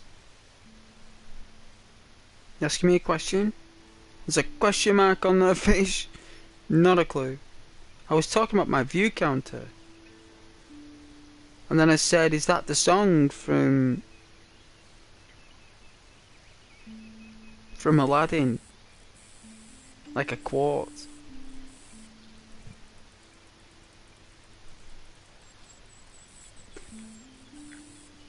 The ground rules, that's what he says in Aladdin. Because Aladdin wants Jasmine to fall in love with him. And the genie goes, there's a few ground rules. I can't make anyone fall in love with you. I can't bring people back from the dead. You can't live forever. You know, it's all these things that he said that you can't do. Yeah, you remember now. The genie. See, Ghost knows. Ghost knows. I wouldn't say things if it didn't have meaning. Yeah, good. Good. Glad you know now. You're probably thinking, what's he talking about, that guy? What's he on about?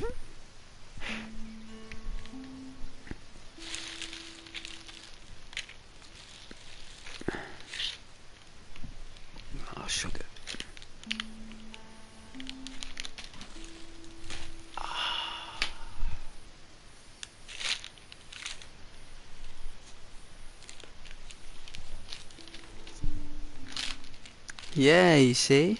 Ghost notes.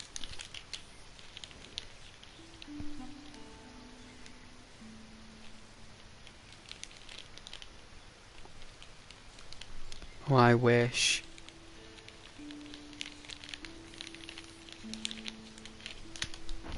Or like my memory and stuff.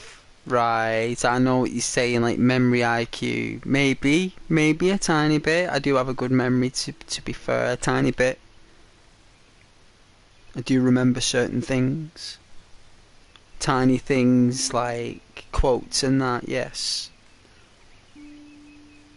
Colours on walls and, you know, how many shades of blues in this wall and how many in total and remembering how many sections and colour is weird.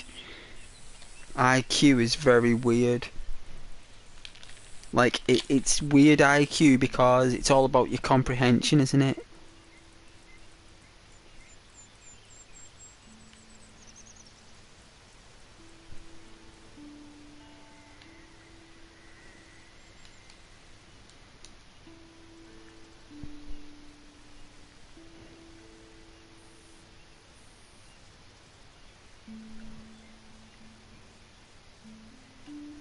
What's your name?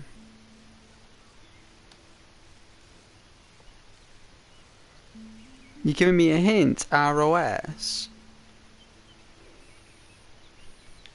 Like, you want me to guess your name? What, like Ross?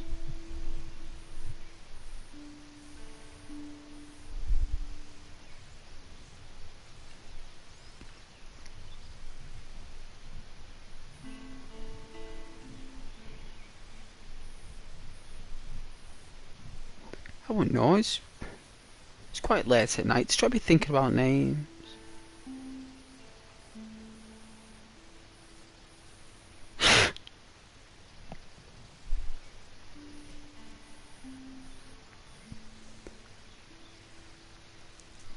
Yeah, Ross.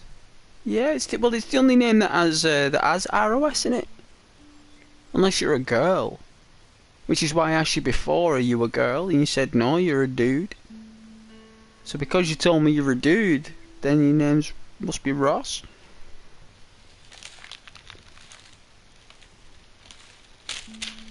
Unless your name's Rosen. That's quite possible. Rosen is a Jewish name.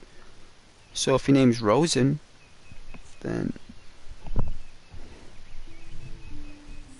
I don't even know how I know that. Rosen is a Jewish name. I don't know how I know that, but Rosen is another name that's ROS, so that is quite possible.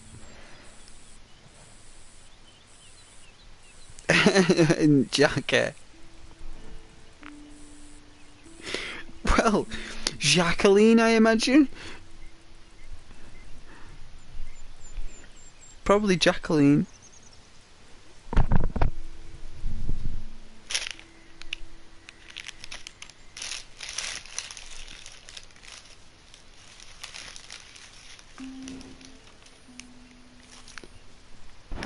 Well, that's what Jackie's short for.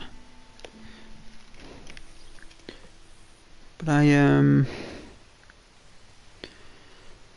I looking for here? Right.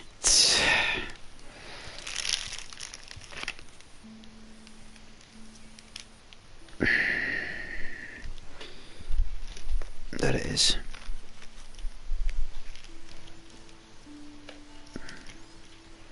I'm tired when I drop stuff.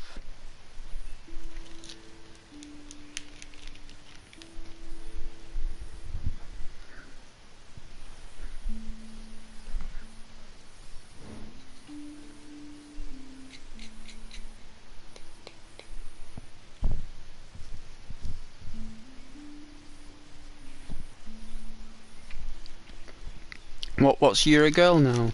Can you make up your mind?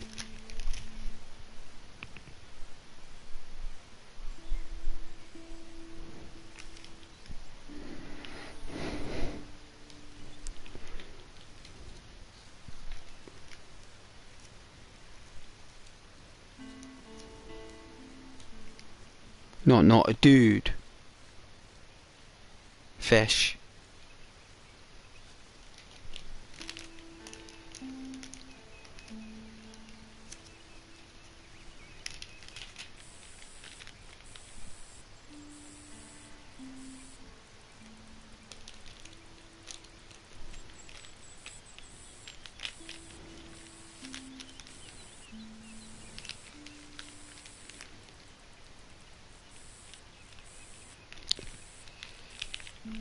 Making fun of my channel, fish.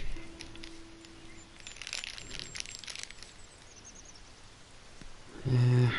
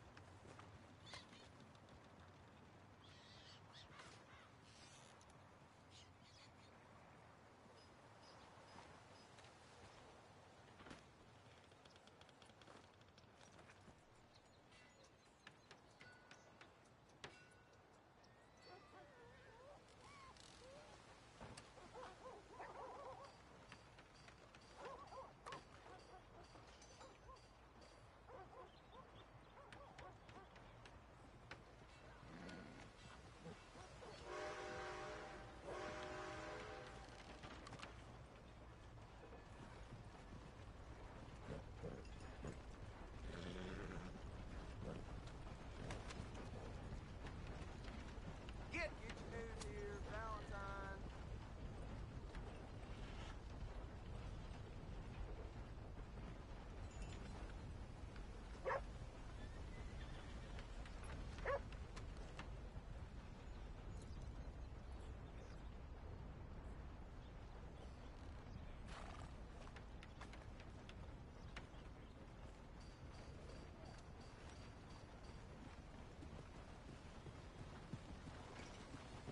Yeah! Whoa there!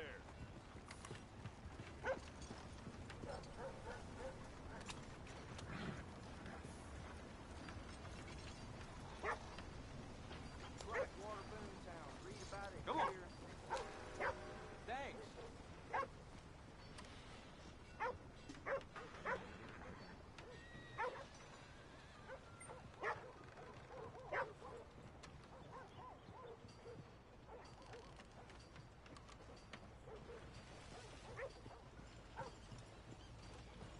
Yeah, boy.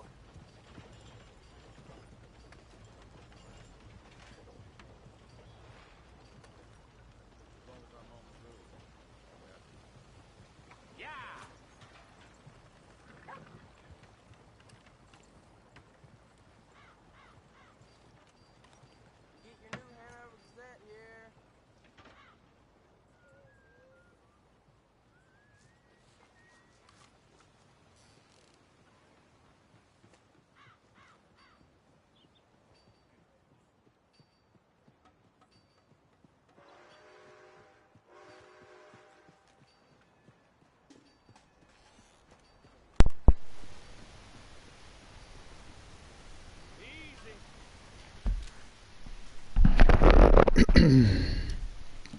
Alright, then let's check out this.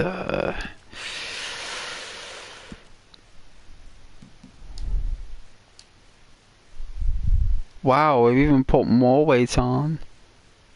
Wow. Wicked. We're going to get overweight here. This is good. Getting a bit more chunky is right, John. A bit more weight on you there, fella. That's right, let's get you changed. Name's Marsden. You know, I can imagine if they ever did make a movie, right?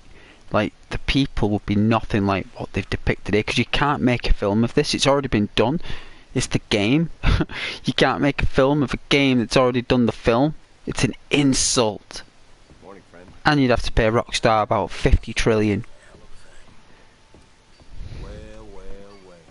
I can definitely see Rockstar though, like making a proper movie of Grand Theft Auto 6, like a proper film of it, like a proper like show. What do you have? I need some food first. I'll have lamb fry. Yeah, this fills you up good. Okay, let's get a shave done.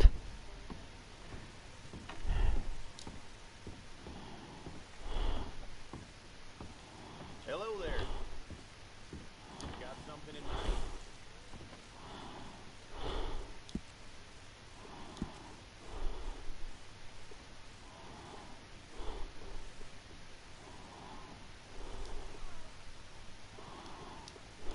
Oh dear, he is clean shaven. That is clean shaven apparently.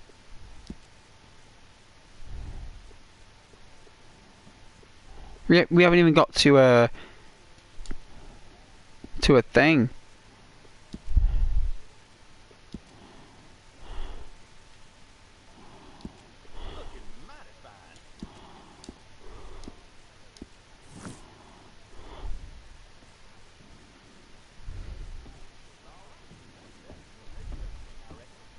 Weird perspective. Saw like a dude under the stairs. This ain't no woman's game, that's for sure. Didn't bother to scrub the blood out of the floorboards, though. I've heard.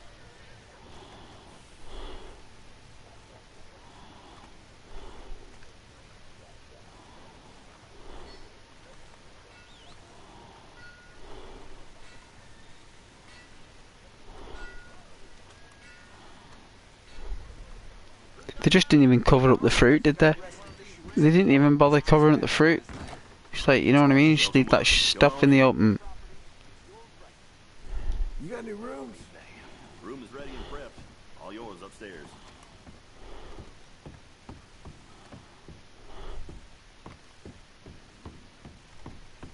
John Marsden wearing the grey.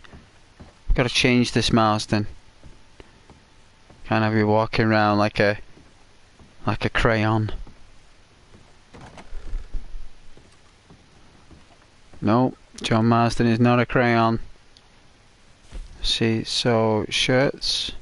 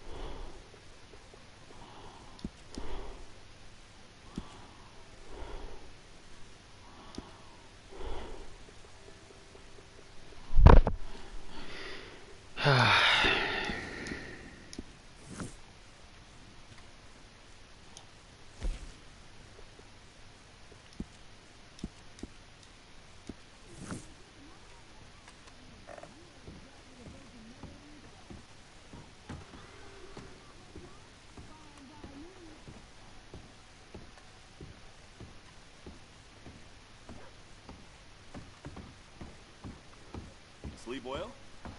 New Century's getting ready. Haven't been to sleep yet, just put on some clothes. Sir.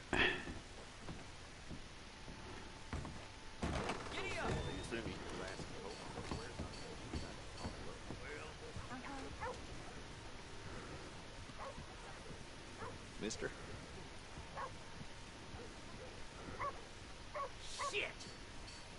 traveling so long, world feels much smaller. Go down it. They're just stood there, aren't they? It's because of me. Something stung you, huh?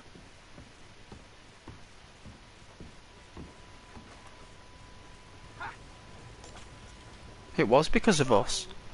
We were the obstruction. Well, you heard about the wedding party that got bushwhacked. It's been a real greasy posse, if you ask me. Gets worse every day, don't it?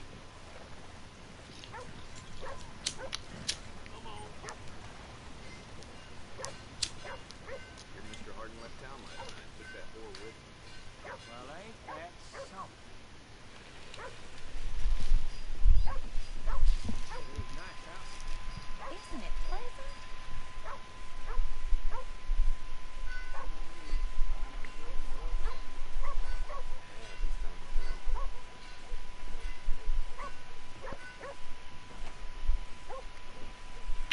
Good morning.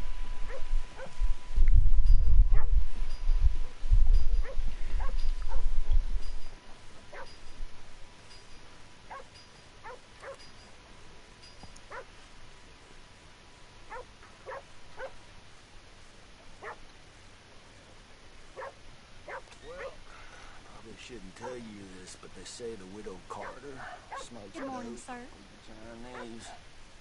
Yeah, I heard that too.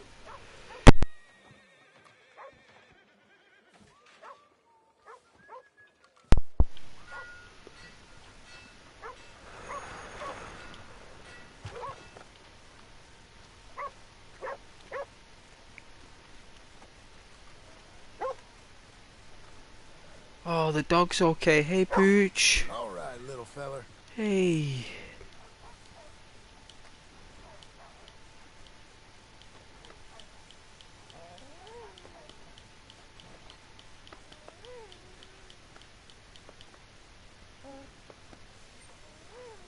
Must be the son. The other dog, the dad dog. That was a blue tick.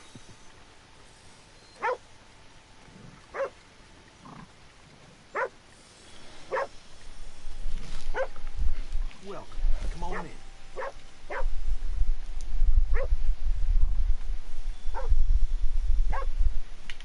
I think I'll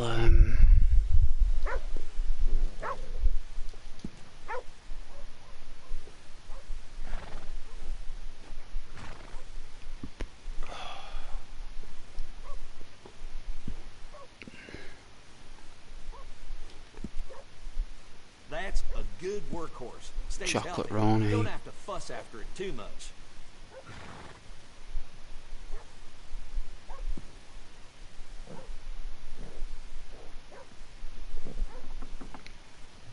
This one that we found as Arthur Morgan is actually for sale as John.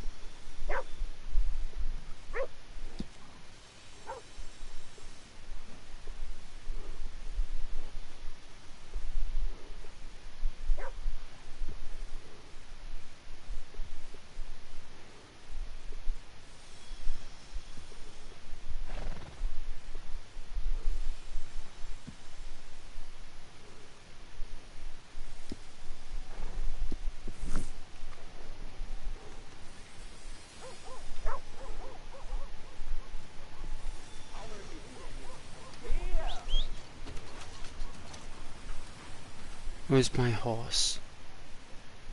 Hey, they found Lucas knocked out drunk, bare ass, and nailed to it. And they're running people over.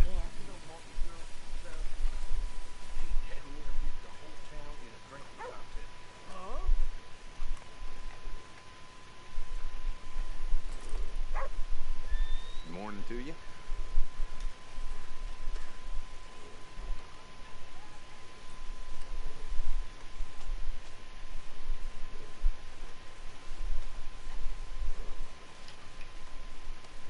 Right in the middle of the street. There you go. Go on, get going. My friend, you there? I'm not getting involved in a Love triangle, no thank you. Hey, let me know if you have any of that haul left over. I have to make a delivery. Easy, easy. First class DPD. Marsden Network. Shame your mama ain't here to tell you which car is which, huh? Morning. I'll be damned. That's for you. I'm drunk as skunk. You low-down son of a bitch. Hey, you cocksucker. You all scared of a bird? You all scared of a bird?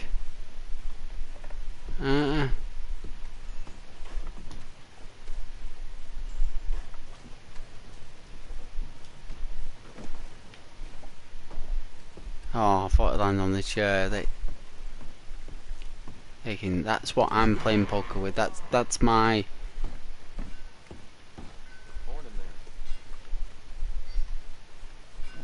Blood splats there on the jacket, like.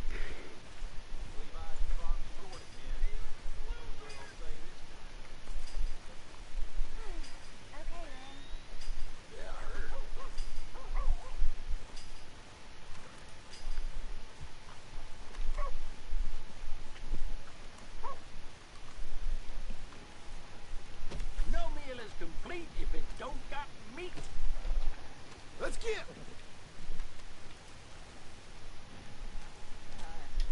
Okay. Yeah, yeah. Keep it moving. Well, now, I was wondering when you did that. Nice horse though, right?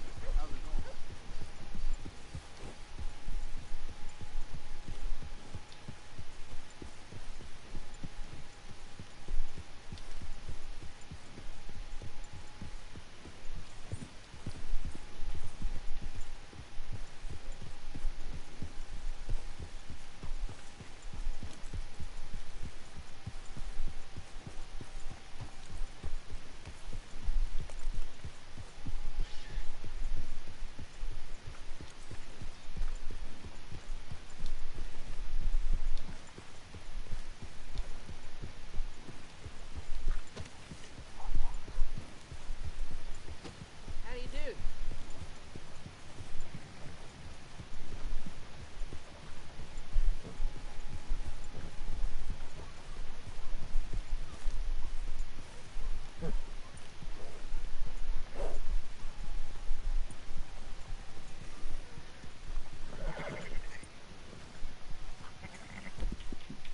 You're good, girl.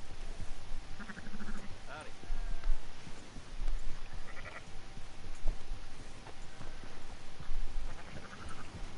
Yep.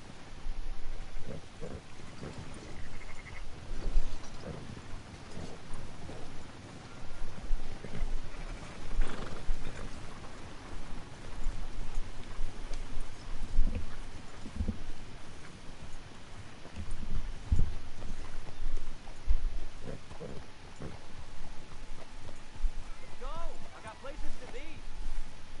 Whoa. You're fine, lady.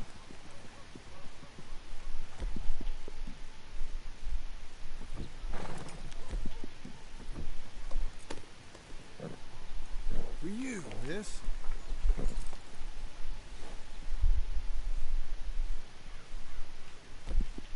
Been through it, ain't we?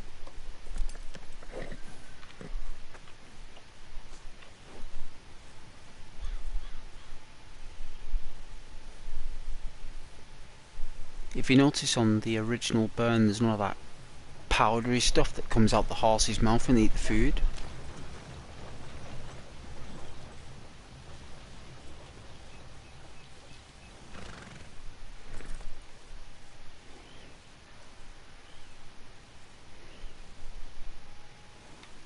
Probably wants to go for a run.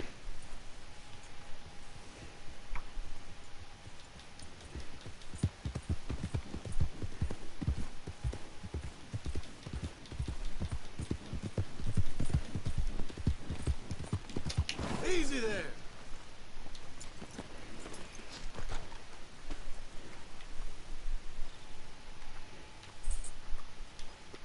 These vultures are just dropping from the sky.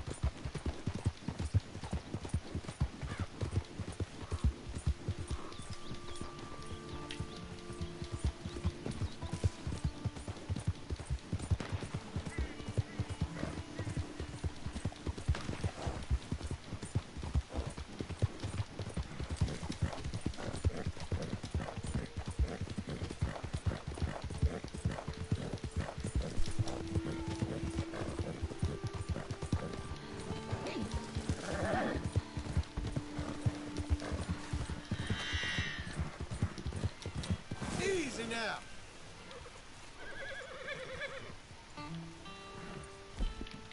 What a horse you are.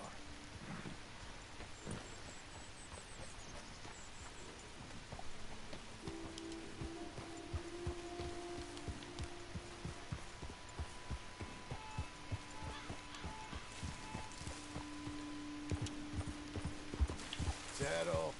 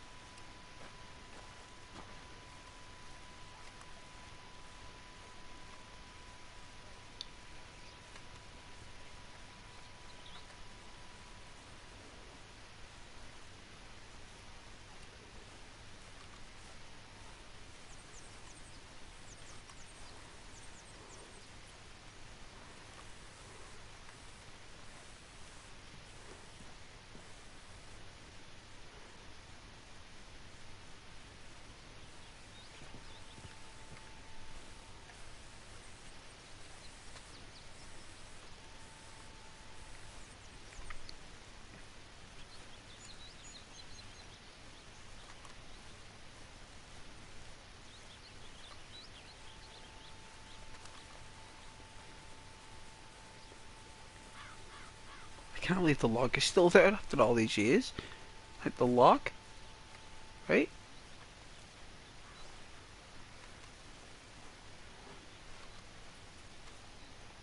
Someone's made a fire here.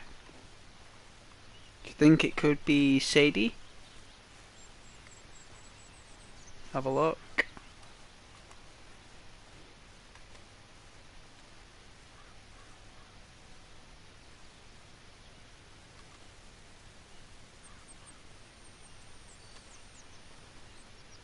Someone's broke a bottle in frustration.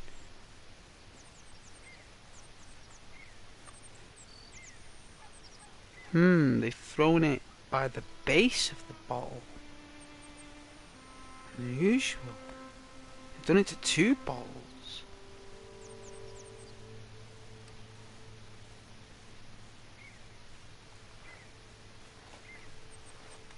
The fire's been put out with the feet stubbed in and scrubbed forward in frustration. So it's not as if like they just poured water over it, like this person's actually sunk their feet into the dirt and like scraped the fire. Like they've scraped it.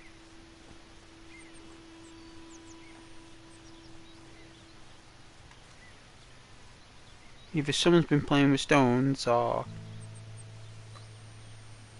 they've been planning a route. Could be buildings in someone's mind, a map.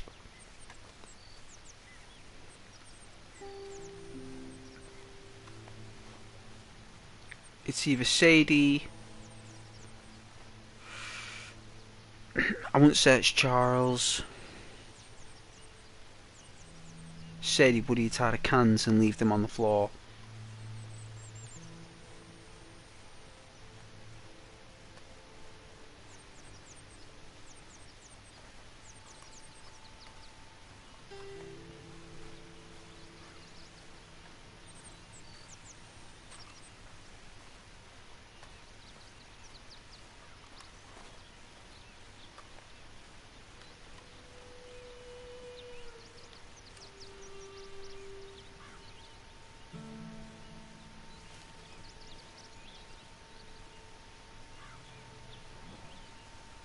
Cornwall.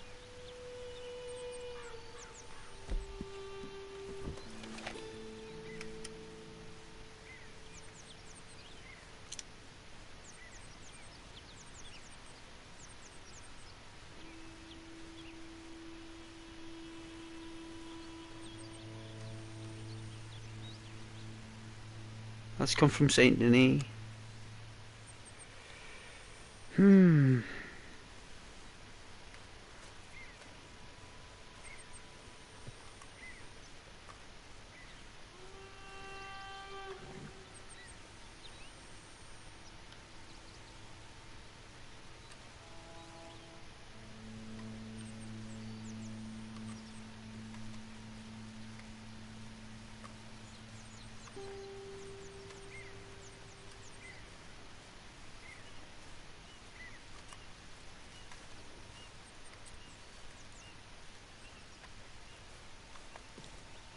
Someone's had someone tied up.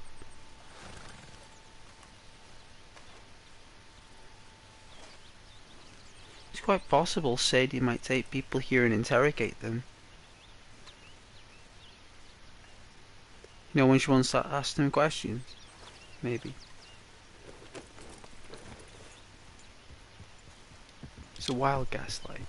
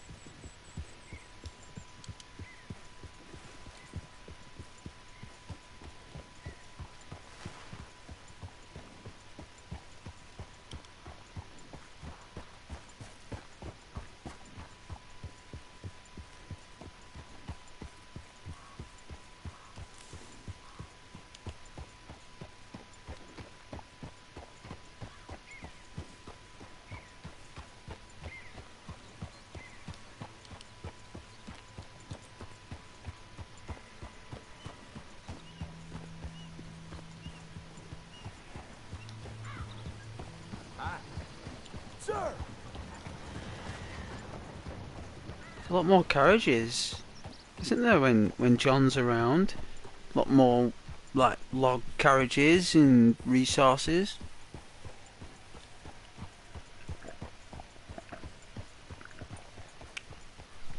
A lot more trade. It looks like it's safer on the roads now, right? So people can trade their resources without worrying. It's like they've got this stuff covered. Pinkertons have cleansed the land. No more outlaws. Dutch is in the mountains. What's this guy coming out the bushes? Who are you? Hey. Oh, partner! Beautiful animal. Thank you kindly. Looks like he was hunting.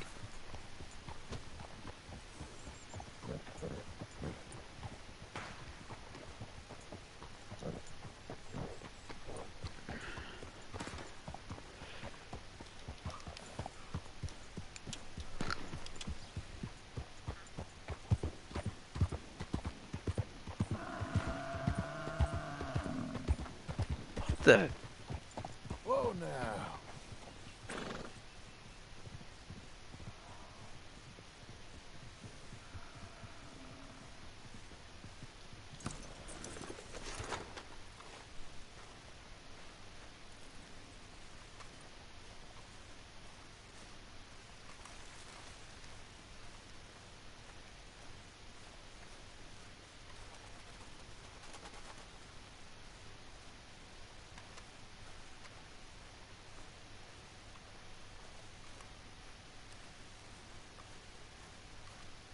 What the? What happened? It's rotten.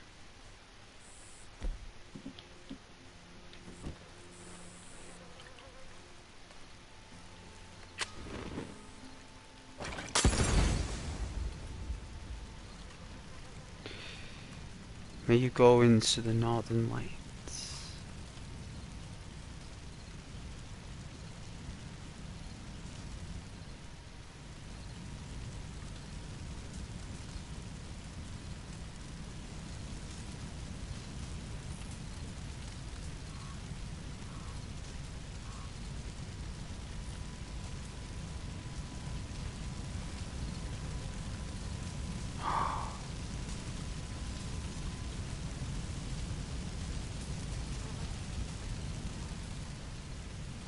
It actually causes a fire.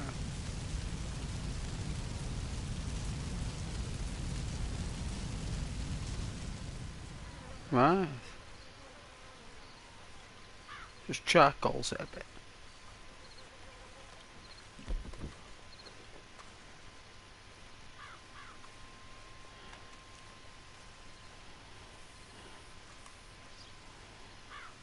John there, looks like he's got a broken nose. Don't know what's going on there with his nose, like it looks like he's been smacked. Or he's been wearing some real chunky glasses. I don't know what glasses were around then. Like sunglasses, like aviators.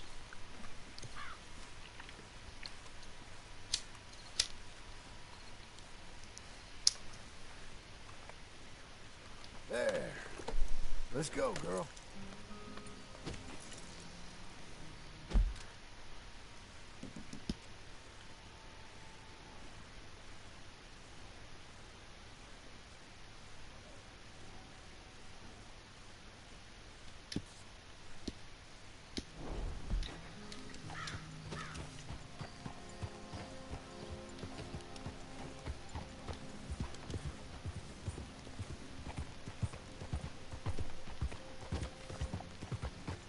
Slow now.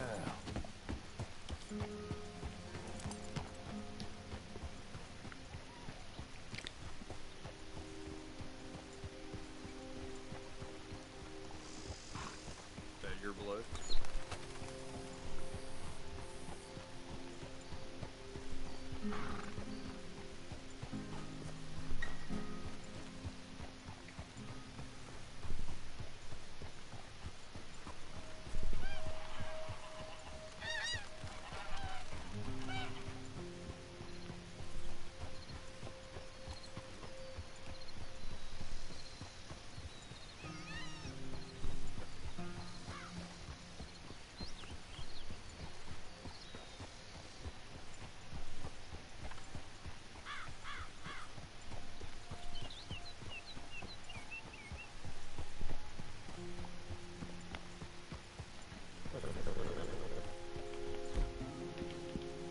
Lady.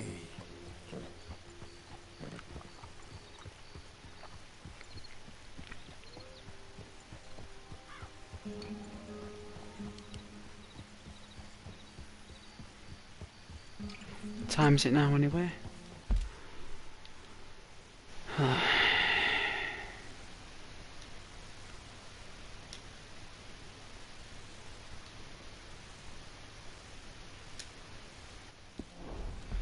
You know what guys, I'm pretty tired, so I'm gonna go to bed. Me actually, well, watch YouTube for a tiny bit and then go to bed. So I don't think I can stay off any longer guys. I don't think I can. Even my horse is tired, look.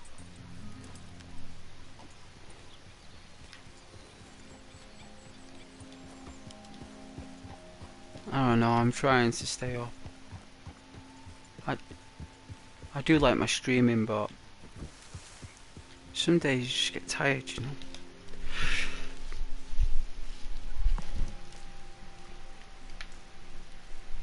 Proper tired.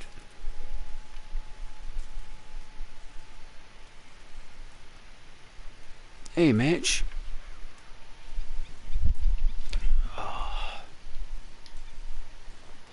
I was debating it, Mitch. I was.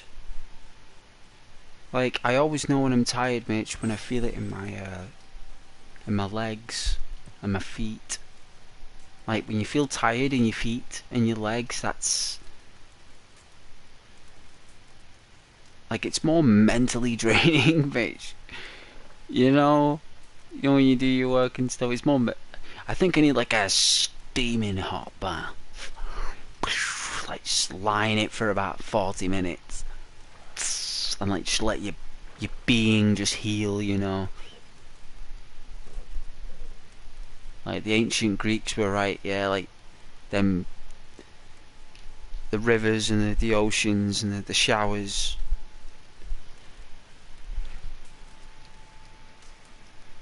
It's, important.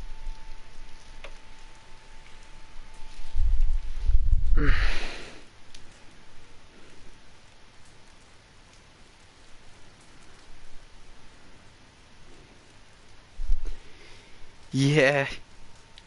Time for a good old break.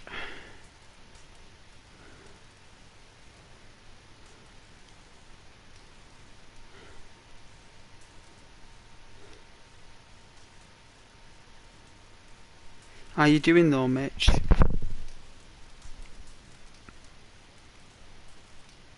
Are you doing okay?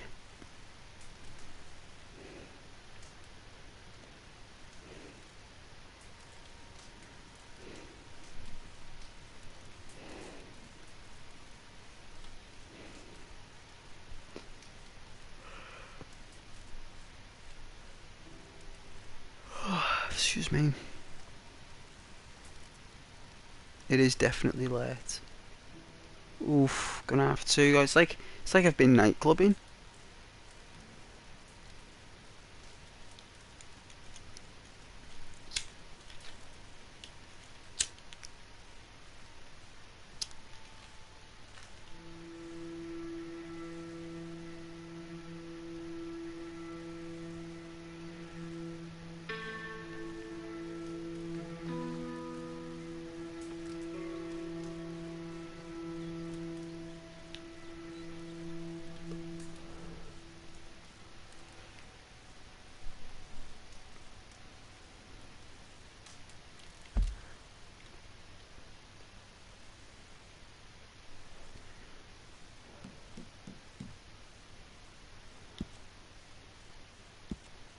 Oh, a cottage? You just got back from the cottage, yeah?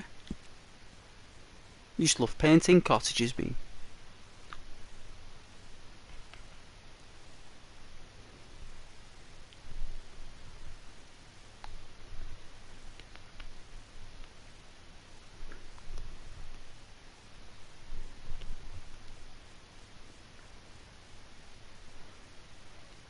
You just love doing like the paintings of the cottages with like the long wooden gates, like farmers' gates.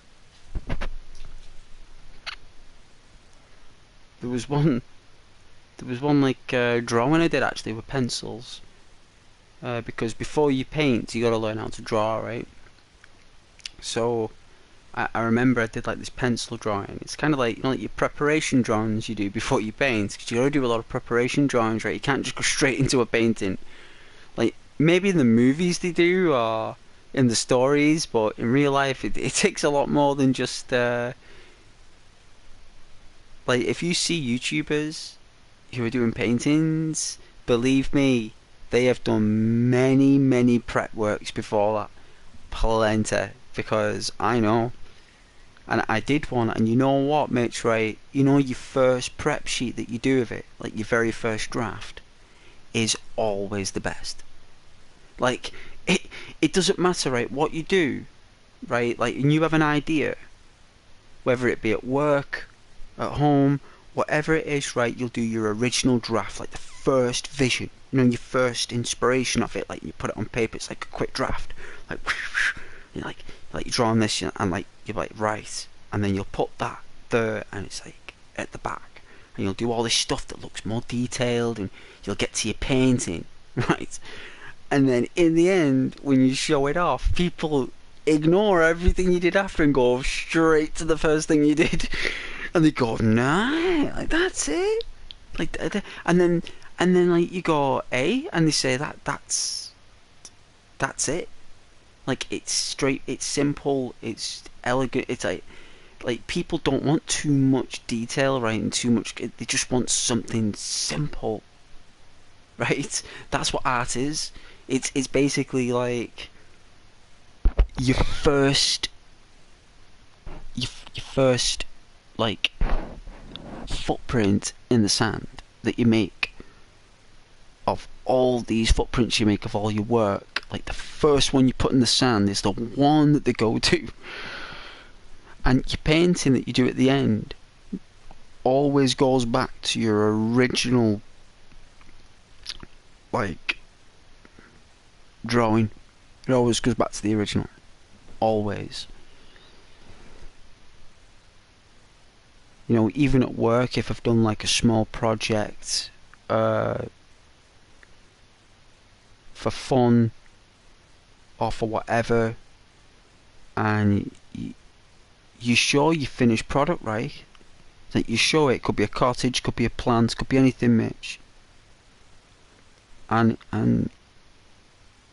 you'll show them, and they'll look and like sat and say, "So, is this what you did, or is there anything else you did before this?" They'll always ask, and you'll go, "Yeah, I did." They say, "What? So, did you do prep work? Like, did you do work before you did this?" It's like, "Yeah, I did." Can we see that? It's like, it's like, yeah. So they don't even care about the final product. And you're like, "Yeah, Ian." They're like, "What was the first thing you did?" "Oh, right, that's in here at the back here." That's it. There we go. That's what we want. This is what we want. It's like, hang on a minute. What about the final product? The painting? Like, think. Like, you're saying in your mind. Like, in real life, you're just smiling, right? Like, you're just smiling, being lovely, right? But really, in your mind, you're going, "What about my painting of my cottage?" Like, they don't even care. They don't care. That's art for you. It's bizarre. And sometimes you'll go to places where they want all that detail. So, it doesn't even make any sense, Mitch. It doesn't make any sense. I think it's just in the moment, I think. But I'm glad that you're reminding me of cottages there, because I used to do the drawing I did, I was explaining to you. I did it from, you know, like, looking up from a corner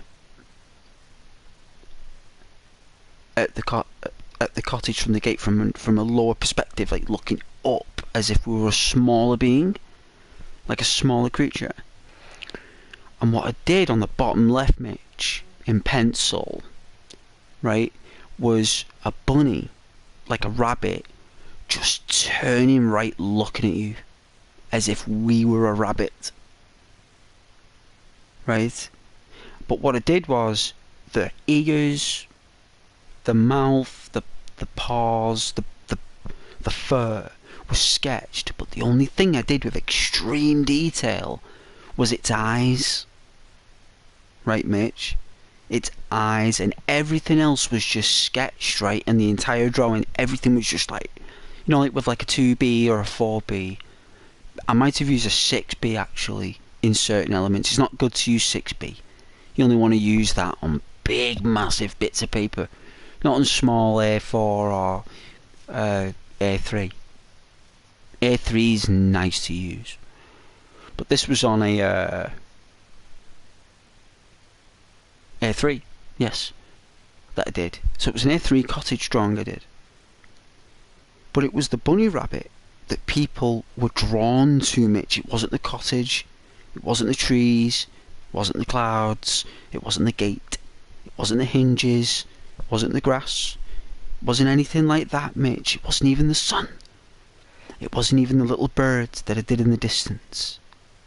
It wasn't even the wind that I shaded with such delicacy. Just bits of wind and dust. You know, when the wind carries the dust. No. People just cared about that bunny rabbit because they knew that you were a bunny. With that bunny, that was your, like, bunny rabbit friend. And together, you were going either into that cottage or you were gonna forage around it. And yes, Mitch, it was nice. I got top marks for that. And I did something similar when I was in high school, actually. It's funny how your habits in drawings, like, you know, you have your little points of interest within yourself, like your little trademark in your drawings. You have like a little thing, and I normally do those little bits of detail, and I did one with a woman holding a rose on the bottom left, right. I think I did either a rose or I think it was, because roses are normally the best things to draw. Like they are. But I did the rosebud with lots of detail. Like the flower itself, like half blooming, half shut, when it's at that nice state. and people were drawn to the flower more than anything, from the rivers that I did, Mitch, the little woodlands in the bottom right that were slightly different trees and branches from everything else. Did like a little separate little woodland, like, and I did like little tiny like shadows and shapes in there that when you looked at a certain perspective, Mitch, they looked like little creatures, little monkeys or whatever it was your brain would make. I just did little tricks and illusions with a pencil just to give your mind a bit of an adventure. No one cared. All they cared about was that flower. And it's funny how you just do one thing in extreme detail and everything else like a sketch. And it's kind of like that one thing in extreme detail just contrasts everything. You don't have to do everything else in that contrast, just one little thing. But it's got to be right though, Mitch. You can't be like, you can't just throw something like a street sign, or it's got to be right for the drawing, right?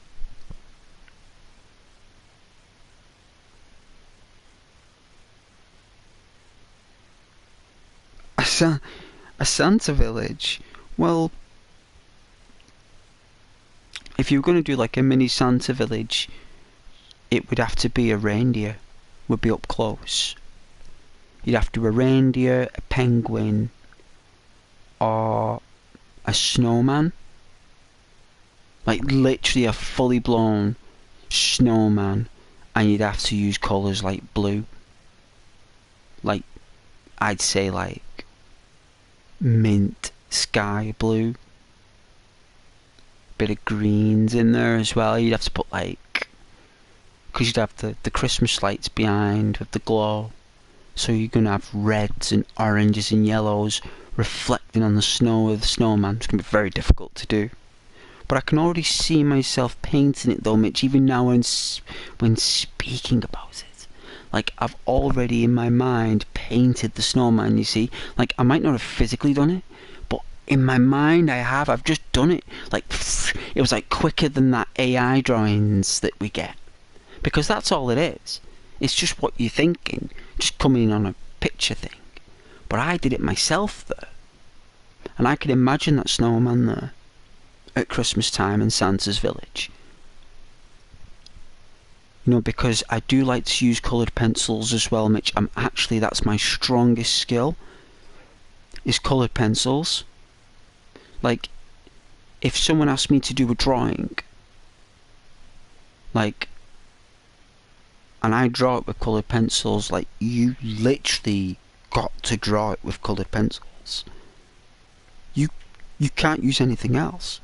Like, you've literally got to start the drawing with a coloured pencil.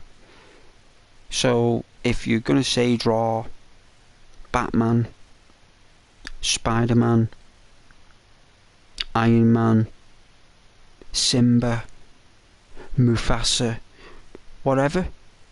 To do Mufasa, I'd have to start with like browns and yellows, right?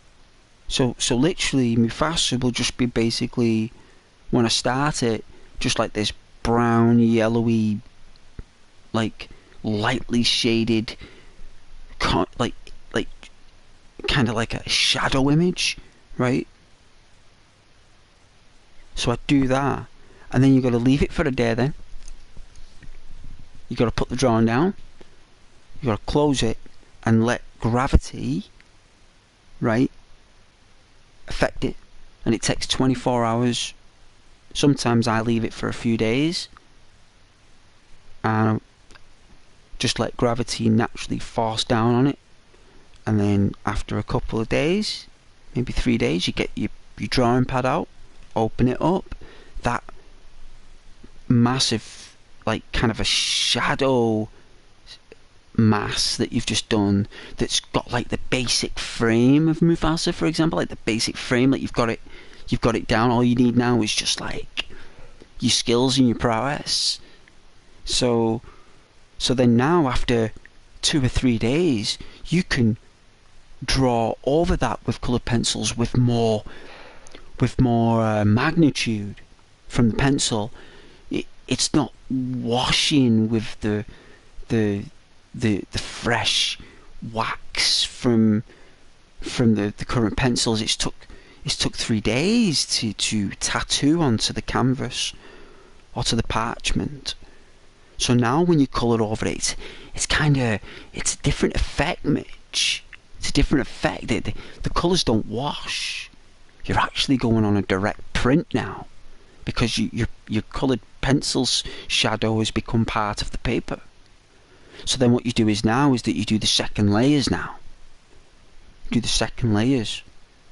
And then after you do the second layer, you put it away. And you leave it another 2 days. And then you come back to it. And then you do it over again, and you do another layer. And another layer. It normally takes about 6 layers to complete a coloured pencil. And you say it takes 6 sessions to complete a drawing. 6 sessions, so therefore you spend 1 hour per session. It takes 6 hours to do a drawing. 6 hours of your time for someone to pay you for a drawing at £10 an hour is £60. If someone wants a coloured pencil drawn of Mufasa from me, it's going to cost them £60. That's how it works. That's the price. That's how long it's going to take. And if it takes longer, if it takes 10 hours, it's £100. So, it's the way it is. Sounds like a fun hobby. It is. It is a fun hobby. I love it very much. I do like my colouring books as well.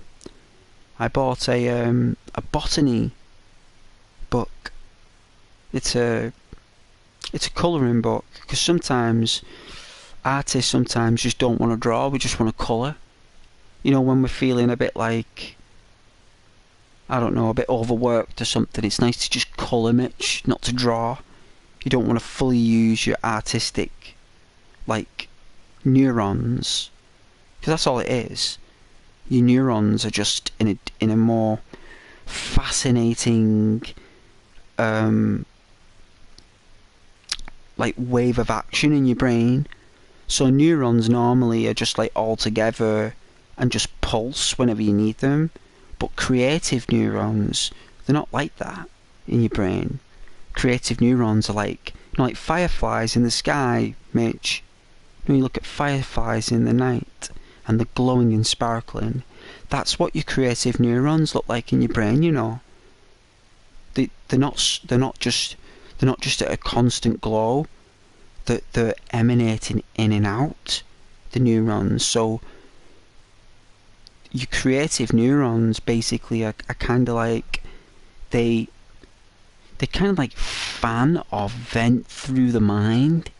So your mind must have air ducts and air vents that capture particular neurons, and whenever your brain opens up that vent and those creative neurons get sucked out, that's when you do a drawing or a painting.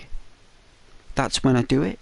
And that's what happens. It's just that Leonardo da Vinci, Michelangelo, who did those amazing paintings that are beyond good, they are flawless, they are extraordinary paintings. Well, that's because they had an overload of creative neurons in the brain. Because those neurons come out your brain and go into your hand and eye coordination. So your hands and your eyes are connected. Your fingertips. So your fingertips are at the round fingertips. They're kind of like the same curvature as your eyeballs. So you basically just, it's like your hand and your eyes are tethered together and anchored together in some kind of laser, right, from your brain. And it's like a biological laser, though, not like a technical laser. It's more biological, right? And all those neurons go into your dominant hand and into your dominant spectrum of vision. And they're together at the same flux. It depends how long it lasts for. With me, it's normally about 6 to 10 hours. After that, I'm drained. I have to build them back up again. Takes about 4 weeks to build up my creative neurons. Sometimes you can deposit them and deliver smaller bits of work here or there. I could do 2 drawings in a month maybe, or 3, but 1 normally. Used to take Leonardo da Vinci 5 years to do a painting for someone. He was lucky that people were still alive he was painting for. Even for a king, it took him 6 years to finish that painting for that king. So even the greatest artists in the world can take years to finish a painting.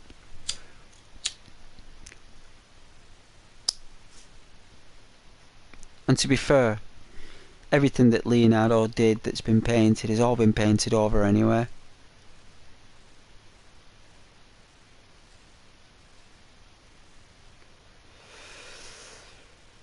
Most of those paintings now in ancient Bohemia, ancient England, everywhere, they've all been painted over by historical artists. You know, because you've got artists out there that basically are qualified in the ancient artwork before we had brushes and stuff. And these techniques on the walls that you see are not with brushes. They're used with other tools, and they've got to use these other tools in modern terms to do the same finish, to get the same effect as those artists. And some of them even say, I don't know how they did this. I don't know how they did that without a brush, but they did.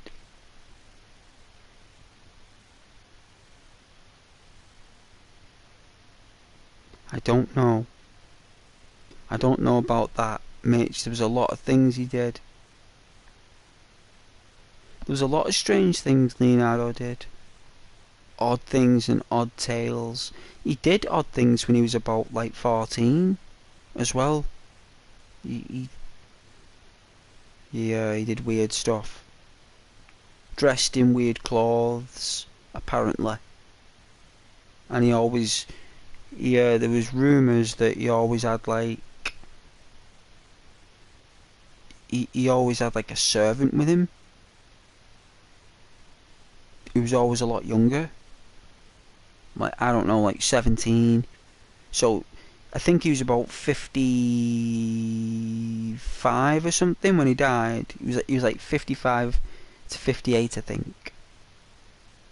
So, from like the age of like 40 onwards, he started to have like a servant in his premise, and this person was like always a lot younger, and like he had to be dressed, bathed, fed, and all that stuff, and this person did that because he paid them to.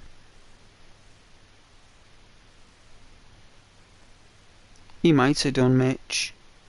I won't put it past him. I won't put it past him. They were kind of odd back then though, people, Mitch. Humans were very strange back in the 1500s. Well, I think it was like 1400s, Leonardo. I think he was like late 1400s. Like, I think he was born in like 1482 or something. It was like 14 something, and like died in like 15, like 30 something.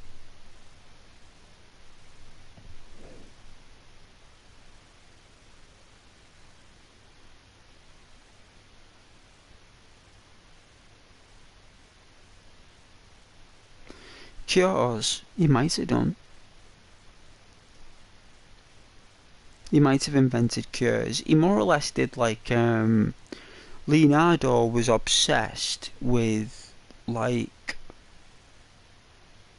he knew that, you know, how animals would run on the legs, like the 4 legs, and he saw like birds flying, he knew, like, in his mind, that those things that they use, like how they run and how they fly, that can be reversed engineered with components and equipment that I cannot comprehend yet. But he knew that flight, right, like how them birds fly, he knew it. At the time, he didn't want to say it because they'd lock him up if he said it. Like, they would have burned him alive if he said it right. But to himself, he probably thought, it's not the great Lord that makes those birds fly. It's not angels. That is a physical force. There is something that helps those birds fly, and it's got nothing to do with faith. It's purely got to do with the world we live in, and its ingredients.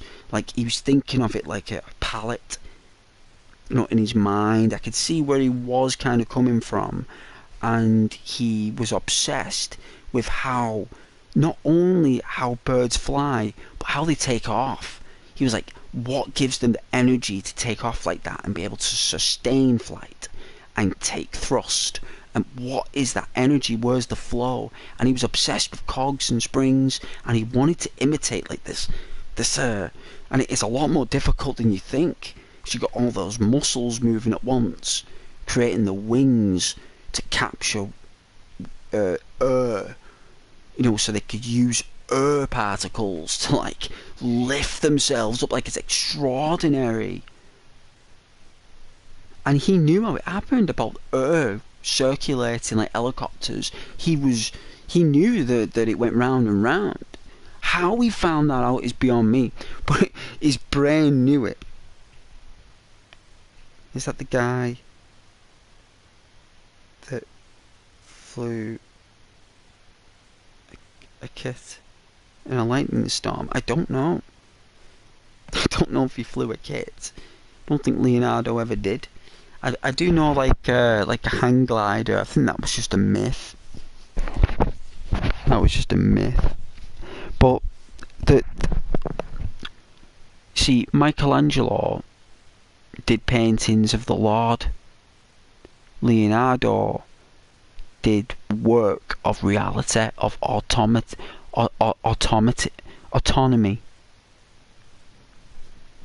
Autonomy art, Mitch. Leonardo da Vinci created autonomy art. So he did disturbing drawings, Mitch, of autopsies. And physicians and police, like, used his work for hundreds of years, Mitch. Hundreds of years.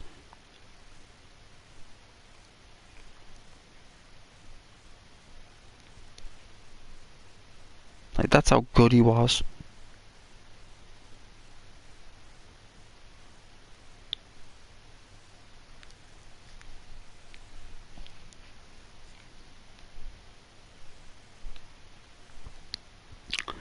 Yes, it is strange.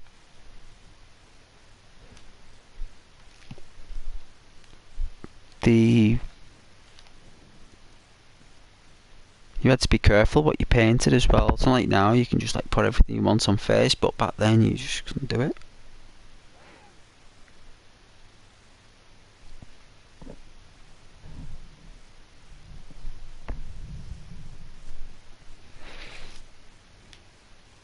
I did a quick sketch of the Shire. I think I told you. In work. Did like a sketch of the Shire. Still, people couldn't believe it. I just made it up. I didn't have any pictures. I just made up the Shire in my head. You know, like, took little landmarks from the Shire and put them in there. Everything else was just made up. But it didn't matter. It didn't matter. It was the Shire. People, it was the Shire. It's like, yeah, it's Hobbiton. Everyone was taking pictures and everything, Mitch, on the phone. I was like, whoa.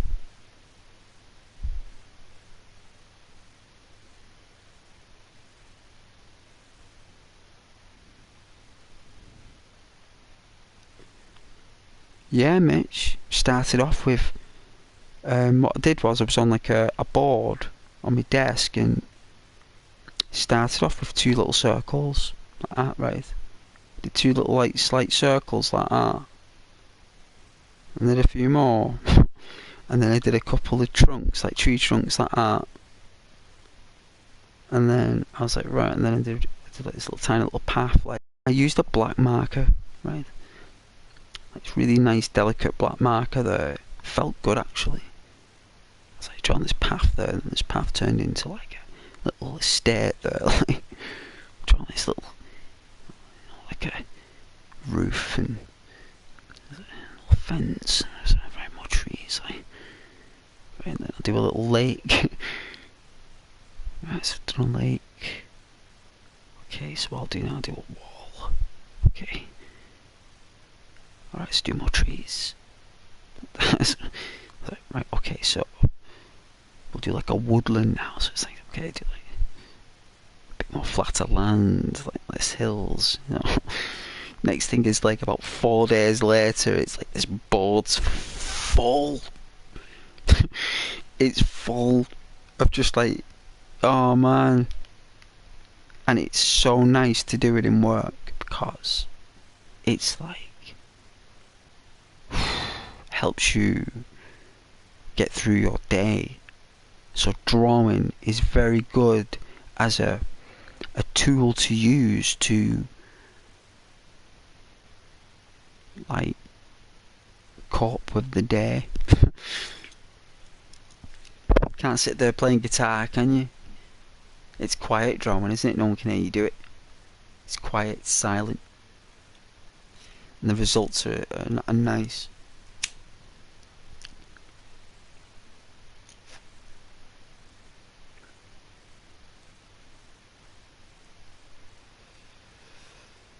But I hope Canada's okay, Mitch. And they're treating you well. Your friends and the people around you.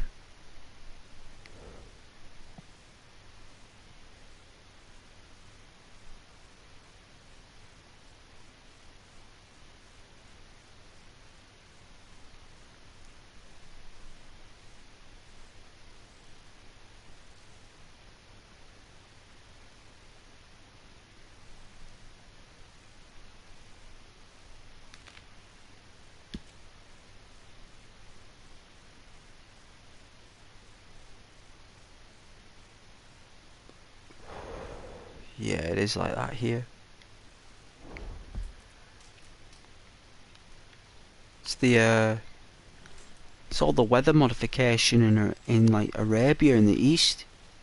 All those deserts that they've put rain clouds over for the past year. All they've done is just cloud seeded the desert. Like put loads and loads of water in. Like they forced the earth. Like in Australia, they created tons and tons and cubic tons of clouds to cool the ocean. And what it's done is they've cooled the earth. All this cloud seeding, it cools the planet. Like it takes over a series, but that's why it was banned.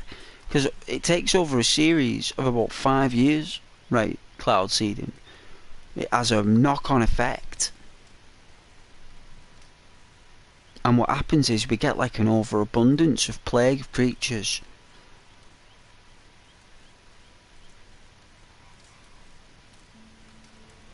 It's freezing here though, Mitch, and it's June. It's freezing, Mitch. Absolutely freezing, man. And it's normally scorching in June here now, Mitch. Like it's boiling, and it's not. And it's all the weather modding, because really this country is like a really warm country in the summer. Like it really is. But by the time we're in mid-May, it's scorching. But it's either got something to do with the sun, or the planet. But it is very cold here, Mitch, for June. But it's good for my bonsai trees though, because when the sun comes out it's boiling, so the rain that's falling down on the bonsai trees, Mitch. I bought another 2, you know, Mitch. I bought 2 more bonsai trees, and I have them outside in the rising sun.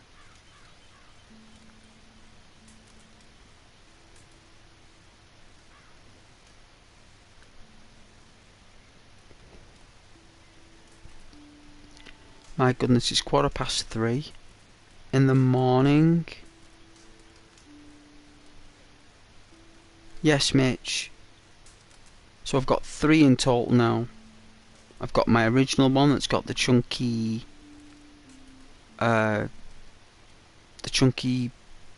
trunk with the springy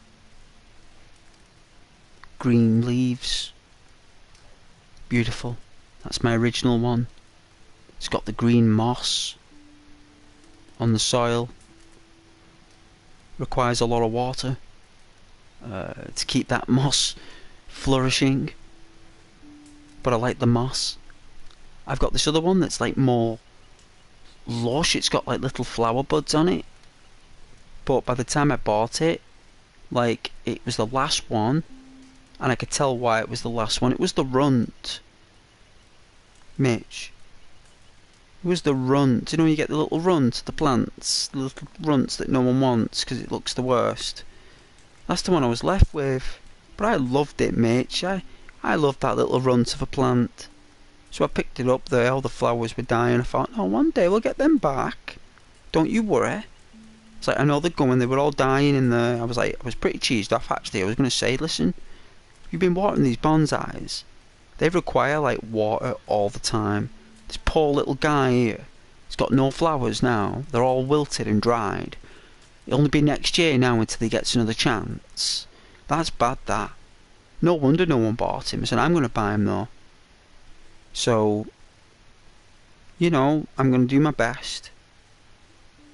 And I can see now, like, it's got, like, you know, like the bonsai trees, it's got the waxy leaves, Mitch. No, waxy green. And it's got the little flowers coming off it. Little tiny buds that are spiky. Like a cream colour.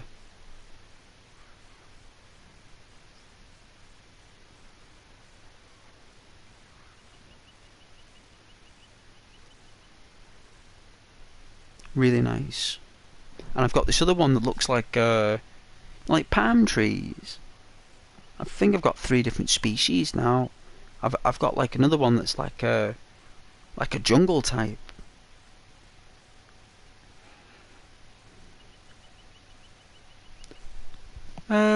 Well, it was £8.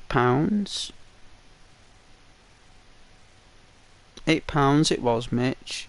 8 English sterling, including the vase, like the pot, like a nice clay like vase with it as well.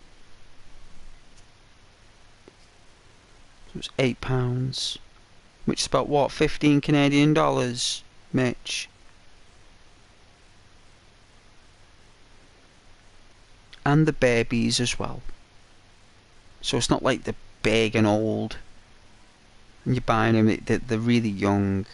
So I can see why they're only £8. If they were fully grown and in that mode, they cost a lot more.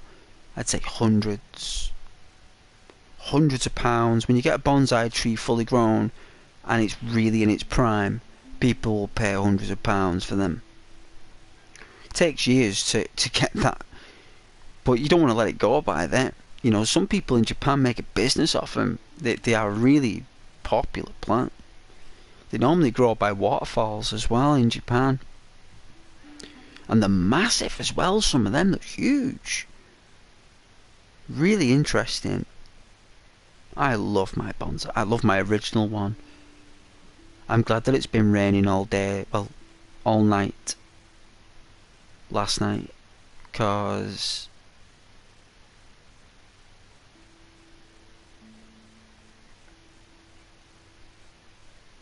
it really helped my plants.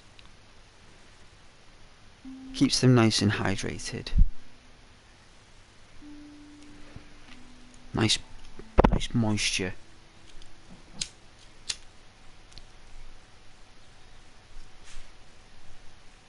But the other one I've got looks like a palm tree. Leaves. Like those separate. It's not as... like it's different from the other two. But I liked it. I thought I'd give it a chance.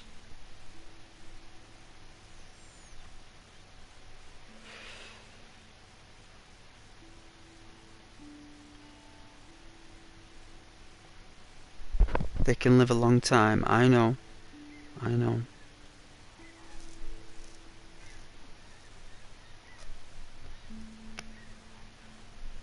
I remember one time I had a bonsai tree years ago, Mitch, in the 2008, like 2010 time, and I remember one day like my plant there was a bonsai tree, looking after it, was beautiful, blooming. And one day it just started to wilt. No matter how much I fed it, watered it, nothing did anything. And I ended up like not throwing it away. I kept it. And then years later, I'd say about 2 years later, I made a new friend in work at the time in like this store. And he was studying plants at university, Mitch. Plants, right? Because I love plants, right? Because, as you know, I colour plants in botany art and stuff, and he was studying botany, like all about the plants and everything, and he liked computer games as well, so I said, come round, and until we got talking about plants, I said, listen, can you tell me what happened here? And he looked at it, goes, oh my god. He says, that's a bonsai tree. I said, yeah. He says, was that yours? I was like, yeah. He said, that's been salted. I said, eh? He says, that's been watered with salt. It's killed it within... He says, what, did it take a few days? Like I said, if that, I said it was like 2 days. He said, yeah, it's been salted. I was like... I was like... well, I didn't salt it. And I was like thinking, I was going like, who in the Lord's name would salt my plant? Yeah, Mitch, yeah. I was like that, I was stood there in shock with him. I was like that, I said, I wanted you to tell me what happened to it. I said, I thought it was a virus. He said, no. He says, when it goes that colour, like a light brown, like that, he said, that has been completely like depleted of its life force. And I was thinking back at the time, there were these people I had in my in my apartment. And at that time when I was thinking I was wilted, I was like, who did I have in? And the most hurtful thing is that when I did actually remember back, and it took a long time to me to think, going through photos and phone calls and text messages of that day when I discovered around that era, and it's only until I realised it was a family member. And I was just like, I mean, I never said nothing, because that was the only person that was around here, like had access to my apartment with a key when, like, if I locked myself out, or if I needed that key for anything, or if I was out and that person was there for me to get in for something or something, whatever. You need a backup, right? It turns out that backup wasn't the right backup. The family member must have been like jealous of the plant and how much I cared for it.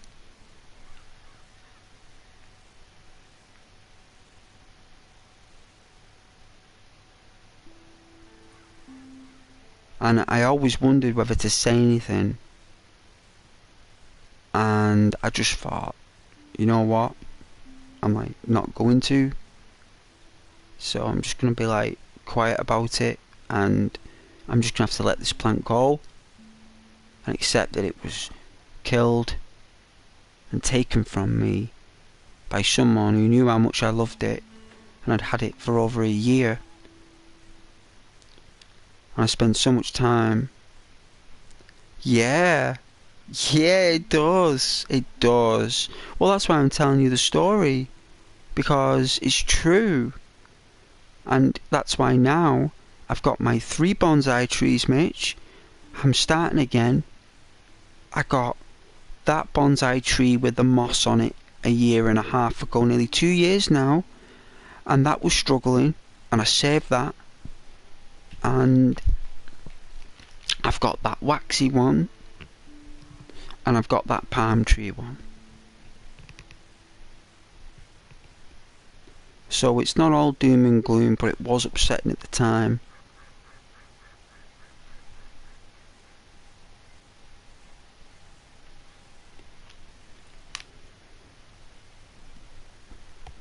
Because I remember I was I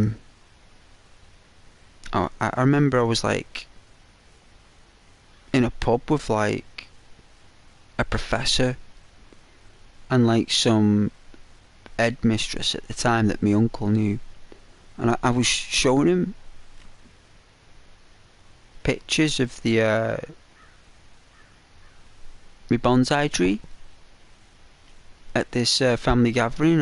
I mean, this was in London, and it was at home, my tree. That's how much I loved it. I took pictures of it.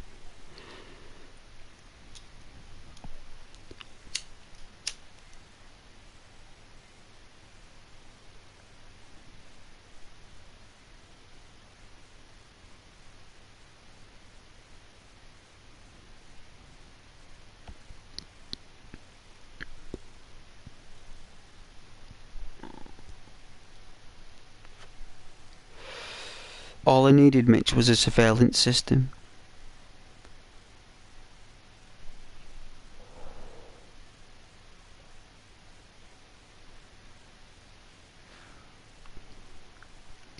If you had a surveillance system, which didn't exist at the time, and if it did, it cost a fortune.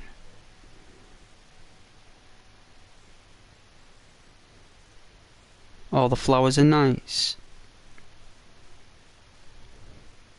Well, I'm going to wait until they bloom. I'm going to do my best.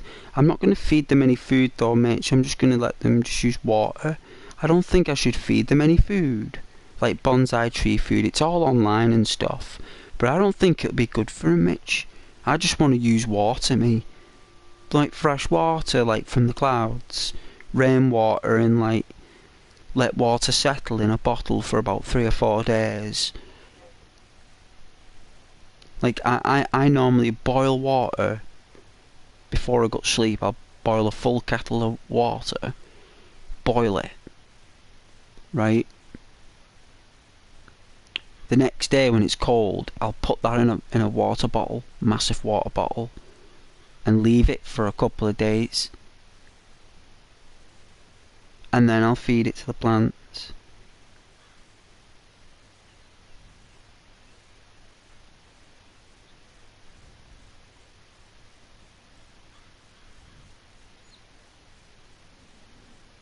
Well, I boil it. If I use tap water, I boil it. I make sure I boil it.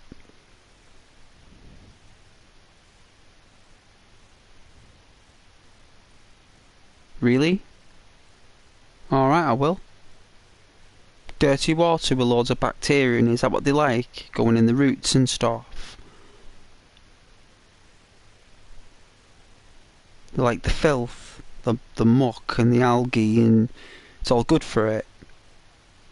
It helps the plants, like the roots, and because there'd be loads of bacteria in that water, won't there? What do the plant roots like to filter that out? And take the energy source from the bacteria. Is that what they do? All the oils and the liquids.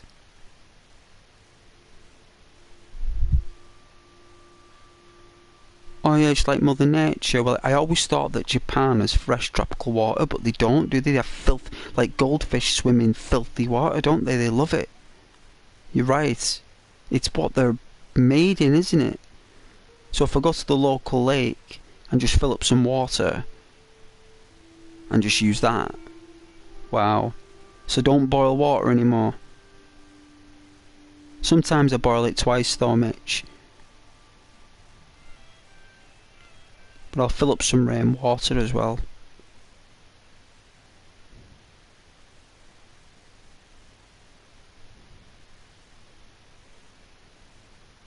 I will. Rainwater sounds a bit more good. That's what. Well, it's been raining a lot the past few days, so my plants would have got a good watering today. Good watering.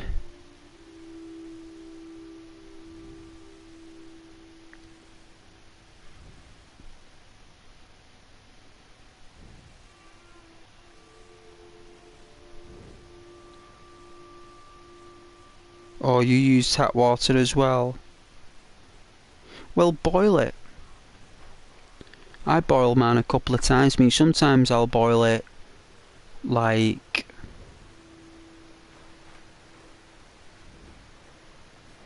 twice before I go to bed. You know, sometimes I'll boil it, wait an hour, boil it again.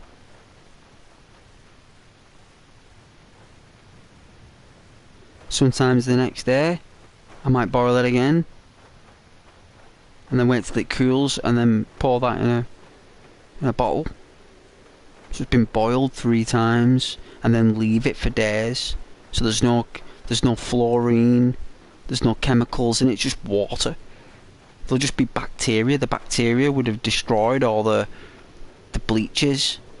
The bacteria would have like crystallized it and absorbed it and broke it down and eaten it. They eat that stuff. Like they do. Bacteria is a formidable force. Without bacteria there won't be any plants. Bacteria is kind of like ruled the world before anything.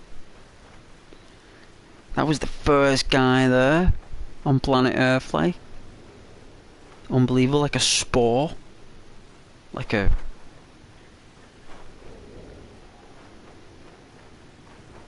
nano being.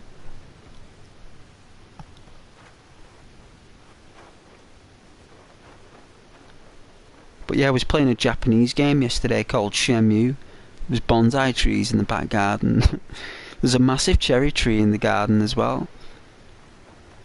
Everyone loved it who watched it. Like I said, I was playing this back in the late 90s. Still looks good. Still looks good. It's been remastered, like, but hey, it still looks good. Yeah, Mitch, don't forget to like and share, my good viewer. It's a pleasure to have you here. I'm gonna have to go to sleep, Mitch, because it's like R3. I think my streaming slot is over now. I don't think anyone else is gonna watch, but I appreciate you giving your time today. And I appreciate your viewership. And you have a good night, Mitch. And to anyone else who's watching on PlayStation or wherever you are in the world, or later on, or many years from now, take care, good night, and God bless.